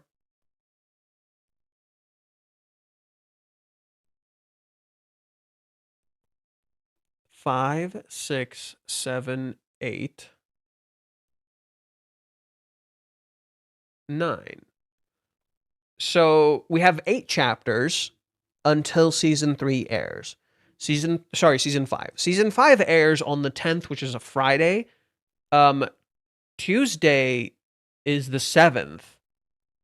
And then the next Tuesday is the 14th. So 8 chapters from now, we're on 12. So as I said before, chapter 420 is gonna be the last chapter before season 5 begins. I don't know if they're gonna air season 5 early again, where they're gonna air it on Tuesdays, in the West, and then Friday is the official release date. That could be something they might try to do again, which would make some sense. So the 7th might be when we get our chapter, but also when we get season 5. Yeah. 420 is the chapter to look out for, I think. 420 is the chapter to look out for, I think. It is going to be a very important chapter, I think, 420. And then 421 might also be very important. Let's see.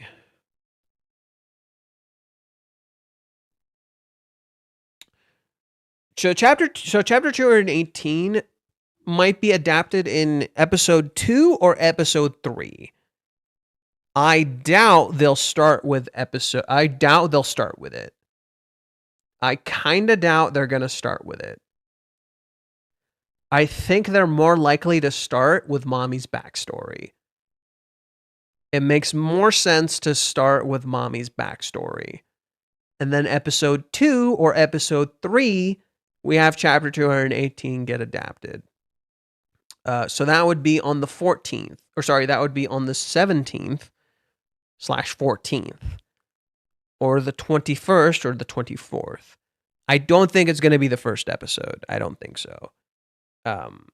But yeah, chapter 420 through 422 seem like very important chapters. 420 will make us high, eh? So funny. So funny. It's so funny. You're so funny. Uh, I mean, after I was proven wrong about Minnie's past, I have no room to judge. It's okay, man. It's cool. I mean, you weren't really proven wrong. Just understand, you weren't really proven wrong. We don't know for certain. I just because I had a theory that Mike Minnie might have had some sort of relationship too. I said something kind of similar on Twitter. But then just having sat down and thought about it, I feel like we were given all the information to piece it together, and it really feels like she hasn't had any real relationship. Just that she's always been alone. That's just my interpretation. She's just always been alone. It explains why she values real relationships so much and why she wants them so bad, and it mirrors Mommy, but just as an inverse. She's Mommy's inverse, whereas Mommy has had relationships and they all failed and went poorly. Thus, Mommy became hateful of love. In contrast, Minnie hasn't had relationships, but she also feels that doubt around love because of her loneliness. Both characters are lonely, so both feel that desire for relationships through their loneliness. And I think that parallel is intentional, but the difference is Minnie wasn't hurt by love in the same way that Mommy was. Mommy was outright betrayed. I think Minnie never even got the chance to really experience it. So she doesn't know what it's really like. And Minnie clearly didn't have like a horrible upbringing like Mommy, which I think adds to that front, you know?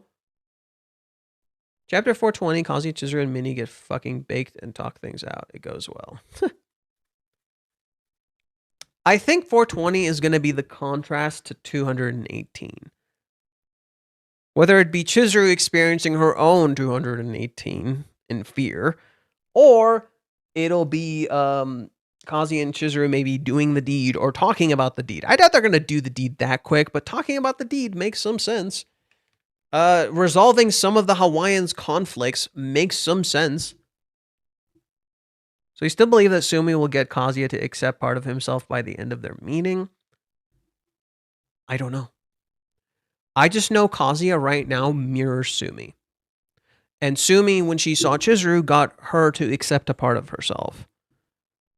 We've had flips of the situation. So for instance, Kazuya sees Umi and Chizuru, and Umi confesses to Chizuru and is about to get rejected, but we don't see the rejection. Umi goes to visit Kazuya and tells him he was rejected, and then supports Kazuya in his thing. So it seems like we're getting answers to those instances. The Umi situation is a literal continuation of his first visit to Chizuru.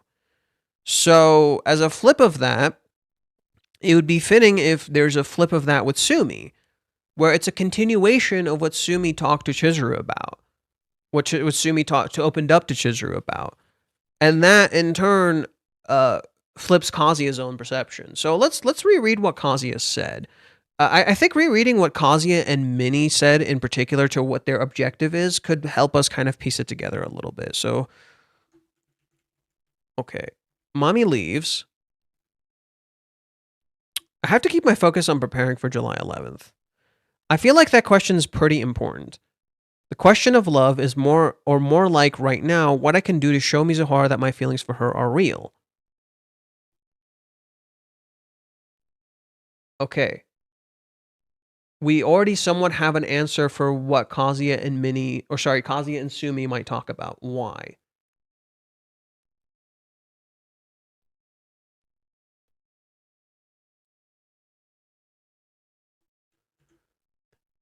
Sumi asks her, do you have someone who's been there for you? I do. So you see, there is someone who's been there to cheer me up, someone who stayed by my side, who was there for me on the day Grandma passed away. Even though I insisted I was okay, someone stuck by me despite all my refusals, and that certain someone's persistence, it saved me. Oh, look, the answer to Kazuya is what is my strength? Persistence. And I know this person's always on my mind. Do you like this person? I don't know. Thinking back on it now, I think I've been very unfair to them. But you know, I gotta face these feelings no matter what I decide. I can't run away. At the very least, someone hasn't given up. Oh, look, it's a continuation of this. Kazuya wonders, how can I convey my feelings for her, show her that my feelings for her are real? Chizuru already thinks they're real. And Sumi could tell him that. The Chizuru told him all this. Why is this important? What does Umi tell Kazuya? Umi tells him what Chizuru told him. That she's serious.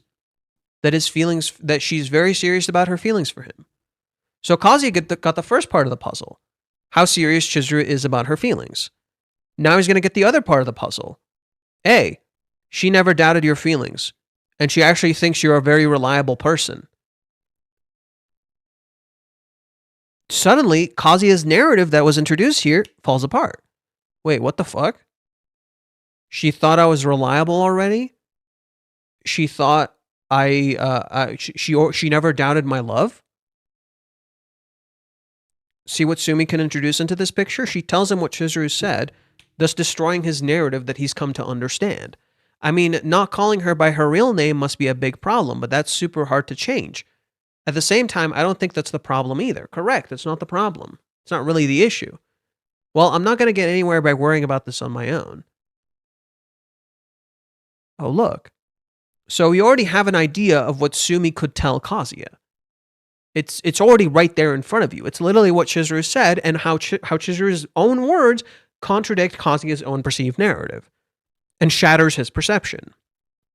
In contrast, with Minnie, we already have a contrast to this with Chizuru's own perceptions about love, whether it be chapter 364 and 65, where Chizuru talks about her feelings, when Chizuru talks about cheating and all that stuff. So let's go to Minnie and see what Minnie has to say specifically. Like, what is Minnie specifically fishing for?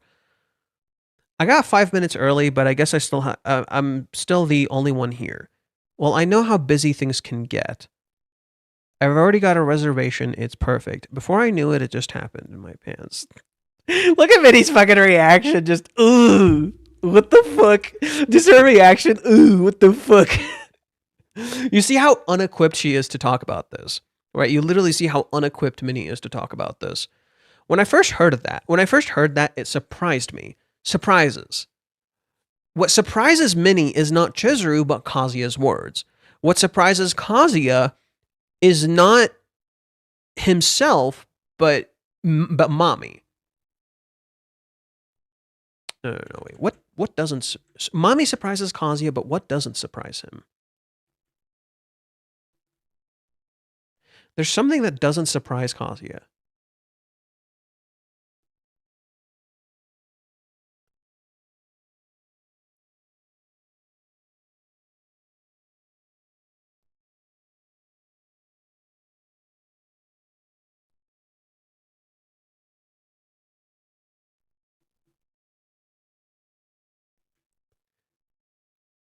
His own lack of awareness. Mommy surprises him, but he's not surprised of how Mommy has grown.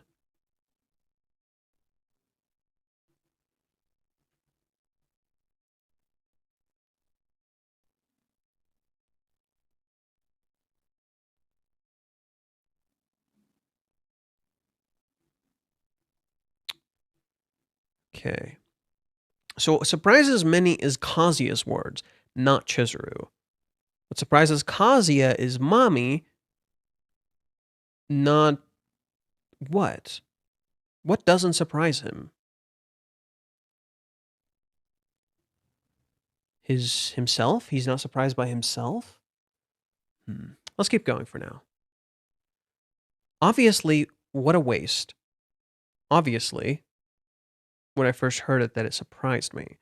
Master has made it this far by how it feels like... Master has made it this far, but now it feels like he's so depressed and almost ready to back away from it all. What a waste. But he's not backing away.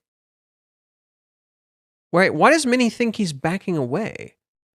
He's not. Kazuya literally said, in the last chapter, he literally said he's not going to give up. He literally says it right here. He doesn't tell her, but he says it. No matter how much of a dumb idiot I am, I can't give up on Mizuhara. I have to keep trying to be a better man. He can't give up on Chizuru. And yet Minnie seems to be under the impression that Kazuya is about to give up. When did he ever say that? Of course, what he did wasn't great, but it sounds like Ruka-san came on pretty strong.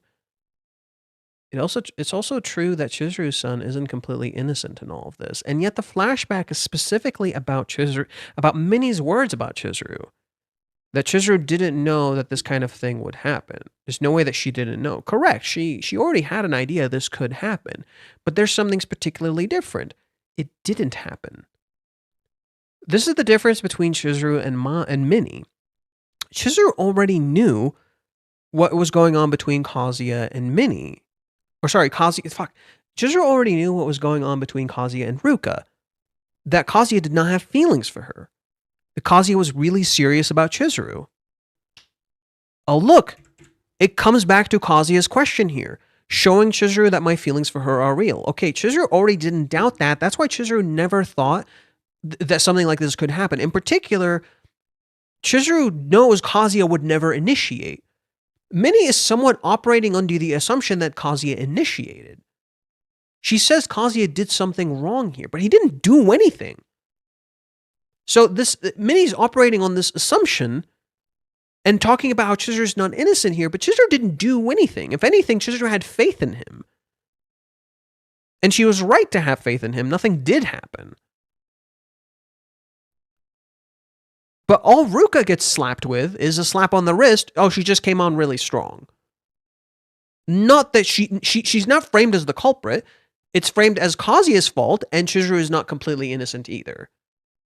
Whereas Ruka is just a slap on the wrist. She just came on pretty strong, right? She's not really in the wrong. Okay. I'm going to change this so you guys can see what I'm seeing. Still, is Ruka-san really going to keep quiet about it? Well, she hasn't done anything for the whole time, so why would she? If she had told Chizuru-san about it, then I expect something would have already happened.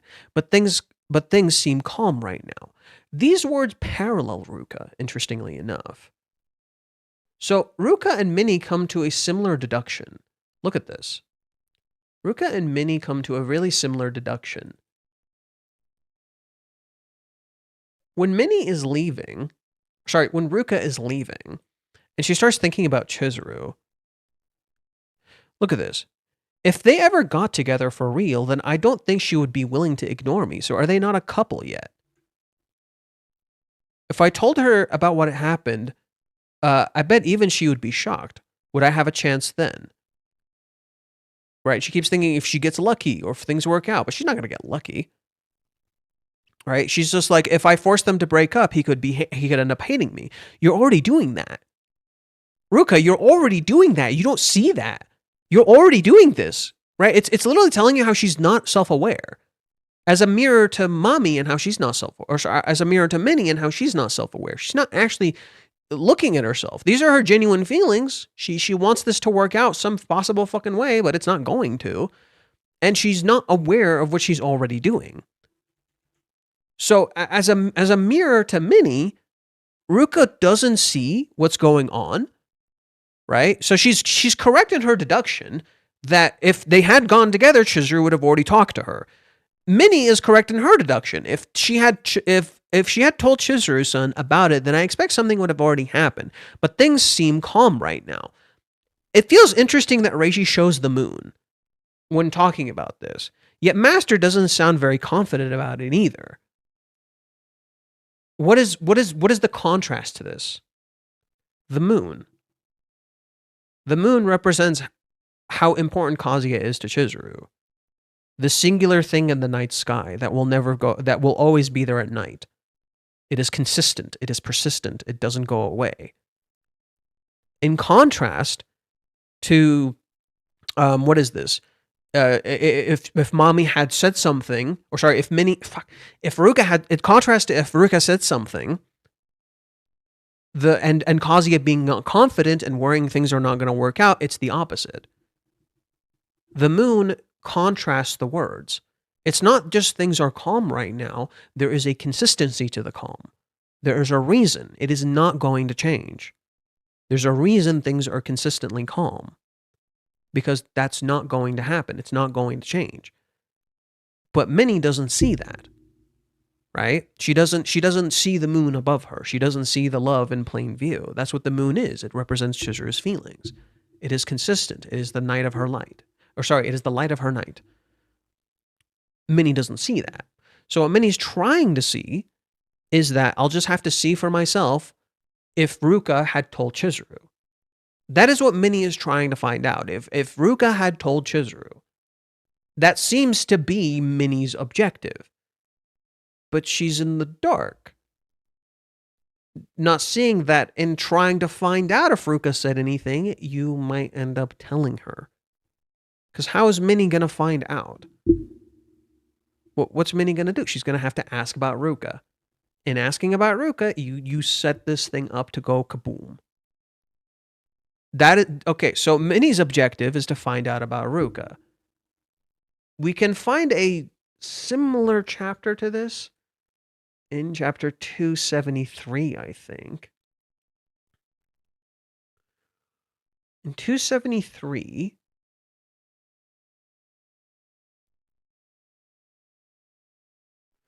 Minnie asks, you being willing to do your investigation while living together, spending this time, think seriously, it's so nice. So, have you made any progress? Like, I'm sure you've had more and more relaxed moments around him. Chizuru lies. Oh, look! It's like Chizuru doesn't fucking trust Minnie. Oh, look, it's like Chizuru doesn't trust Minnie. It's whatever. I mean, it's not like I mind having him around, and he hasn't caused any trouble, so I appreciate that. But you've got the wrong idea. I don't mind him doesn't mean I like him. Minnie doesn't like that. Oh, you're going to put up a wall? What does Minnie do? Just going to squeeze in here, gets all up in Chizuru's business. What the hell are you doing? It's not going to happen. What's the big deal? It's the female bonding. Watch your hands. What the hell are you doing? Chizuru wants to get out. I don't care if you guys haven't had trouble or if you've been appreciative. That's not what I'm talking about. Hasn't having him around made you happy, made your heart pound for even a second? He didn't happen to say anything to you, did he? Did he put you up to this? Oh, she's sharp. Ah. Congrats, Minnie. Smooth, buddy. No way. I'm sorry, Master. I'm out of ideas. Chizuru then asks,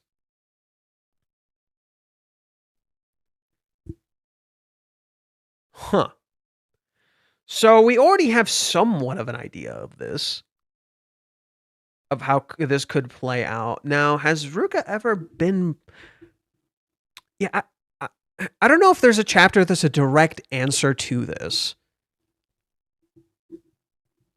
If she had told Chizuru-san about it, then I expect something would have already happened, but things seem...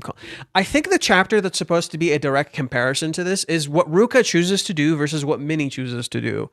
Minnie chooses to contact Chizuru to find out if something happened. Ruka stays the fuck away because she knows what contacting Chizuru means, right? So this is I think the difference. I think those are the chapters that are supposed to be paralleling each other. Ruka can't do it. Ruka can't contact Chizuru and destroy everything. She doesn't have it in her. Minnie never really considers that. So, in contrast, Minnie doesn't see this, so she does call Chizuru, and she will tell her everything, and it's all going to come out. So this is I think the contrast. Whereas Kazuya is gonna have his perception shattered, Minnie, in contrast, is gonna maybe have her perception shattered by Chizuru, while at the same time opening up about maybe her mistakes and what she did or something. I don't know. I think we're going to learn more about Minnie as well as more about Chizuru. And ultimately, I think it's going to come out. I think Minnie is going to spill the beans. It makes sense. Whereas we see Ruka not spill the beans, we see Minnie absolutely spill the fucking beans. So that just makes a lot of sense to me. If you can think of a chapter that's a direct comparison that would act as the answer, other than this one, feel free to let me know. I'll gladly check it out. If you can think of one that could directly come back to this one, feel free to let me know. Because while Ruka runs, Minnie goes to meet Chizuru and not realizing what she's about to do. So I think that's the contrast. That's been a repeating motif between Minnie and Ruka. So for example, both Ruka and Kazuya go into Kazuya's house. In Kazuya's own home, Minnie never truly crosses the line. She gets really, really fucking close to crossing the line, but she never crosses the line. In Kazuya's house, Ruka does cross the line. Ruka does go too far. Because she doesn't really know what she's doing.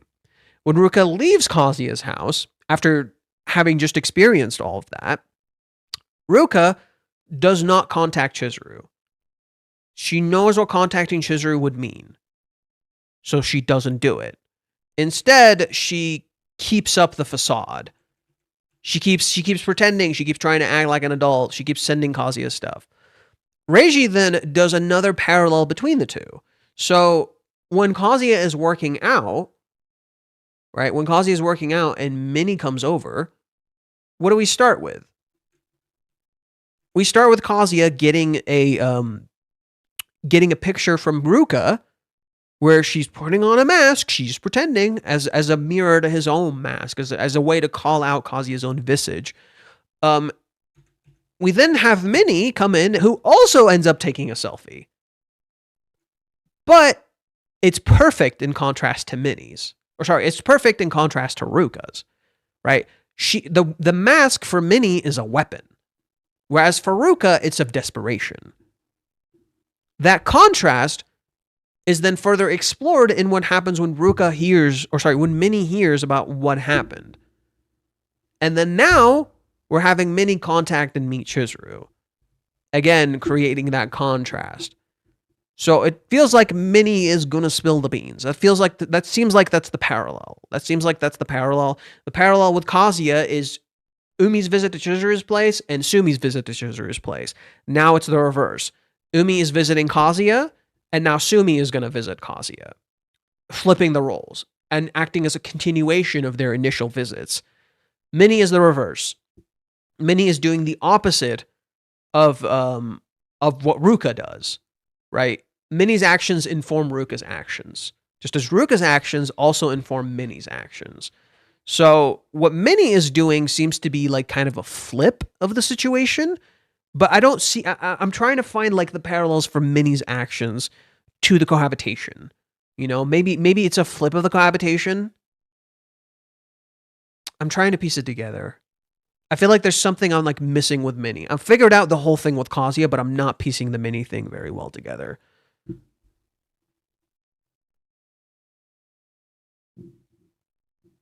Kazuya won't give up, just in case you've forgotten. Kazuya is persistence incarnate. That is literally his strength. That is literally Kazuya's strength. It is persistence. It's not unconditional love. It's not all this extra bullshit. No. It is persistence. It is sheer fucking grit. Kazuya's strength is literally grit. Like, in some ways you could say it's willpower, but I would say it's just sheer fucking grit. He just doesn't give up. So I guess you could say that's willpower, but I would say it's literally his ability to not give up. He's literally a shonen protagonist. he's a shonen battle manga protagonist, bro. That's what Kazuya is. He's a shonen battle manga protagonist. Does not give the fuck up. I think Minnie and Kazuya will end up together. Very obvious. Ha! That's funny. That's funny. Minnie and Kazuya end up together. That's great. That's a really funny take, actually. Okay. Bro probably would have waited 10, 20 years. Maybe. But that's why Chizuru is like not okay with that. She literally told him the moment he said that, literally the exact moment he said those words, she's like, don't say stupid shit like that. I'm not going to make you wait that long. Hell no. And then when he brings that promise again, when he brings up that same exact promise in chapter 385, she fucking kisses him because she's like, no more waiting. And guess what happens? Kazuya forces a wait. Chizuru's like, no more waiting. Let's start this thing. Kazuya, no, I'm gonna wait. He forces a wait time. And I'm like, damn, dude, that's fucked. That sucks. Chizuru's forced to wait. She doesn't want to wait. She's literally forced to wait. Ugh.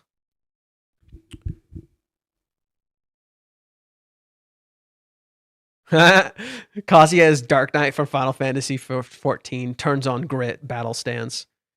I mean, it used to be battle stance. Or no, it wasn't Grit. No, Grit is defense. Grit is your tank stance. It's not your battle stance. Yeah, I'm pretty sure Grit is your defense. It's your tank stance. Man, they gutted Dark Knight. It was so cool when it first came out. Now it's such a boring class now. Almost all the oh my god. The only two classes I just the only two jobs I genuinely like now are like Warrior is sick. Warrior is based. And I like Gunbreaker. Yeah. Oh, man. I love Dark Knight when they first released Dark Knight, and then now it's like such a boring class. It had such a cool mechanic, managing your MP. That's a cool fucking mechanic. You were literally a mage, but you had a big ass fucking sword. Like, that was cool as shit. And then they're just like, oh no, we're just gonna like not make that interesting. We're just gonna gut this poor class. So Kazuya is still not ready to date Chizuru. He hasn't been for a while. I will quote this every single time, specifically because I read it to you guys before. Reiji, his own fucking words, he said in the Twitter space, it was Kazuya who wasn't ready to date Chizuru, and I do not understand how people could not see that. He was genuinely shocked when people were surprised by, where people were so like mean to Chizuru, and were saying all these horrendous things in chapter 380. And he was in shock that people couldn't see that Kazuya was the one who wasn't ready to date her. Not because he's not good enough, because he literally is not in the emotional space to do so. Chizuru thinks she's not ready. In reality, it's Kazuya. It's the opposite. Reiji blatantly said this. Chizuru is ready for love. It's Kazuya who isn't ready. He's the one who keeps avoiding it. He's the one who keeps wanting to wait. There's literally no reason to wait. Dude, she fucking kissed you. What are you doing? What are you doing? She fucking kissed you. She was ready. Like, if that's not a bigger green light, then I don't know what fucking is. What do you mean a girl fucking kisses you and you think to yourself, oh, what does that mean? Hey, yo, she wants to fucking date your stupid ass. Anyways, okay. So, okay, we have two more things. We have the serious discussion on Reddit, which... Varicus, are you still here? Varicus, are you still here? I want to read what's on Reddit, but I want to, like, filter it a little. I don't want to just read everything, because people write walls of text here, and I get burned out quite quick, you know? I'm already somewhat burned out, by the way. Like, I'm quite tired. I feel like I haven't been sleeping well. I'm quite tired. So I'm trying to filter out the good shit. So, Empty Glimmer, I'm going to read that one. Just give me a heads up when there's, like, not interesting ones or something. I don't know. Because I just don't want to... Like, this one, I kind of know not to read. This one, I kind of somewhat know not to read. Because this person always writes stuff I'm not interested in. So, that I kind of know. But, like, Empty Glimmer is kind of a toss-up. Sometimes Empty Glimmer kind of cooks. Sometimes I'm just like, oh, what's going on? So let's read. I think the big thing I don't like about Empty Glimmer's posts is that sometimes it just feels like a lot of it is a rehash of what was going on in the chapter. So, like, you know those videos where, I think I've mentioned this before. You know those videos when you, like, watch a video, and, you know, they're like, I'm going to do this analysis of this chapter or this thing or this movie, and then most of it is just a fucking recap. And I'm like, where's the analysis? Sometimes Empty Glimmer is kind of like this. Not always. They do cook sometimes. Hopefully, it seems like they cook this time, so let's see. I love the first half of the chapter. As I've said before, Deus Ex Machina cannot save Kazuya. The thing he needs almost as much as much as a clear "I love you" from Chizuru is closure from with mommy. That's not. Neither of those is. Yeah. Neither of those is gonna save him.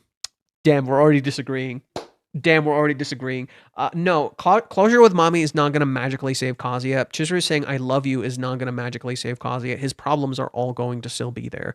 He's going to do the same shit. You're very dearly mistaken if you think these things are going to solve his problems. They're not. Heart of Kazuya is still trapped in chapter 1. In order to move on with his life, he has to heal that initial trauma, which mommy caused. Who fucking caused that? Who caused that? That's right, the person he's having some closure with. Oh, she ripped that wound wide fucking open. Gee, it's almost like mommy's the one who needs closure, not Kazuya. Now, I do think he is interacting with mommy here, specifically trying to do that, but getting to a place where they can be friends again, rebuild their relationship with something positive, step one of a gradual build towards that catharsis. Except that build is a double-edged sword. Like I mentioned, it's like Mrs. Doubtfire. It is a double-edged sword. On one hand, in some ways, it is bringing out the best of your character. On the other, it is built on a fucking lie. It is built on a lie that will shatter this entire relationship. That lie being is that mommy betrayed Kazuya's feelings and utterly is the reason he feels the way that he does right now. She is the source of everything. It's always tough to tell with mommy. She may be messing with him, but this might be the first genuine smile she's had in months, if not years. She's not messing with him. Oh no, this is genuine. Oh yeah. This is hella genuine. On to the second half. Now I get some grief for being too hard on Kazuya, RE. She told you what she wants. Call her you idiot. So a little turnabout is fair. Chizuru made time for Minnie. That's not a bad thing. She says she wants to be together, implied with Kazuya, all the time after all. And this might not be enough time for her. But say it with me, just because you can't dedicate as much time as you want to each other doesn't mean you can't be in each other's lives. Chizuru seems to be letting Kazuya set the tone. I hammer on Kazuya for not remembering these things. Chizuru said on the date how she clearly wants him to be present. Well, Chizuru is forgetting something important. Kazuya said on the date he's not always comfortable taking the lead. Wanting him to take the initiative is all well and good, but y'all have discussed this. Sometimes you are going to need to take the lead, hence text him, you idiot. You're right, but again, you're missing a key trauma here. Chizuru felt like she fucked up big time in the rejection. She doesn't want to make any more moves in love unless Kazuya essentially tells her this is the right path. And Kazuya's not considering that she may feel really fucking guilty, and that might be the reason she's not doing anything. So, yeah, yes, you're right. They absolutely should talk. Chizuru should move, but Reiji is intentionally hiding that reasoning from you. Why is Chizuru not doing anything? Why is Chizuru not doing anything? It's not simply letting Kazuya take the initiative. It's just trusting love to him. Period. I'm going to be completely passive to his whims. And that is incredibly destructive. That is what's going on. She's being incredibly passive to his whims.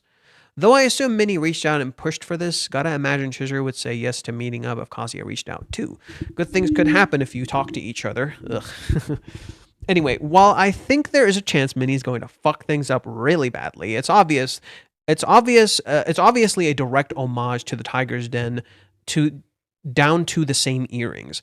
Combined with the title, feels like this might be where Minnie starts to actually understand Chizuru and possibly see how her help was actually hurt.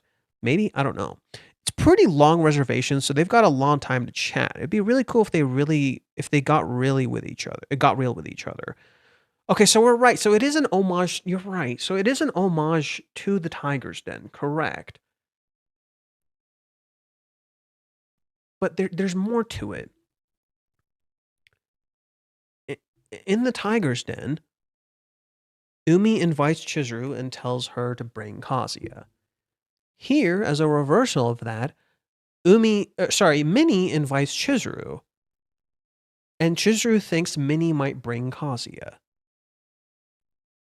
It's a reverse of the Tiger's Den. In the Tiger's Den, Kazuya felt out of place because Chizuru was so attractive. And it was in Chizuru's world. Here, it's actually the reverse. It's in Minnie's world. So maybe Chizuru could feel out of place as a reversal of these events. Okay. And Minnie could try to involve her? What else happened? In the Tiger's Den, Kazuya kept thinking this is a really bad thing. And we all got like that sinking feeling, oh no, this is a bad thing. And yet, it never felt outright bad. If anything, Umi wanted to be friends with Kazuya. And you never really got the full picture of the Tiger's Den. You think you did. I don't believe you did. I still believe even down to this moment, we have not seen the full truth of the Tiger's Den. I'm very, very certain of this. I'm incredibly certain of this. We have not seen the full truth of the Tiger's Den. The Tiger's Den looks bad on first glance. With the information you were given from Umi, it looks even worse, as if Umi was seemingly plotting this whole time to confess to Chizuru. Now, as a flip to this, here, it looks like it's just girl talk, and it could be Minnie trying to find something good. Chizuru is expecting Kazuya to be here somehow, to somehow show up, because he's always here. In contrast, Kazuya is not going to show up. And rather, we're actually going to get something bad. I'm starting to think this is actually going to fucking suck. And I think what's going to happen is actually we're gonna get multiple sets of things being revealed. Minnie's going to spill the beans. Minnie's probably going to talk about her own views of love, rather than truly hear Chizuru's. Maybe she'll hear a bit of Chizuru's feelings on love. But we've already heard Chizuru's feelings on love. However, we haven't truly heard Minnie's feelings on love, besides what she said. If anything, maybe it could be a compare and contrast, where Chizuru's feelings on love are actually quite different from Minnie. So maybe it's more of a clash of feelings on love. This seems to also be a continuation from those events. So, like, in the Tiger's Den, what happened in the Tiger's Den is that Umi did what he did in the Tiger's Den specifically because he wanted an answer to Chizuru's words. I like him, but I don't like him, but I don't not like him. That was the basis for everything that happened there. In that same way, the basis for everything that's happening right now is the false premise of what Kazuya said to Minnie, which is that him and Ruka had sexual relations. So Minnie is going to try to do something similar, be vague like Umi, try to get some sort of answer like Umi. And in a similar way that Umi did, what Minnie's going to try to do is try to make Chizuru worry. Chizuru's probably not going to be worried. I think Minnie is going to try to make Chizuru worry, and Chizuru's not going to be worried, so what's Minnie going to do? She's going to try to make her worry. Until she might ultimately spill the beans. This is the second time I've dropped these. These are in my pocket. It's my fucking earbuds. This is the second time I dropped them. Twice, dude. Twice. Impressive maneuver. So yeah, based on that, I think what's going to happen with... Okay, so those are the intentional parallels. The Tiger's Den and Sumi's visit to Chizuru's place on her birthday. Those are the two intentional contrasting parallels. The Tiger's Den has also been somewhat relevant in this time, as it was definitely reintroduced with Kazuya's... when Umi visited Kazuya. There was an intentional parallel to the Tiger's Den. And just like the Tiger's Den, we found ourselves surprised. So, calling back to that yet again, this intentional callback to Umi. We keep getting callbacks to Umi in ways we don't really truly understand. I think that's fascinating because I think Umi's just not going to be what we think he is, right? I think Umi's just not going to be what we think he is. And and I think that's definitely going to happen now. That's something I'm feeling pretty sure about. This constant callback to the Tiger's Den, these constant callbacks to Umi. I feel it's intentional that Umi is not what we think he is. He's going to surprise us somehow, not in a negative way. I actually think it's going to be positive. It's not going to be a negative way. But yeah, it seems like Minnie is going to try to dig into this, and then she's going to push Chizuru to maybe go to Umi. What do I mean by this? She's going to go to Umi, and she's probably going to ask something in regards to that. I don't know why Chizuru would do that, but it feels like something Chizuru might ask about Ruka for some reason. I don't know why. I feel like Umi is going to tell Chizuru something in regards to Ruka. It makes some sense, but I don't know. Maybe Minnie accidentally lets us slip and she was eavesdropping with Kazuya when Umi confessed to Chizuru. After all, Minnie has no idea what Umi and Kazuya talked about 3 chapters ago. Okay. That leads... Oh, that's good. That's a good guess. That's a great guess, actually. That would lead to Chizuru going to Umi, which then Umi tells Chizuru, oh, I talked to Kazuya and I resolved that entire thing. But then he mentions Ruka, which would make Chizuru worry a little bit because Minnie mentioned Ruka. Minnie will probably mention Ruka. Maybe she won't let it slip, but maybe she'll mention Umi. That they overheard that. And then Umi lets Ruka slip. Okay. I think we're getting somewhere. This seems like a solid guess. That Minnie might let Umi slip, of all things. Right? We think Minnie's gonna let Ruka slip. What if she lets Umi slip? As a parallel to the Tiger's Den. And what was the whole point of the Tiger's Den? It was that confession. It was that exact fucking confession. Oh my, he's literally telling us. Oh, he's literally fucking telling us. If Umi actually kissed Chizuru in the Tiger's Den, they would not be friends. I'm telling you right now. If Umi actually kissed Chizuru in the Tiger's Den, they would not be friends. They would never speak again. I'm telling you, Umi would never speak to her again. He didn't. He did not kiss her. I'm telling you, nothing fucking happened. If that actually happened, no, they would not be friends. Chizuru would not even let him into her own home. She would feel infinitely more uncomfortable with him. It did not happen. Anyways, so that makes a lot of sense. Okay, so Minnie might spill the beans about Umi. And you're already getting the signs because of the parallels to the Tiger's Den. Right? This is the reverse of the Tiger's Den.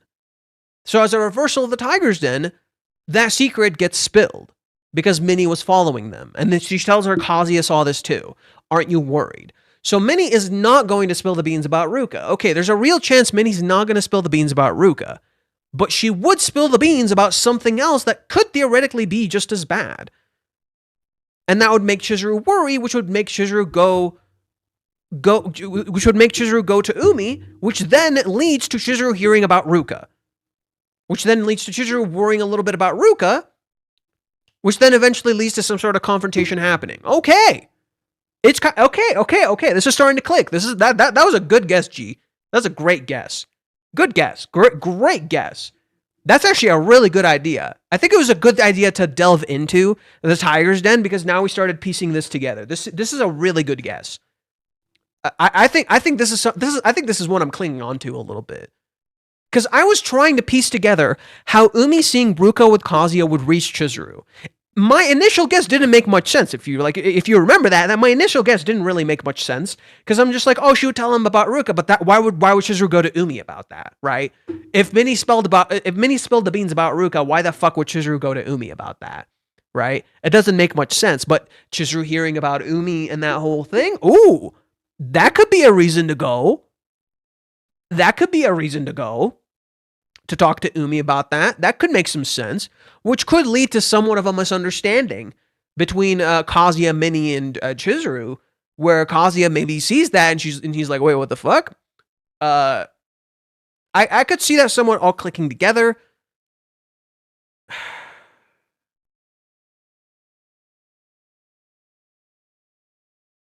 Maybe Minnie might also tell her that Umi met Kazuya. Chizuru never did find out that Ruka also works at Kazuya's job. Wait, does she actually not know? Wait, does Chizuru actually not know that they work this? Oh my god. Wait. Does Chizuru actually not know that? Oh god. Oh god. Does Chizuru actually not know that? Oh dear god. Wait. Does Chizuru actually not know that? I feel like she does. No. I feel like she does. I feel like she might. No. I feel like she might. No. I feel like she might. Does Minnie know Kazuya and Umi met? I don't know. I don't think so. I don't think Minnie knows. But I do know she saw that. Maybe it'll be both. Maybe she'll mention Umi and she might mention Ruka. That could connect a little bit. Let's see. Maybe she'll like mention Ruka offhandedly, but then she'll talk about Umi. Didn't Mami and Chizuru literally both go to the karaoke place so Chizuru has no Ruka works with Kazuya? Yeah, she went there. She knows Kazuya works there. I don't think she ever saw Ruka. She knows Kazuya works at the karaoke place. She didn't. I don't know if she knows Ruka works there.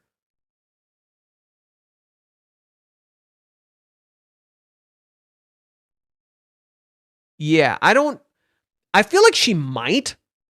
So there's a reason I think Chizuru might actually know. And let me show you why.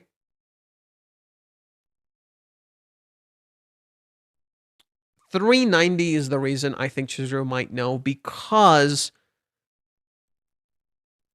these flashbacks are Chizuru's POV, not Minnie's. And they aren't real. I wouldn't say this is from a master because I have faith as well. Who do you see? Sumi, a person who has faith in Chizuru. But to have come this far and still make him wait is something only a cruel woman would do. We see Mami. This is Chizuru's POV. Chizuru views Mami as cruel. Chizuru views Mami as faithful. Or someone who has faith in her, sorry. He believes in you with every fiber of his being even now, and he's taking everything you've said to heart. He has faith that one day he'll be rewarded. We see Kazuya at work. Next chapter, we see where Kazuya actually is. He's not at work. And this is definitely not Minnie's POV. This is Chizuru's POV. Literally, the words do not match the things that are happening. Right? This is Chizuru's POV. Right? We're getting this consistent thing where what Reishi's doing is that he has the images contrast the words. Right? Minnie is saying these things, but this is Chizuru's POV. Do you really not care if someone snatches him away from you? We see Ruka at Kazuya's work. I think Chizuru knows they work together. It makes a lot of sense. It makes a lot of sense that she knows they work together. I think she does. Because this is Chizuru's POV. This is how I interpret this. This is Chizuru's POV, not Minnie's. Minnie does not know Chizuru has faith in Kazuya. Or sorry, Minnie does not know that Sumi has faith in Chizuru. Minnie does not know Mami is a cruel woman.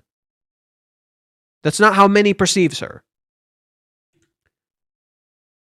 Kazuya working, that's definitely in line with how Chizuru sees him. Wasting his life away waiting for her. What is Kazuya doing here? He's wasting his life waiting. He's unhappy. He's waiting for her. Right? He's not doing anything. He's just waiting. And Minnie is reinforcing that to Chizuru, who's the only one who could possibly snatch him away. Ruka. See how it all lines up? No, that's Chizuru's POV. And Minnie scared her, thinking she's getting in Kazuya's way.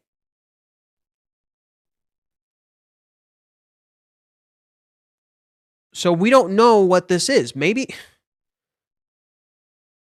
Oh my god. What if another interpretation for this is that Chizuru did this because Kazuya won't move on? Or something, and she feels like she's a burden to him? Oh, that doesn't make sense.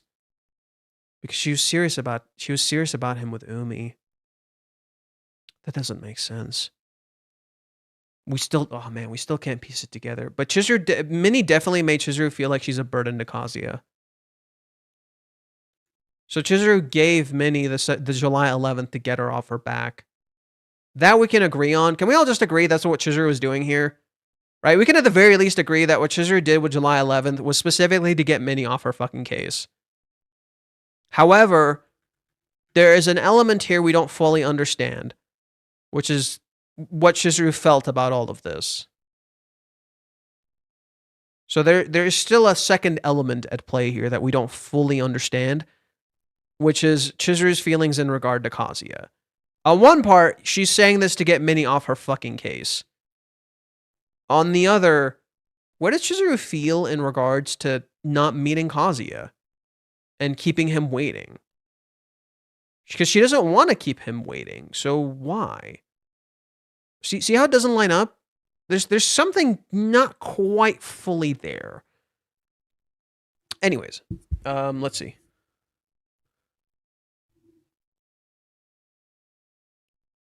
Chizuru talks to Umi, and it pieces it together that Ruka works. Chizuru already knows they work together, so we're moving on from that.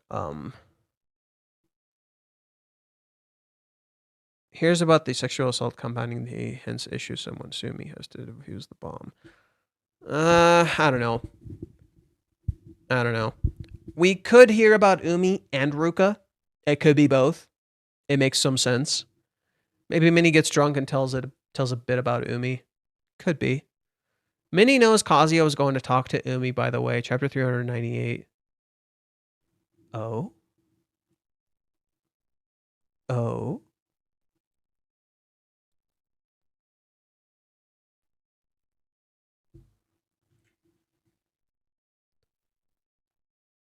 Umi-san contacted you to talk.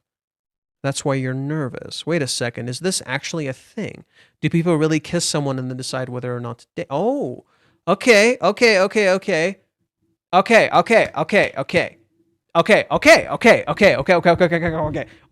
all coming together.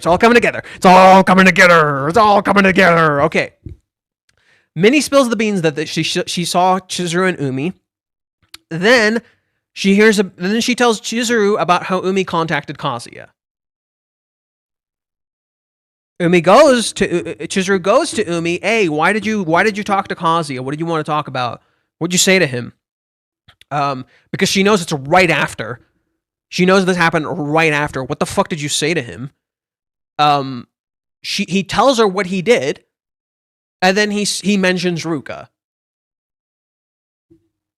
Okay.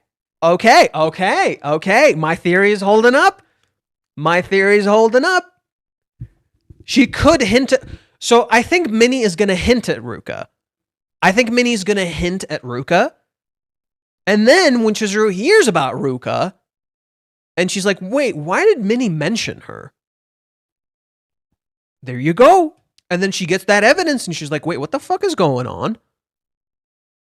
And Chizuru starts getting a little worried. And maybe Chizuru has her own version of chapter 218. Okay. Oh my god, next chapter is going to be rough. I kind of had a feeling it was going to be rough, but I didn't think it would be this rough. Oh boy. What if Minnie invites Ruka to her and add Chizuru to get together? Imagine. Minnie does not have Ruka's contact info. Makes no sense. Oh yeah, Minnie knows about Umi meetup, but probably doesn't know what they talked about. So it makes some sense to put all that. Chizuru already thought she was a burden to him at the massage place too. Oh yeah, Chizuru's always thought she was a burden to him, dude. It's literally all guilt. I've been saying this. Guilt is the massive fucking issue in the relationship that needs to be resolved. Otherwise, they're not going to get anywhere. If Chizuru doesn't want Kazuya to wait, then why are we missing some context? Yeah, why were there's something not quite right here. something is not quite right here. I think my theory about Chizuru being passive is true. I think my theory that Minnie lied to Chizuru, or sorry, that Chizuru lied to Minnie about July 11th to get her off her back is also true. Chizuru being serious is also true. But Chizuru keeping her distance in such a way feels weird. It makes me wonder if what Chizuru is doing is a form of self-sacrifice,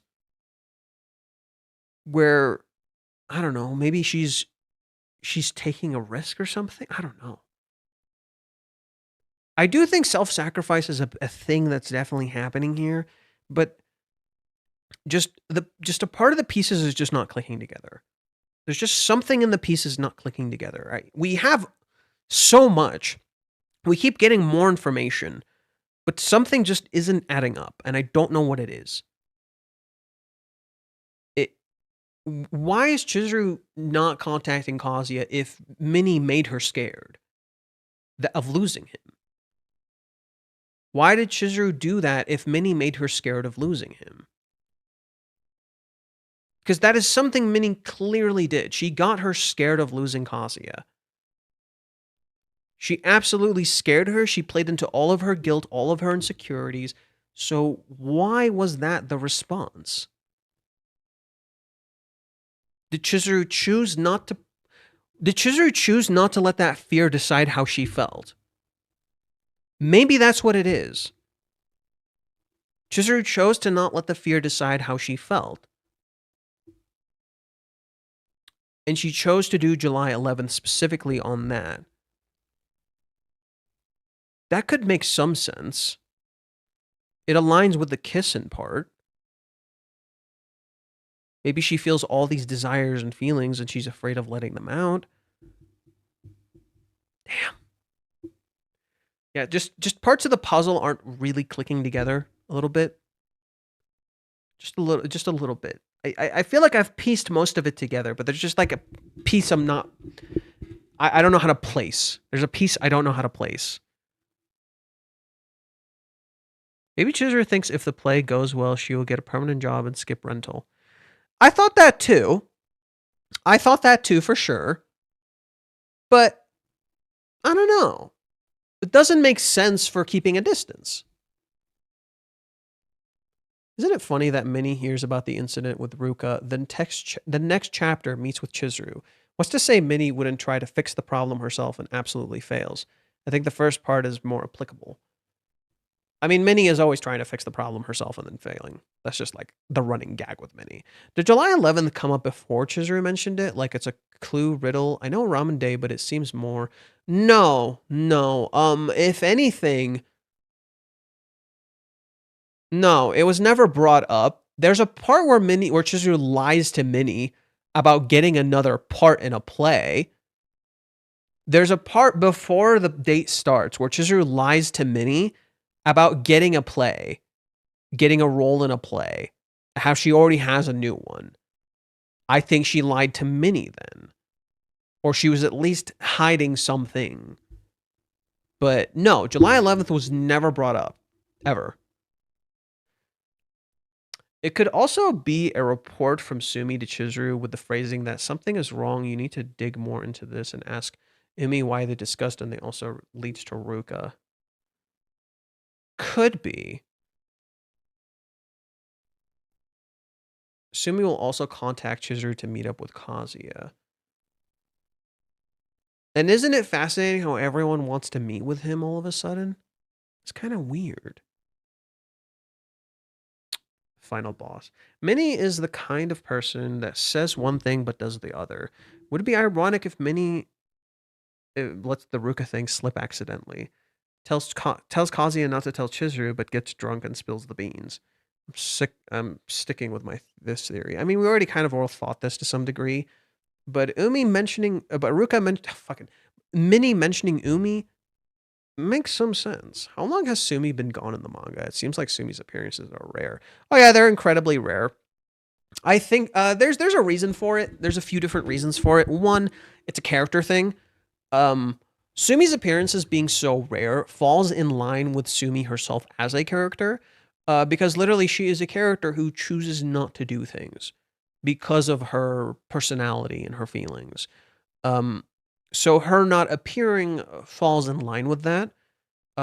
She seemingly disappears and is forgotten, and then returns as a character who is representative of Chizuru's feelings, who feels like she's forgetting things and losing things and is forgotten by the people around her. So Sumi literally mirrors Chizuru, the element of the forgotten character. That is what Sumi is. She is a character that is forgotten and chooses to be forgotten. She lives this way. So Sumi's appearances being rare is somewhat of a character thing, while at the same time it's more so just hard to insert her sometimes. Reiji, at the time when Sumi came back in Chizuru's birthday, he mentioned wanting to bring Sumi back sooner, but it just didn't feel right.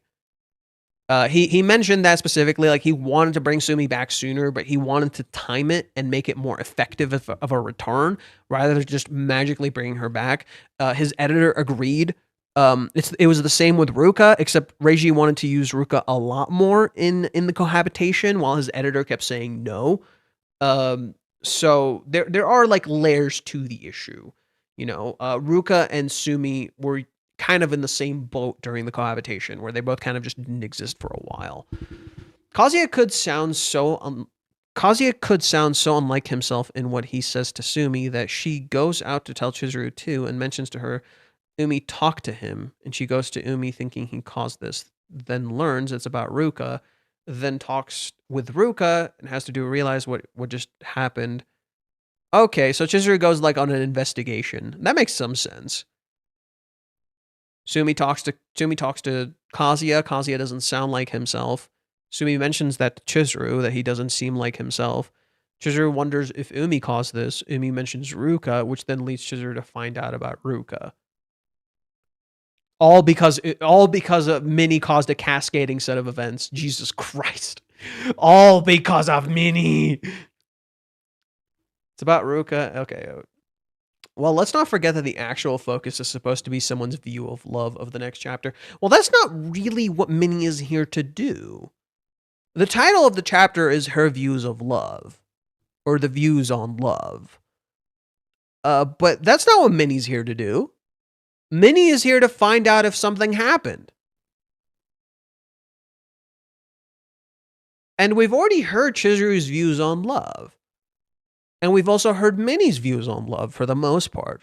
If anything, it seems like a clash between the views of love. Which got me curious. What is the actual writing of the text? What does this actually say, G? What does the actual writing of the text read? I'm a little curious now.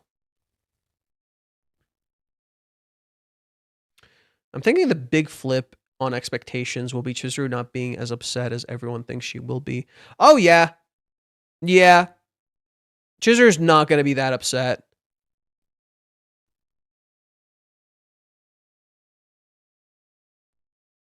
Yeah, I think people are like expecting something like really bad from Chizuru. She's not. Surprise is definitely a big thing. That seems to be a running motif of this arc. We're going to get constant surprises, and it's not going to be what we think. That seems to be a running motif of this arc, is surprises. Umi surprised us, Ruka surprised us, Mommy surprised us, now Chizuru is surprising us. See the pattern? I think Minnie's here to gauge Chizuru's response if she hears about Ruka, hence a view on love. Yeah, we'll see. It would be kind of interesting if Chizuru went investigating, but if the idea is for her to ultimately confront Ruka, then why not make her find out about Ruka from Minnie and confront her directly? Well, because Minnie might not say it directly. And Chizuru's going to start piecing certain things together of what's going on.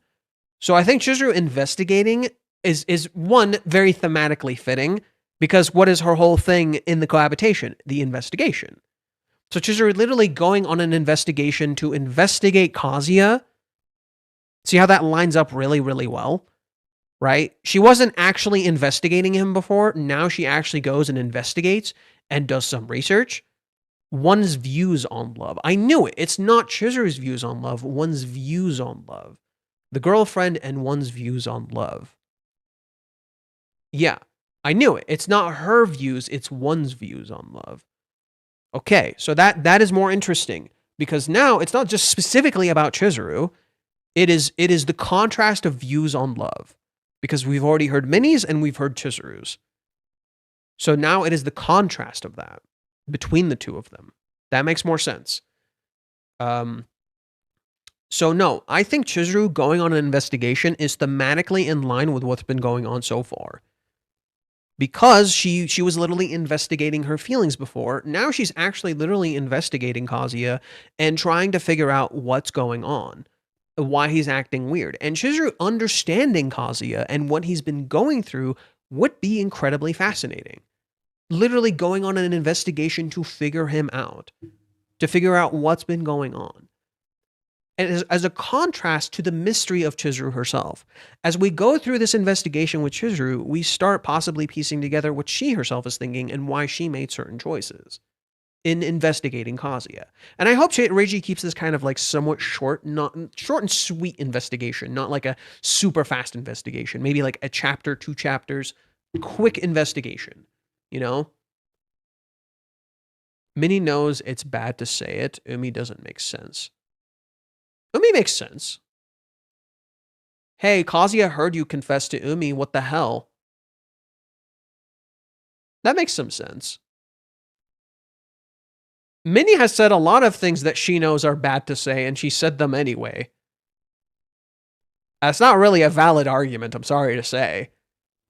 She knows there's a lot of bad things she shouldn't say, and she said them anyway.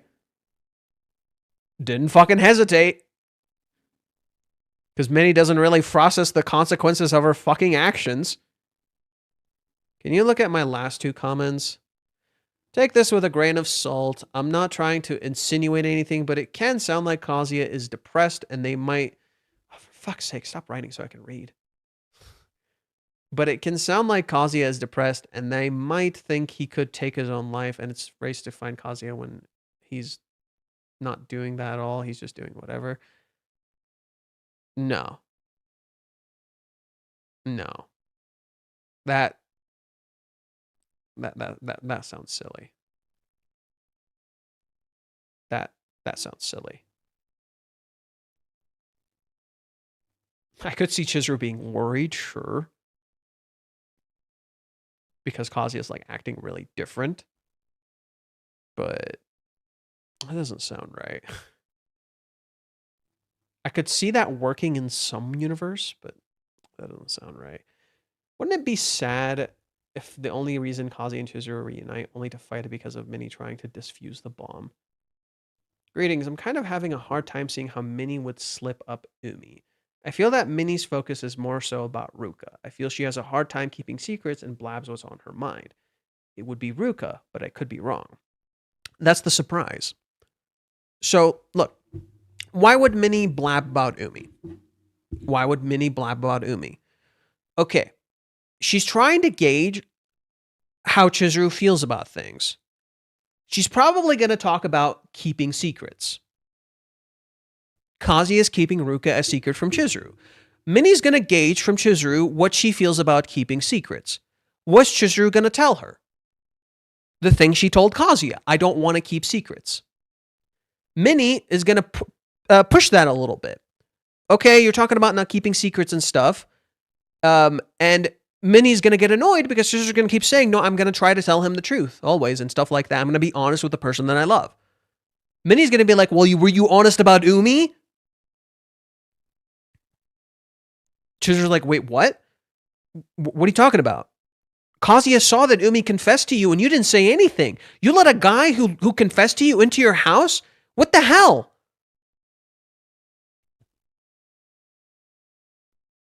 And then eventually she mentions how Umi met with Kazuya.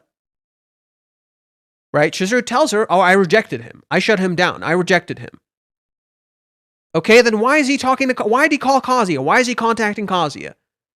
Do you see how it can be a runaway train? Where Minnie quickly loses control of the conversation and what she was actually trying to do here, which was talk about Ruka. She ends up freaking Chizuru out about Umi.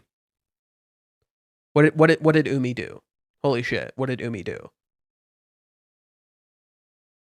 Right? And then oh no, it's putting Chizuru in question. Why did she hide Umi? Huh? Why did Chizuru hide Umi? I wonder why she hid that. Now Chizuru is placed in the question again.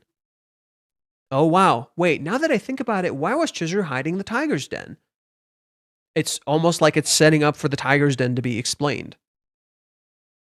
And then it creates a contrast between Ruka and Kazuya versus Umi and Chizuru.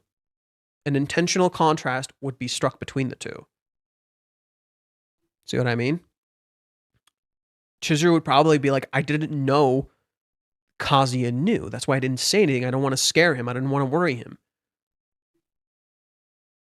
I rejected Umi like a long time ago. He wouldn't give up. Oh, shit. See what I mean? So, intentional creation of contrast from a writing perspective, while at the same time exploring that idea of the misdirection. You're in for a surprise. The entire big motif of this chapter is I wrote this on Twitter, so let me pull it up.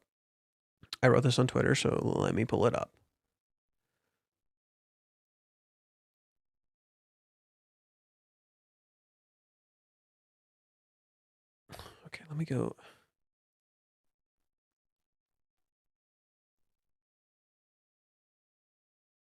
Oh, not my likes, my replies. My replies. Okay. Right here. So I was responding to this person, and I said, at first, I read chapter 412 as the strength we do not see.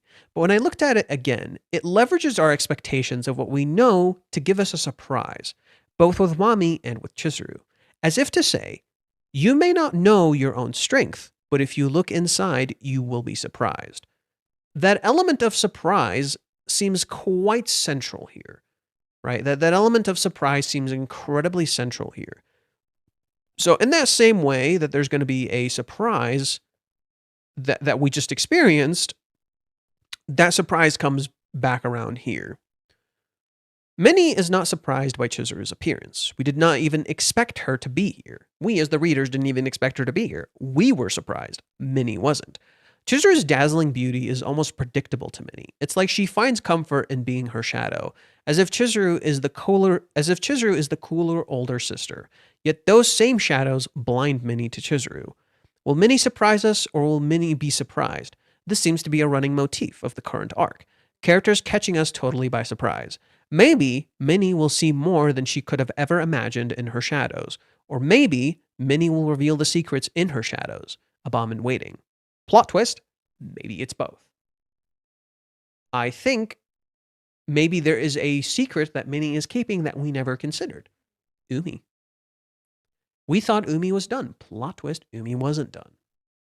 But if there's more to Umi, we thought Minnie was here for Ruka. It flips it around. You're surprised. I thought this was going to be about Ruka. Plot twist, it becomes about Chizuru. Why? Because that was always the framing. That was literally always the framing. When Minnie talks about the situation with Ruka, she specifically remembers her own words about Chizuru. The entire driving motif here is about Chizuru and how Chizuru is to blame. How do you insert blame into Chizuru here? You blame her about Umi. In fact, I had this theory a long time ago that Minnie may blame Chizuru for Umi.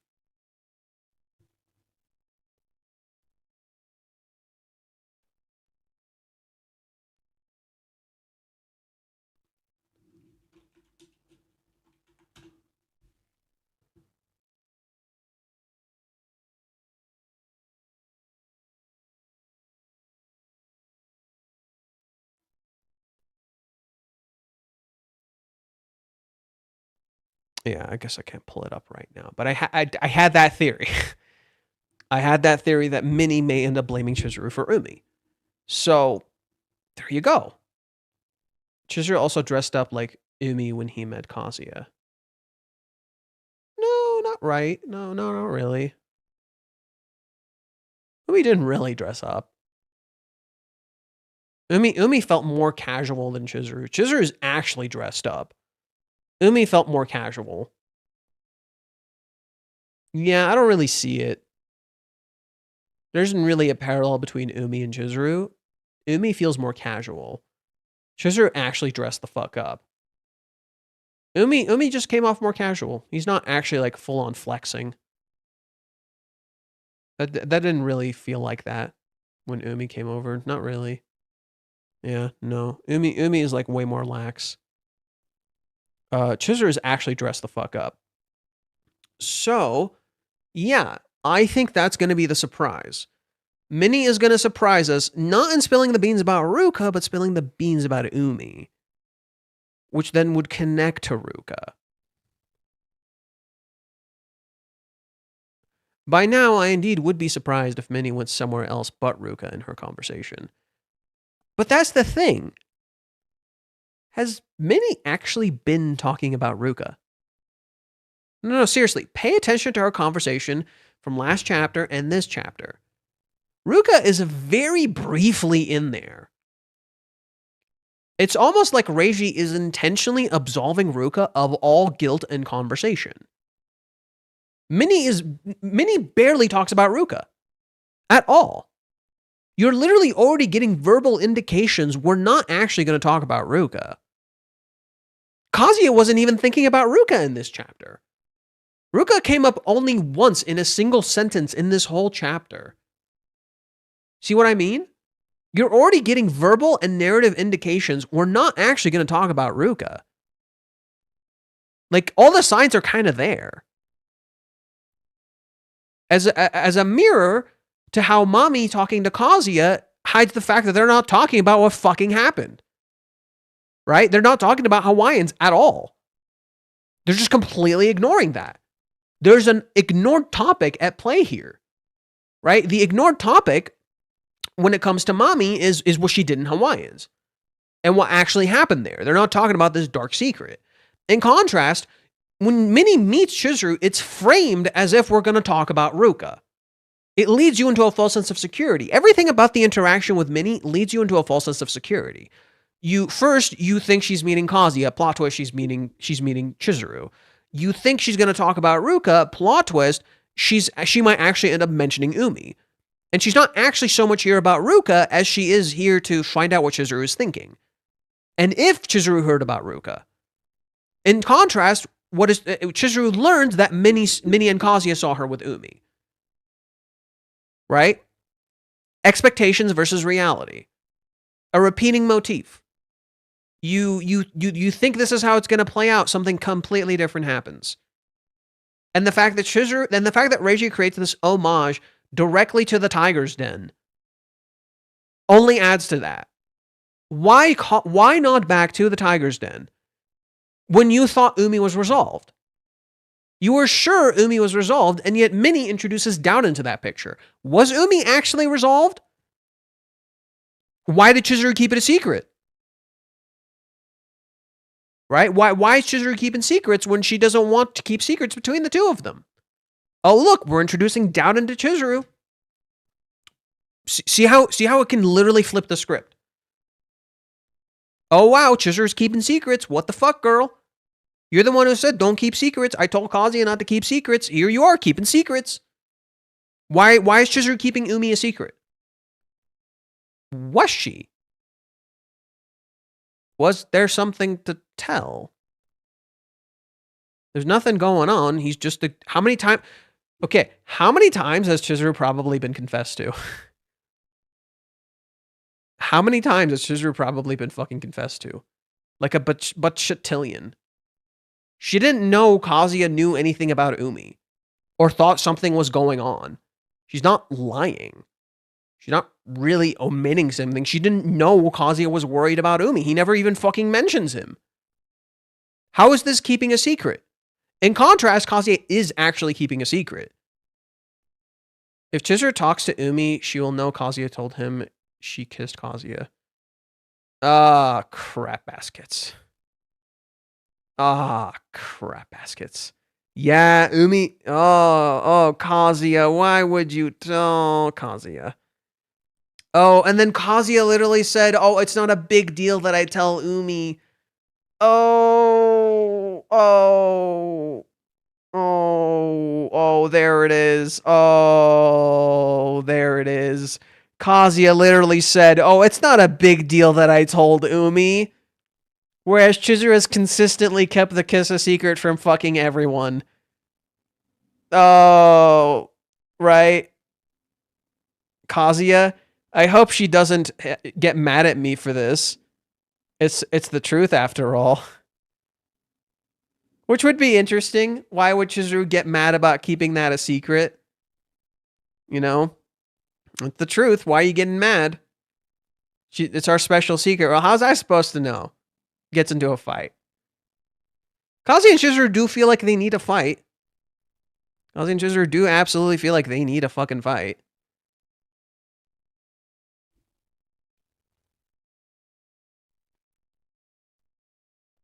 Okay, there's dude, the setup's all there. Oh, the setup is all there. Wow, the setup is all there. Yeah, no, it's gonna be Umi. Oh, okay. See, the moment we dug into this, it just all aligns. It's crazy how it all fucking aligns. The moment we dug into this, it all just clicks together.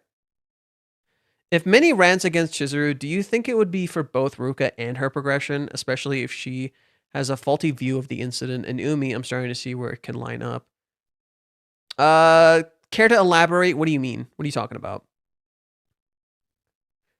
If Minnie's rants against Chizuru, do you think it would be for both Ruka and per progression?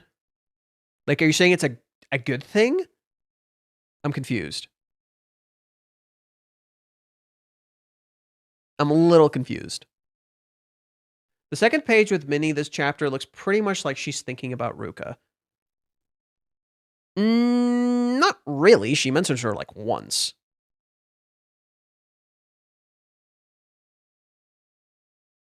It's very brief. Like, look at it. She mentions her once.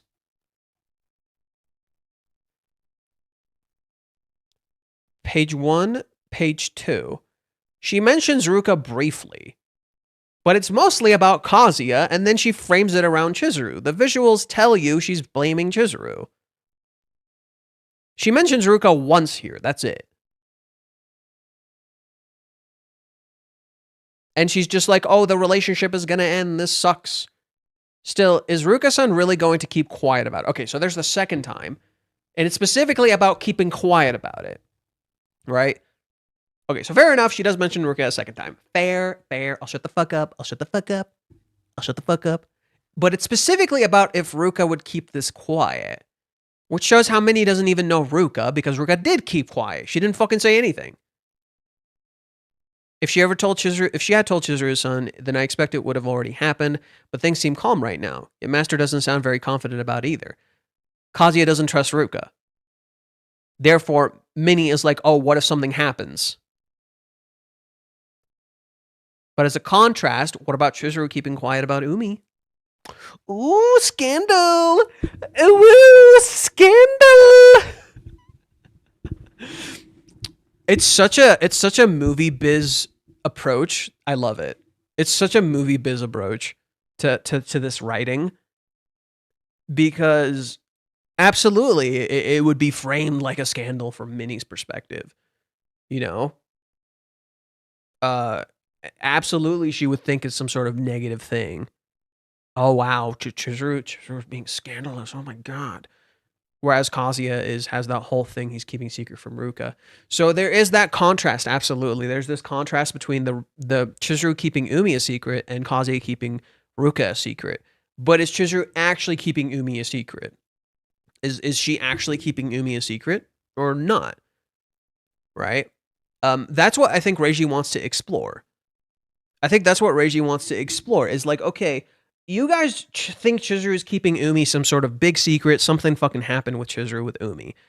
He's gonna surprise you and be like, okay, why did Chizuru not tell Kazuya about that? Right? Why did Chizuru not mention anything about that? Maybe it's something else. right? Because he's trying to get it into your head that Umi and Ruka are the same thing. Whereas I think he's actually trying to highlight to you how they're actually something else. They're not the same thing. Was the Monday chapter release a one-time thing? Yes, it was just for the holiday. They had a special holiday on Tuesday, so it didn't come out. In 411, she says Chizuru should expect for things to happen to Ruka as she set that up to begin with. So I'm thinking she'll blame Chizuru for Ruka and the incident and Umi as well. I don't get it. I think flipping the script and saying, okay, if Umi confessed to you and he came to your house, how were you not expecting anything to happen? Something like that. Rather than blame Chizuru for Ruka, she flips the blame to be like, hey, how could you not expect something would happen with Umi if he confessed to you and he showed up to your house? You see what I mean? But her outright blaming Ruka on Chizuru doesn't sound like something she'd outright do. She wants to, but she has Umi as a thing she could blame Chizuru for. See what I mean? Yeah, especially when she's like, well, he asked you out on a date before, and then now he showed up in your house. What the fuck are you doing, Chizuru? See what I mean? You should look at my past 2 messages. It paints a sad picture. Bulver, I haven't liked your messages recently. It's really sad when you go back to these pics of Chizuru crying while thinking about Kazuya right when he left the house, and the dress she wore like she was practicing for the 11th. As if she knows about why it happened to Kazuya, those would turn into rage possibly. Well, Chizuru didn't cry. She looked like she was about to cry. But it turning to rage, oh, that makes some sense. Chizuru needs to get pissed, dude. Chizuru needs to get fucking pissed. And Kazuya needs to, be called out on his inability to fucking communicate anything to her. Funny thing is, Chizuru is ready to blame herself for everything even before Minnie is someone else does it. Or someone else does it, yeah. But if Chizuru gets blamed for the Umi thing, or it's like, well, how the fuck was I supposed to know you guys knew about that? How's that my fault? Okay.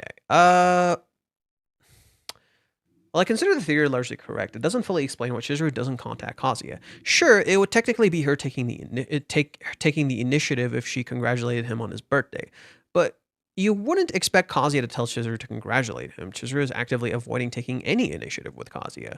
Chizuru agreed to meet Kazuya on July 11th on his initiative. She hesitated for a second, though. This shows it isn't just her waiting for Kazuya to take the initiative. She had to think for a moment whether it was okay for her to agree. No. She said yes right away. Chizuru said yes right away, but she was worried on what that meant.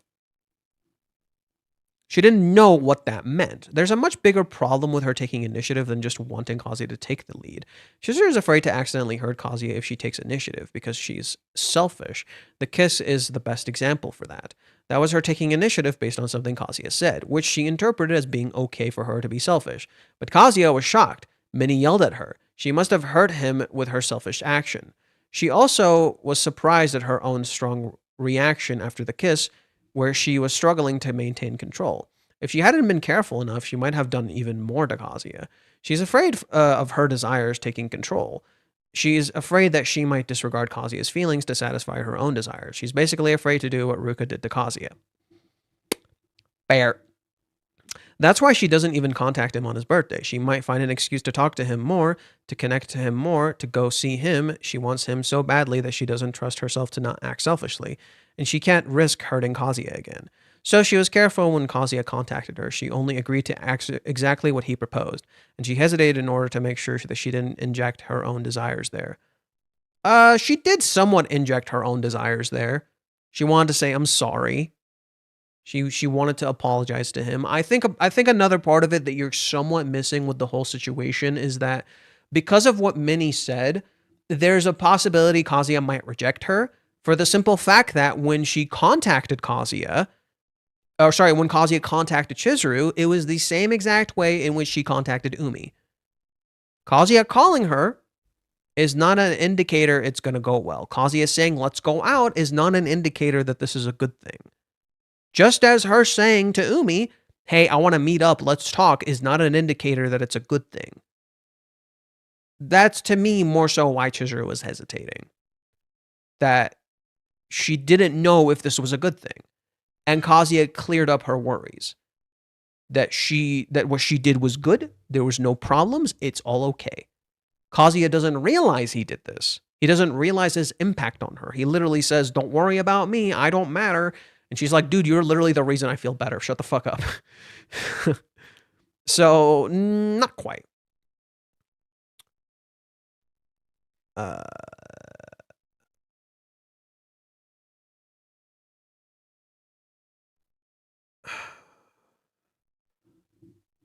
Fuck, I'm feeling tired again.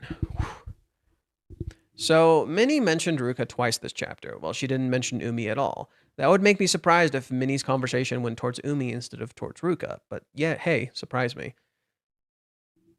Again, the nod to the Tiger's Den, the fact that you think Umi is done for, that there's nothing else going to happen with Umi, that you think it's all perfectly good. But Umi, exactly like Ruka, represents a secret that Chizuru kept. Kazuya is keeping Ruka a secret. So Umi is the same exact way. Umi is the secret Chizuru is keeping. Why is Chizuru keeping him a secret? What is going on? Oh my god, there must be some sort of scandal. Yeah, Chizuru rejected him, but what did that mean? Right? What if Kazuya had just rejected Ruka like that too? But what if shit was going on in the background too? Oh no! See what I mean? Reiji has been taking nearly every opportunity to play into people's perceptions of Chizuru and how Chizuru is bad. He's taken nearly every opportunity. And Minnie wants to do that too. Now, it's hard to just fully blame Chizuru for this, but saying Chizuru also kept a secret about Umi, well, okay, shit, you got me there, boss. Why the fuck was Chizuru keeping that a secret? Do you see why I can easily go to Umi? Right? Umi is the surprise you're not expecting. Just as Mommy was a surprise and Chizuru was a surprise in this chapter. Umi is the surprise you're not expecting. You're like, oh my god, it's going to be about Ruka. Plot twist is about Umi. And the whole entire script gets flipped on its head. Maybe another bacon. At least you tried. I saw the leaks for the entire PlayStation Showcase. Strap in for a treat. Fuck you.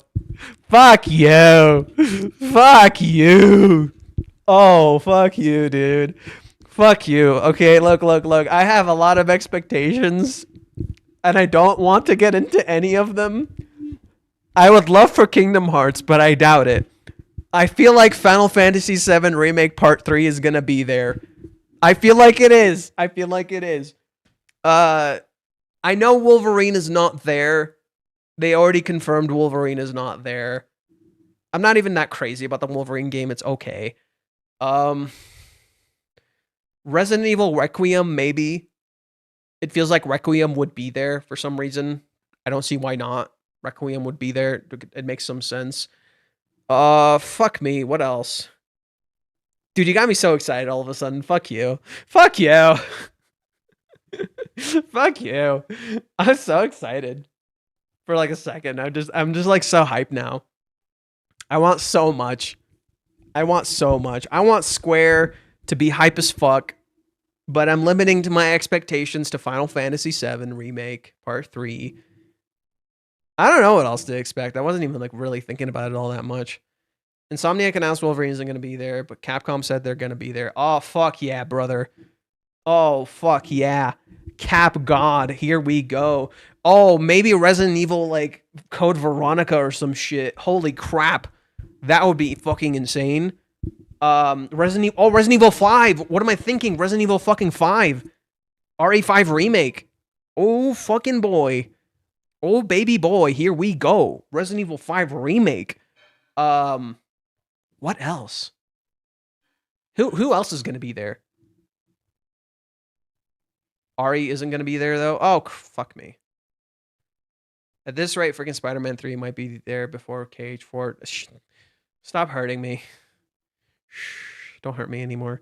Who else is going to be there? How do you know RE isn't? How do you know RE isn't going to be there? How do we know RE isn't going to be there? Well, now I'm curious what's going to be at this PlayStation showcase.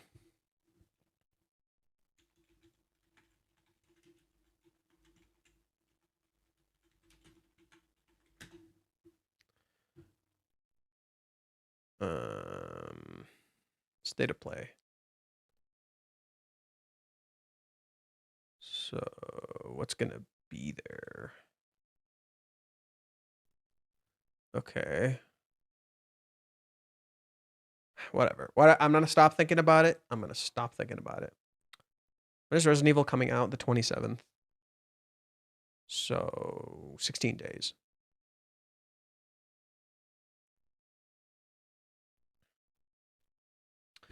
So Shizer's going to continue to wall Minnie the fuck out on their meetup. It's possible, and then that would lead Minnie to explode and blame Chizuru and stuff.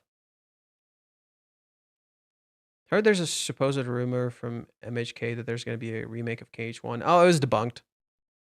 Oh, that remake was debunked.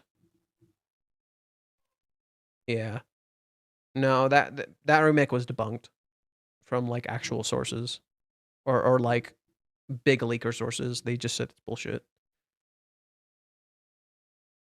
I'm hyped as fuck about the new Fable. I'm not. That game does not look good. I'm sorry.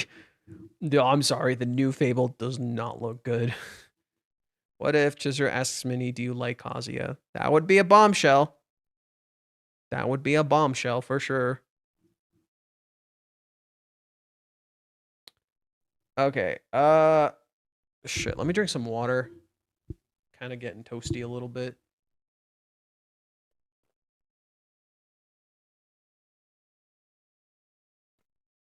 Ugh.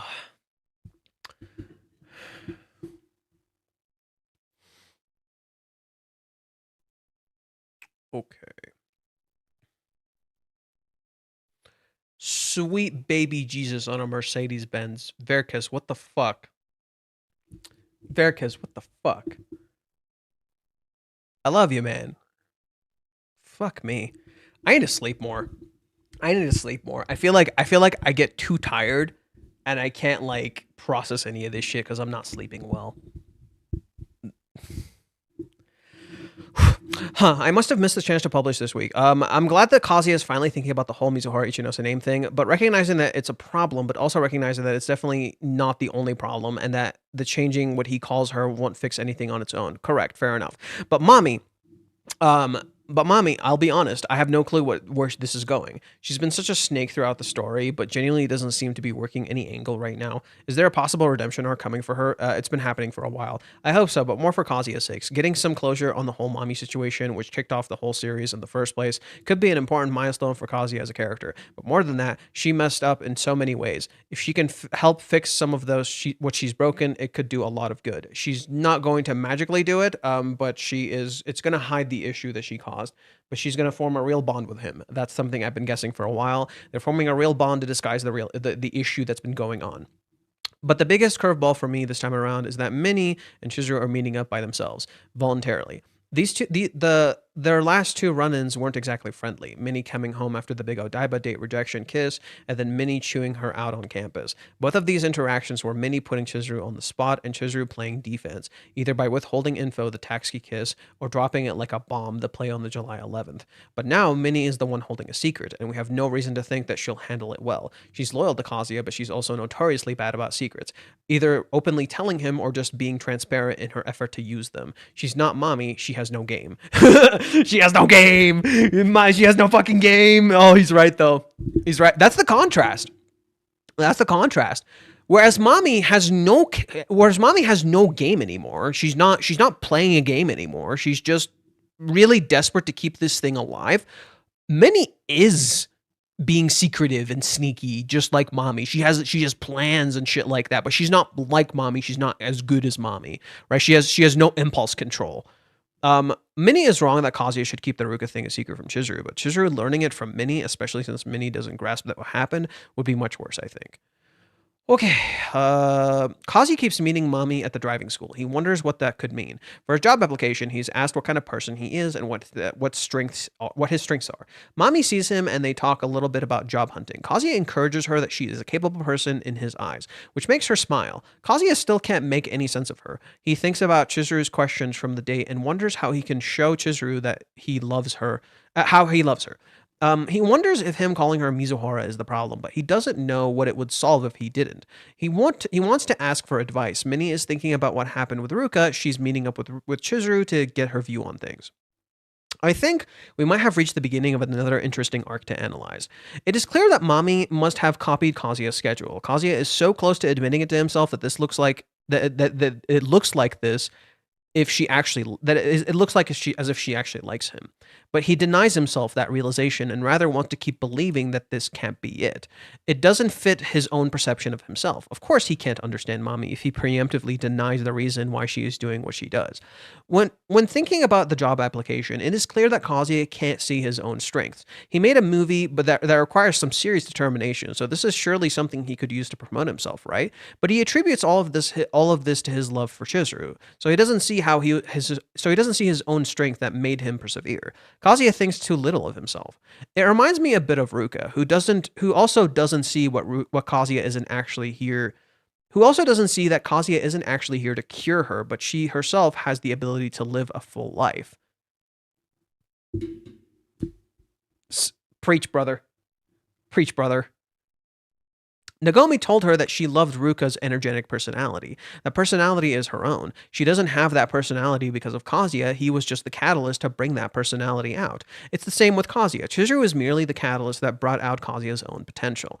Yeah, every character in the story has been acting as inversions or mirrors of something that they are. Chizuru needs Kazuya, or sorry, Ruka needs Kazuya to feel like she exists on her own when she actually doesn't. Kazuya thinks he needs Chizuru in order to have the fulfilling love that he desires. In reality, he can find his own meaning in life, and Chizuru is something he shares that with. And he knows he loves Chizuru, but he's not being honest about what he actually truly desires. He doesn't see that in the people around him. Mami smiles at Kazuya is genuine. He once again showed her his uncompromising support, which made Mami fall for him in the first place. She didn't expect to actually fall for him. She also didn't believe that this could ever hold. She was badly burned by her experience with her first boyfriend, who also gave her support, but quickly broke under her father's pressure. She herself rejected Kazuya because she didn't believe in love, but she misjudged Kazuya. The fact that he's talking with her again and that he's still giving her support even after everything that happened is incredibly impressive to Mami. It won't make her feel any less guilty for what she did. Yeah, the dark truth that's like hidden in plain sight. Kazuya thinks about Chizuru's question on the date. It is absolutely clear to him that he loves her, but he can't actually tell her why he is so sure about that. Kazuya has an extensive monologue on the date, 368, highlighting what he loved about Chizuru, but is still rather superficial. A lot of girls could meet those criteria. Chizuru also said it herself. Fulfilling some random criteria won't make her be in love. She also told Umi that she won't be able to choose a great guy because that doesn't actually matter. She also told Kazuya after the Ito game that she would be fine with anything as long as it was from the person she loved.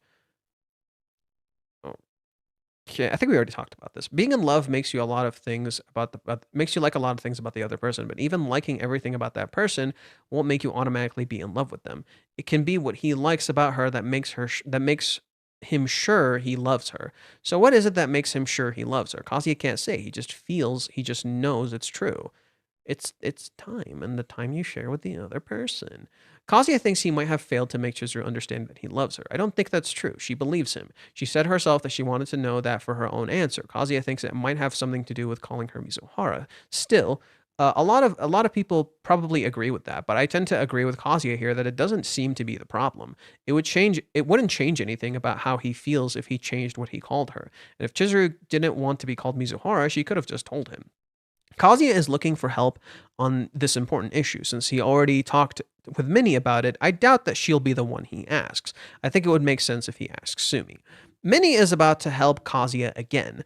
And Minnie about to help Kazuya again. Isn't it interesting that Chizuru has time to talk to Minnie? Doesn't that mean she would have had time to talk to Kazuya? And if she agreed to meet Minnie, knowing that she could ask her all kinds of uncomfortable questions, can we not assume that she would also have agreed to meet Kazuya? The fact that Minnie asked Chizuru for a talk instead of advising Kazuya to talk to her shows that Minnie thinks it would be bad for him if he talked to Chizuru right now. She thinks it is better, maybe even necessary, that she talks to her first. She wants to get a feel for Chizuru. She wants to know how she might react. Oh, Minnie. The teaser for next time is dealing with the time bomb. I decided to translate it like this because it seems consistent with how such explosive situations were described in the past. The Japanese just says bomb instead of time bomb. With the other word used here does not mean to diffuse. It would be the appropriate treatment. But it isn't said that the bomb will be handled appropriately. No, so the word that is used is Crumpy sent it to me, so I'll pull it up.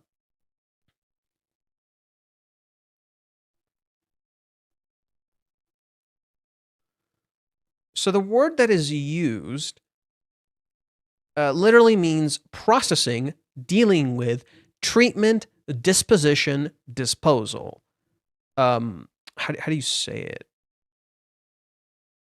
Yeah, I don't know how to say it. It doesn't say how you actually say it. But yeah, that seems to be the word at play. So it's not so much a time bomb as it is the disposition of a bomb, right? The processing of it. How do you deal? It's more like how do you deal with it? So dealing with a bomb makes some sense. I don't know why you put time in there. Like, is there a reason you specifically put time? Dealing with a bomb makes more sense. But dealing with a time bomb, that's a little different.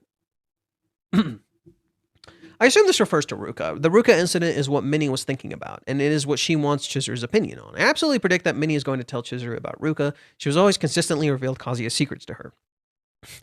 Isn't that literally what she did the moment she heard what Kazuya said to her? I was telling you guys, Minnie does not have self-fucking control. She hears what Kazuya told her and blabs it to the whole fucking dinner table. The whole last dinner table, bro. Everybody heard. Minnie's a blabbermouth. Doesn't know how to hold that shit in, but then we laugh because it's funny. You know, but then it fucking sucks for the person who this happened to. Let's see. She has always consistently revealed Kazuya's secrets to her. She has betrayed his trust before if she thought it served his case. I have no illusion that she will suddenly see the value of confidentiality. Minnie won't just tell Chizuru what happened. She wants to be subtle, as we have seen last chapter. Minnie thinks that Chizuru should be more concerned, but Chizuru won't react like Minnie wants her to. Chizuru will wonder why Minnie suddenly wants to talk about Ruka. Minnie will talk in hypotheticals. What if Ruka made a move on Kazuya? Something like that. She wants Chizuru to worry. But Chizuru won't be concerned for two reasons. She trusts Kazuya they won't do anything with Ruka because he doesn't love her, but she also believes that Ruka truly loves Kazuya. So she thinks that Ruka won't do anything that Kazuya wouldn't want. She will dismiss Minnie's hypotheticals with something like that won't happen, at which point Minnie can say that it already did. She might not think about it that way, but she really wants to rub it in Chizuru's face. That this was my initial guess, bro. Verbatim what I was saying last stream. My initial guess. This was verbatim what I was saying last stream. Minnie would expect her to show jealousy. Chizuru was in denial after all, right? Learning what her man had something with another girl is bound to make her angry, but Chizuru's reaction still won't be what Minnie expects at all. If she is angry, then over Minnie revealing something so private. Kazuya surely told her that in confidence. How can he can't have wanted her to tell Chizuru about it. And Chizuru also doesn't really see how this would be helping Kazuya's case. Isn't Minnie claiming that Kazuya cheated on her? I wonder what Minnie's defense will be. I still don't expect Chizuru to contact Kazuya just yet. She will think about the implications of what Minnie told her. I'm telling you, Chizuru trusts Kazuya. He told her that he wouldn't cheat, and she still believes him. But if she was wrong that nothing would happen with Ruka, she must have been wrong about one of her assumptions. Since she trusts Kazuya, she'll have to question whether Ruka truly loves him. Chizuru knows how uncomfortable Kazuya was every time she tried to get physical closer. There's no way he would have been comfortable with Ruka making that kind of move. This means she can't have considered how he felt about it. I expect Chizuru to confront Ruka about it. Yeah, there is some truth to it. Thanks for the analysis. When you say Minnie really wants to rub it in her face, are you saying that because Minnie is blaming Chizuru for not being in contact with Kazuya? Minnie isn't vindictive type, so this is why my own conclusion. Minnie wants to provoke the right reaction from Chizuru. She thinks that Chizuru should be concerned. She thinks that Chizuru should be jealous. She thinks that Chizuru should fight for Kazuya. If Chizuru isn't concerned about Ruka, Minnie will interpret that as her taking Kazuya for granted. It's not Minnie being vindictive. Please understand. It's not Minnie being vindictive. I think people misrepresent when you say someone will want to rub it in your face as them being vindictive. Not necessarily. Minnie will want to show her that it's time to act, or rather, it was time to act months ago already. She wants Chizuru to fear losing Kazuya. She thinks that Chizuru is making Kazuya wait because she is running away, because she doesn't want to commit. Isn't that literally what half of these fuckers have been saying since chapter 380? Isn't this literally what half of you stupid motherfuckers have been saying since chapter 380? It's a fundamental misunderstanding of Chizuru's feelings. Fundamentally, completely misunderstanding Chizuru's fucking feelings. So, when Minnie wants this, she's literally misunderstanding her character. She thinks that Chizuru doesn't consider Kazuya's wishes enough, that she isn't thinking about what he needs, or maybe he doesn't want to, maybe she doesn't want to reward him because it isn't convenient for her somehow. She wants to see Chizuru react like she expects a person in love to react. She wants to either prove that Chizuru was just in denial, or she wants to accuse her that she didn't love Kazuya as much as he deserved, and that she was just stringing him along. Then she would have deserved what happened to her. Honestly, great write-up. But Chizuru won't react like Minnie expects her to. Chizuru will show her how deeply she cares for Kazuya in a way that Minnie wouldn't have considered. Chizuru is taking Kazuya for granted, though. She's not.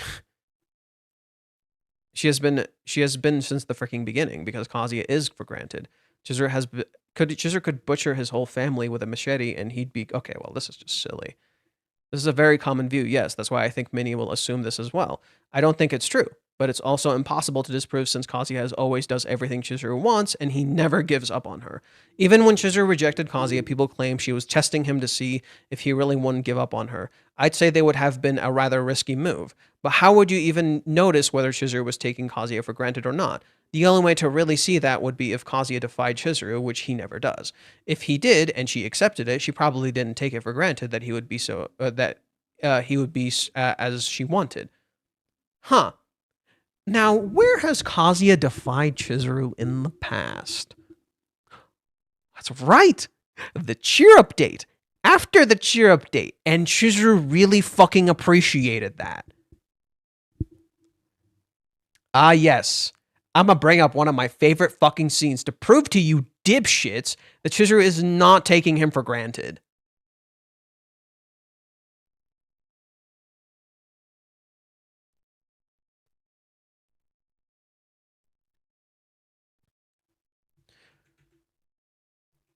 Chizuru asks about Ruka. Seems like something's going on. Kazuya doesn't explain. Chizuru tries to give him money back for the cheer update. Because she doesn't... look at what she says. It's not the full amount, but I thought I should give something back. I made the difference to the agency. I made you say all that stuff. I didn't completely put myself aside on the date, right? I took your money, but what I did was unprofessional. She feels like she made him say all these things. I took you for granted. Here is this money. I'm sorry I took you for granted. Kazuya gets pissed. You're so dumb. Come again. Sorry, no. But what the hell are you talking about? Are you serious? I didn't think it was unprofessional at all. You were the perfect girlfriend that day. Honestly, I've been stressing about whether I went over the line. Like, I know all about Granny Sayuri. I was racking my brain trying to come up with any way to help. So I was just glad about it. I felt like maybe I was able to be there for you. Come on. Sorry. Somehow I knew you would say that. At this point, it's probably too late to be acting tough. Well, maybe I'm just a little soft. But yeah, Chizuru is using him. Yeah. She tries to fucking pay him back. And then she admits that she's a softie. And that she's a little weak. When they try to leave, what does she do? She pays him, she tries to pay him for this. Actually, no, she literally does pay for this. Huh. Yeah, Chizuru is totally taking him for granted. Absolutely. Sure, totally. Literally actively tries to pay him for his fucking time and his effort. And he keeps fucking refusing. Heck, she has to force it on him at a later point because he refuses to take her fucking money.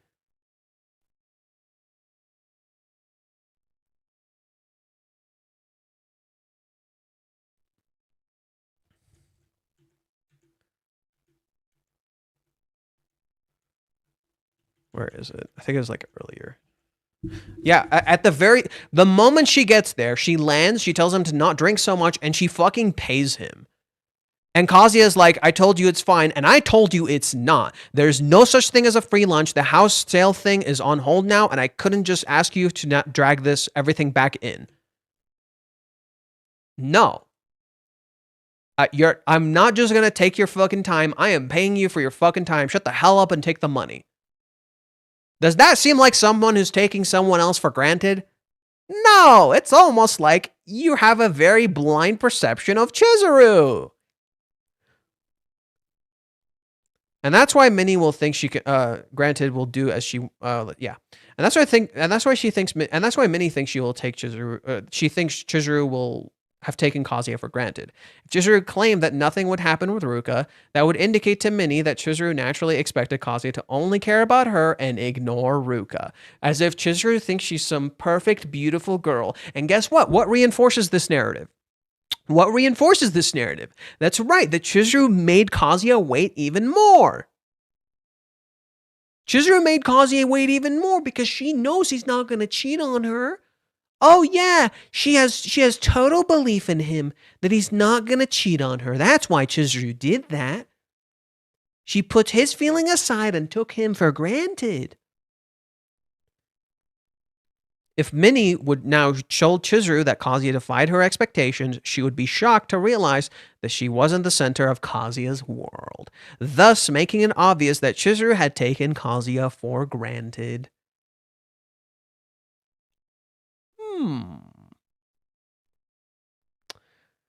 Mommy's back in the picture today. She and Kazuya are getting along fine, with no sign that either of them is planning to really rock the boat. As much as I suspect the role of an ongoing arc is for Kazuya to deal with his various areas of unfinished business before July 11th, things are pretty stable here, and I don't immediately see a path for Mommy to do anything to plot relevant in the near future. Rather, what I think is significant about the driving school half of the chapter is that the job application Kazuya has been working on, with his self-esteem being so low for so long, he's having trouble answering the question of what he can say about anyone.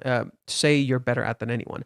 Facing the question head on could be a good question for him to really think about the things he's accomplished and to begin internalizing that he is actually able to succeed at things he puts his mind to. Never going to happen. Sorry to tell you, it's going to take a while. Meanwhile, Minnie and Chizuru are meeting up. But put in another way, this is a demonstration that as busy as Chizuru is with her play, she is not so busy that she's walling herself off from everyone. From every other part of her life. If she was willing to make time for Minnie, she'd probably even more eager to see Kazuya. If we were to ask her to hang out instead of continuing to tunnel vision on his self-improvement, I feel like she'd drop everything to make it happen. But alas, as long as Minnie is his ear, I'm not too optimistic about this soon. Let's see. Given the time of the scene and the mini reflection on her conversation with Kazuya, signs are pointing strongly to the idea that she's planning to scope out Chizuru to get a sense of how she'd react to learning about the Ruka incident. And it's well-meaning endeavor, but I simply do not trust Minnie's ability to be subtle. There's a real risk that she's giving the game away at this stage, and given the incomplete nature of the information she was working with, she's liable to make it sound worse than it really was. Kazuya has been burned before by people trying to do what's best for him behind his back, and I'm worried that we're about to see that happen again. Hey, it's almost like Mommy did that same fucking bullshit to Kazuya in Hawaiians. Okay. Sweet. I'm not reading anything else. Sweet. I am not reading anything else. We're going to go to my thing. We're going to read my stuff. I'm going to try to finish up. This is going to be one of the last things I'm going to try to finish up. Okay, fellas? I am sorry. I'm a little cooked. I got to sleep a little early today, and I would like to play some Kingdom Hearts 3 before I go to bed, okay? I would like to play some Kingdom Hearts 3 before I go to bed. All right, fellas. Also, Kana is a beautiful child, and I would protect her with my goddamn life, okay? Fuck anyone who hates Kana. I haven't even caught up, and I will protect with this girl in my life. Okay. The teaser for next chapter is disposing of a bomb. It's a whole lot of ominous numbers. 13 is an unlucky number. 4 is the number for death. Mommy even went into lecture room number 13 in this chapter. A bomb being a topic is a bit worrying. It might not go well. Okay, we read this part. Kazuya refuses to see what is right in front of him, literally as he misses Mommy staring at him and finds himself surprised. Minnie cannot see what is right in front of her, talking about Chizuru's views on love, but not seeing how similar Chizuru and her actually are. Blind in the shadows. The shadows. Wait, someone responded. Let me see what they said. She's talking. Oh, okay, so he said, feels like there's a good chance that this meeting opens up Minnie's eyes. Maybe I'm too optimistic. She's talking about seeing, but look at her. She's completely in shadows. It's like she can't see. All she sees is Chizuru's light in her shadow. When Chizuru shows up, her demeanor shifts to almost a lack of surprise. A sort of, yeah, that's the Dazzle I know. It feels like Minnie's eyes have to be forced open. Maybe she has to see more than she expected, a depth she could have never imagined. Much to Kazuya's own surprise, to Mami, seems surprises are the motif of this arc. Ruka, Mami, Umi, and now Chizuru. I have a feeling Chizuru's going to the meeting wanting to be understood, but I don't know. You think so? Maybe I could see her wanting to meet Kazuya and or Minnie, so explaining makes some sense. But what does she want to explain, I wonder? Maybe Chizuru will start looking innocent, and now Kazuya looks really bad, so Minnie freaks out. That could be another approach, right? Let's see. Haven't taken the time to think about it. It feels more than just about strength. It's the surprise we do not expect when looking inside. Mommy surprises us and we get something sweet. We expect more Minnie and Kazuya, but find a surprise in Chizuru. It's as if we are more capable than we know. The cover page is almost like a surprise too, right? It feels like Chizuru showed up as a surprise meeting to Kazuya at his the car thing, the driving thing. It's like Chizuru showed up as a surprise here, but we're not looking inside the car yet. We're not inside the car, we're outside the car. And Chizuru showed up as a sort of surprise, right? And this cover alludes to Chizuru's own surprise as she appears in the chapter itself. Let's see. Okay, so I wrote this thing about Mommy. Mommy is in denial. She doesn't want to process what she did and disassociates from it. The best example is in chapter 310. Mommy says she wasn't going to do it and wouldn't gain anything from it when she gets a flashback to her saying she's disgusted by Chizuru. She hates herself like Kazuya. This is because she knows what she did was egregiously bad, but she is afraid to confront it in fear of losing the only real thing she has left. So Mommy runs, disassociates, lives a lie. She chooses love over life. This coping mechanism helps her heal, but it's still her living a lie. This is exactly what coping mechanisms are. They are something that aren't inherently bad. They help us to heal to the point that we are able to They help us to heal to the point that we're ready to confront the truth that that they are shielding us from. This mirrors how Chizuru was protecting Kazuya from Mommy, ironically enough. She saved him. This is also Kazuya's coping mechanism. He knows about Mommy but doesn't ask. He wants things to go back to normal, but the closer they get back to normal, the more the truth catches up and they must confront the reality they couldn't face. Chizuru is ready, but Kazuya isn't. Remember how in the start of the date, the first thing Chizuru asks about is Ruka.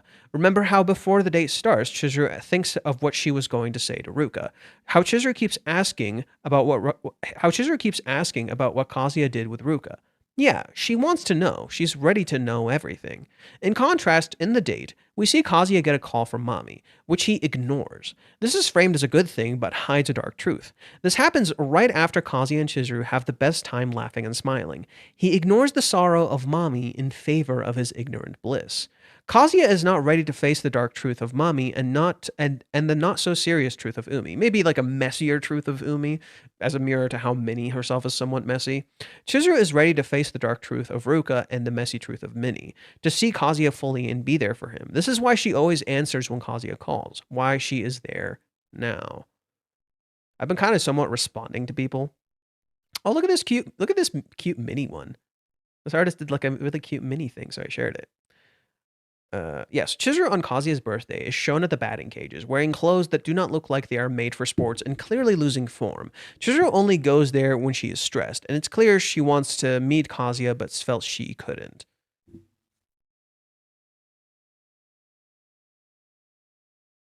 Sorry, one sec.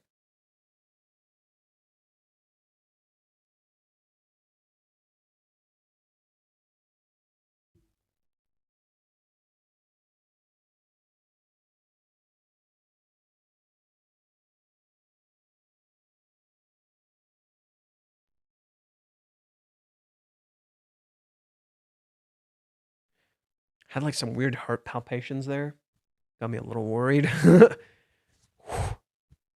me a little worried there, Jesus. Crap. I really got to start exercising more. Chizuru on Kazuya's birthday is shown at the batting cages, wearing clothes that do not look like they are made for sports and clearly losing form. Chizuru only goes to the batting cages when she's stressed, and it's clear she wanted to meet Kazuya but felt she couldn't. Okay. 412 is about not seeing our own strengths. From Minnie not seeing her influence, Kazuya not seeing his impact on Mommy, or the joke at the end of the chapter with Chizuru being dressed better than Minnie. But Chizuru does know her own strength. She's dressed that way for Kazuya. The spread for chapter 412 is a reference to 176, specifically because this is actually where we hear Chizuru's views on love. The title of 412, the title of 412, the view on love. There's also called back to Odaiba, where Chizuru gets even deeper into it. The current arc is directly connected to the Tiger's Den and Odaiba. There's a pretty much let's see. In my opinion, she's dressed to run with him. Meeting up with Minnie means there's a non-0% chance he'll be around. This has pretty much been her approach this whole time, I think. Dressing up in case it happens. It's for no one but Kazuya. All her clothes convey her feelings for him. It was literally in the arc before the date. She literally talks about clothes and love. So let's read that really quick. I've talked about this one in the past, where time was actually Chizuru's answer to love. I've never come here before, but wow, this is so cute. Maybe he really was shopping for date clothes. I guess that's obvious. He says he loves me after all, but I don't want him to go beyond his means. It's not like he has a tons of money. No matter what kind of clothes he wears, I doubt will change how I feel about him. If that's the case, then why am I buying clothes? Is it because I don't want him to hate me? Do I want him to think I'm cute? Out of all these clothes, do I want clothes that I like, or do I want clothes that someone else likes? If the former isn't love, then is the latter love? Is that really true? What exactly is love? Just to elaborate some more, how Chizuru's comparison between the past instances of work and how obvious it is that Chizuru is fashioned out. She is prepped in case Kazuya shows up. We've been seeing this since the birthday. So this person was like, oh, she doesn't look that different. I said the earrings, the necklace, and the platform boots tell another story. Look at how she looks here. She doesn't wear a necklace, she doesn't wear earrings, and she's not wearing platform boots. She's wearing jeans and on top of her hoodie, and she's carrying a lot of clothes with her. She's carrying like a lot of stuff with her. She's also wearing a small bag, not a backpack. Look at the difference closely. She's clearly significantly more fashioned out. Her luggage is light too. Chizuru clearly prepped for this. Even her jacket is more flashy, right?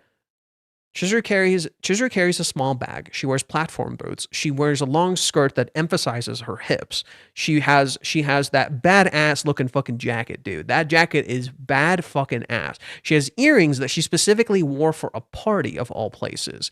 And she has a necklace. Plus, Minnie plainly says she has makeup on. Chizuru is fashioned the fuck out. It's not just because of work. She partially lied to Minnie. It's not just because of work. She partially lied. So I just wanted to emphasize that briefly. Okay, I think this is a good spot to stop. We haven't resolved much of even though a separation. I hope you're right going forward. I've been losing patience with the current direction. What is this?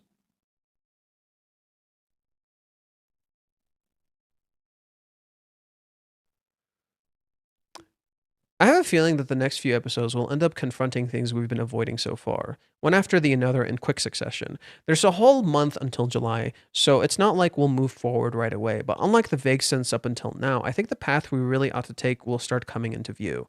Yeah, you know, I kind of started getting that feeling too. Next chapter even has some ominous numbers attached to it. For 13, mommy was enters number 13, all these numbers and all that stuff I was talking about earlier. So yeah, I've kind of been getting that impression that it feels like shit's gonna kick into gear. And I don't know why. It doesn't feel the same as it felt with other chapters. Other chapters, I'm like, okay, it seems like things might kick into gear, but I wasn't sure. Now it definitely feels like all the pieces are in place and shit's gonna kick into fucking gear. And I don't know why I feel this way. Like, I just have this emotion in the back of my head. It's like, okay, all the pieces are there. Everything is in place. It feels like now is the time. And it feels like now is the time to kick into gear, especially now that we're ramping up to season 5. It just feels like now is the time to fucking do this shit. And I don't quite know why. Before Thanksgiving, I had a severe heart palpitations. I have potassium deficiency and it gets low, so I was worried I would have spent it in the hospital. Oh geez. Sorry about that. I haven't been eating well or sleeping very well lately, unfortunately. I'm gonna get back to my original diet. So I think we're pretty much done. So let me like just cut to me. I'm gonna get back to like my original diet and eat a little bit better. Cause Steins Gate reference. Yeah. Yeah. Yeah, I know. Steins Gate reference. 3 months, 3 weeks. Yeah, I know. It's gonna kick into gear now, you know? We're at the 3 week mark. We're at the 3 week mark. This is when it ends. So it makes a lot of sense. Who the fuck is this? Twitter has been randomly recommend. Why is it recommending me AI slop? Who the fuck is this? Mute this person. Get out of my fucking sight. I don't want to hear about this fucking conversation ever again. How do I get rid of this? See less often. Go away. I've been getting that. I got that from Brief. I got that from this random person. Like, I've been seeing a few of those recently, and I don't know the fuck why. And now it's giving me AI garbage? A fragrant flower? Get the fuck off my timeline. If nobody slaps Kazuya, Fate's hand might move through the screen and also hit him himself. I hope Kazuya gets fucking slapped, dude. I want Kazuya to get fucking slapped. I believe in the dream. I believe in the dream. I believe in my favorite character getting his shit fucking rocked. Okay? Just slap. Wake the fuck up. I believe in that. You know, I want my theory to still happen. You guys remember my theory? What was it? It was like what was my theory? It was like fight, kiss, sex, get married or something. Fight, kiss, sex, propose. Was that our theory? I don't remember it. I still kind of want that to happen. I have a dream that Kazuya gets slapped. Martin Luther King. Yeah, I remember that theory. It still might be true. It still might be true. You know, it still very much could be true. It still very much could be true. Fallout, crash out, make out. could happen. Yeah. Okay, I'm a little cooked. So tomorrow I have work until 12, I believe. At 2:00, there's gonna be this PlayStation showcase. So we're gonna watch that. After the PlayStation showcase, I'm gonna play a little bit of Kingdom Hearts. After that, I'm gonna take a break. I don't know if I'm gonna. I don't know what I'm gonna do after. I might stream a little earlier, so I might start at 1, just so we could see if there's anything else I could talk about in regards to this chapter. But for now, yeah, I'm either gonna start at 1 or at 2 tomorrow when the actual showcase starts. I'm excited to be surprised. I hope Sony blows me out of the fucking water. I hope shit's hype as fuck. I really hope shit's hype as fuck. I need some hype as fuck shit right now. And then I'm trying to finish Kingdom Hearts before Resident Evil comes out so we can play Resident Evil. Because I want to play Resident Evil live. I'm getting a digital version just so I can play it live. Please understand. I want a physical version, but I'm getting a digital version just because I want to play it live.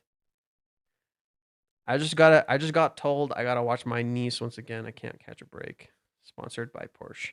Sponsored by Porsche. And that random fucking watch. Okay. I'm gonna call it here. I hope you guys enjoyed. Oh man, I'm so fucking cooked. I'm so tired. I'll see you guys tomorrow. You all get some rest too. I'm excited for the next chapter. I'm not sure quite what to expect. I feel like once I get some sleep and some fucking focus, maybe I can have an idea of what to expect. But right now, I got nothing. Please deliver. I hyped this shit up for Fate, and he will cook me if it blows. Yeah, it better not blow. Gotta see you next stream. Alrighty, fellas. Take care. Later, broski. Take care, fellas. GG's. Take some melatonin. I have some melatonin. I might take some. Bye-bye. See you tomorrow. Hopefully I'll make a video done at some point.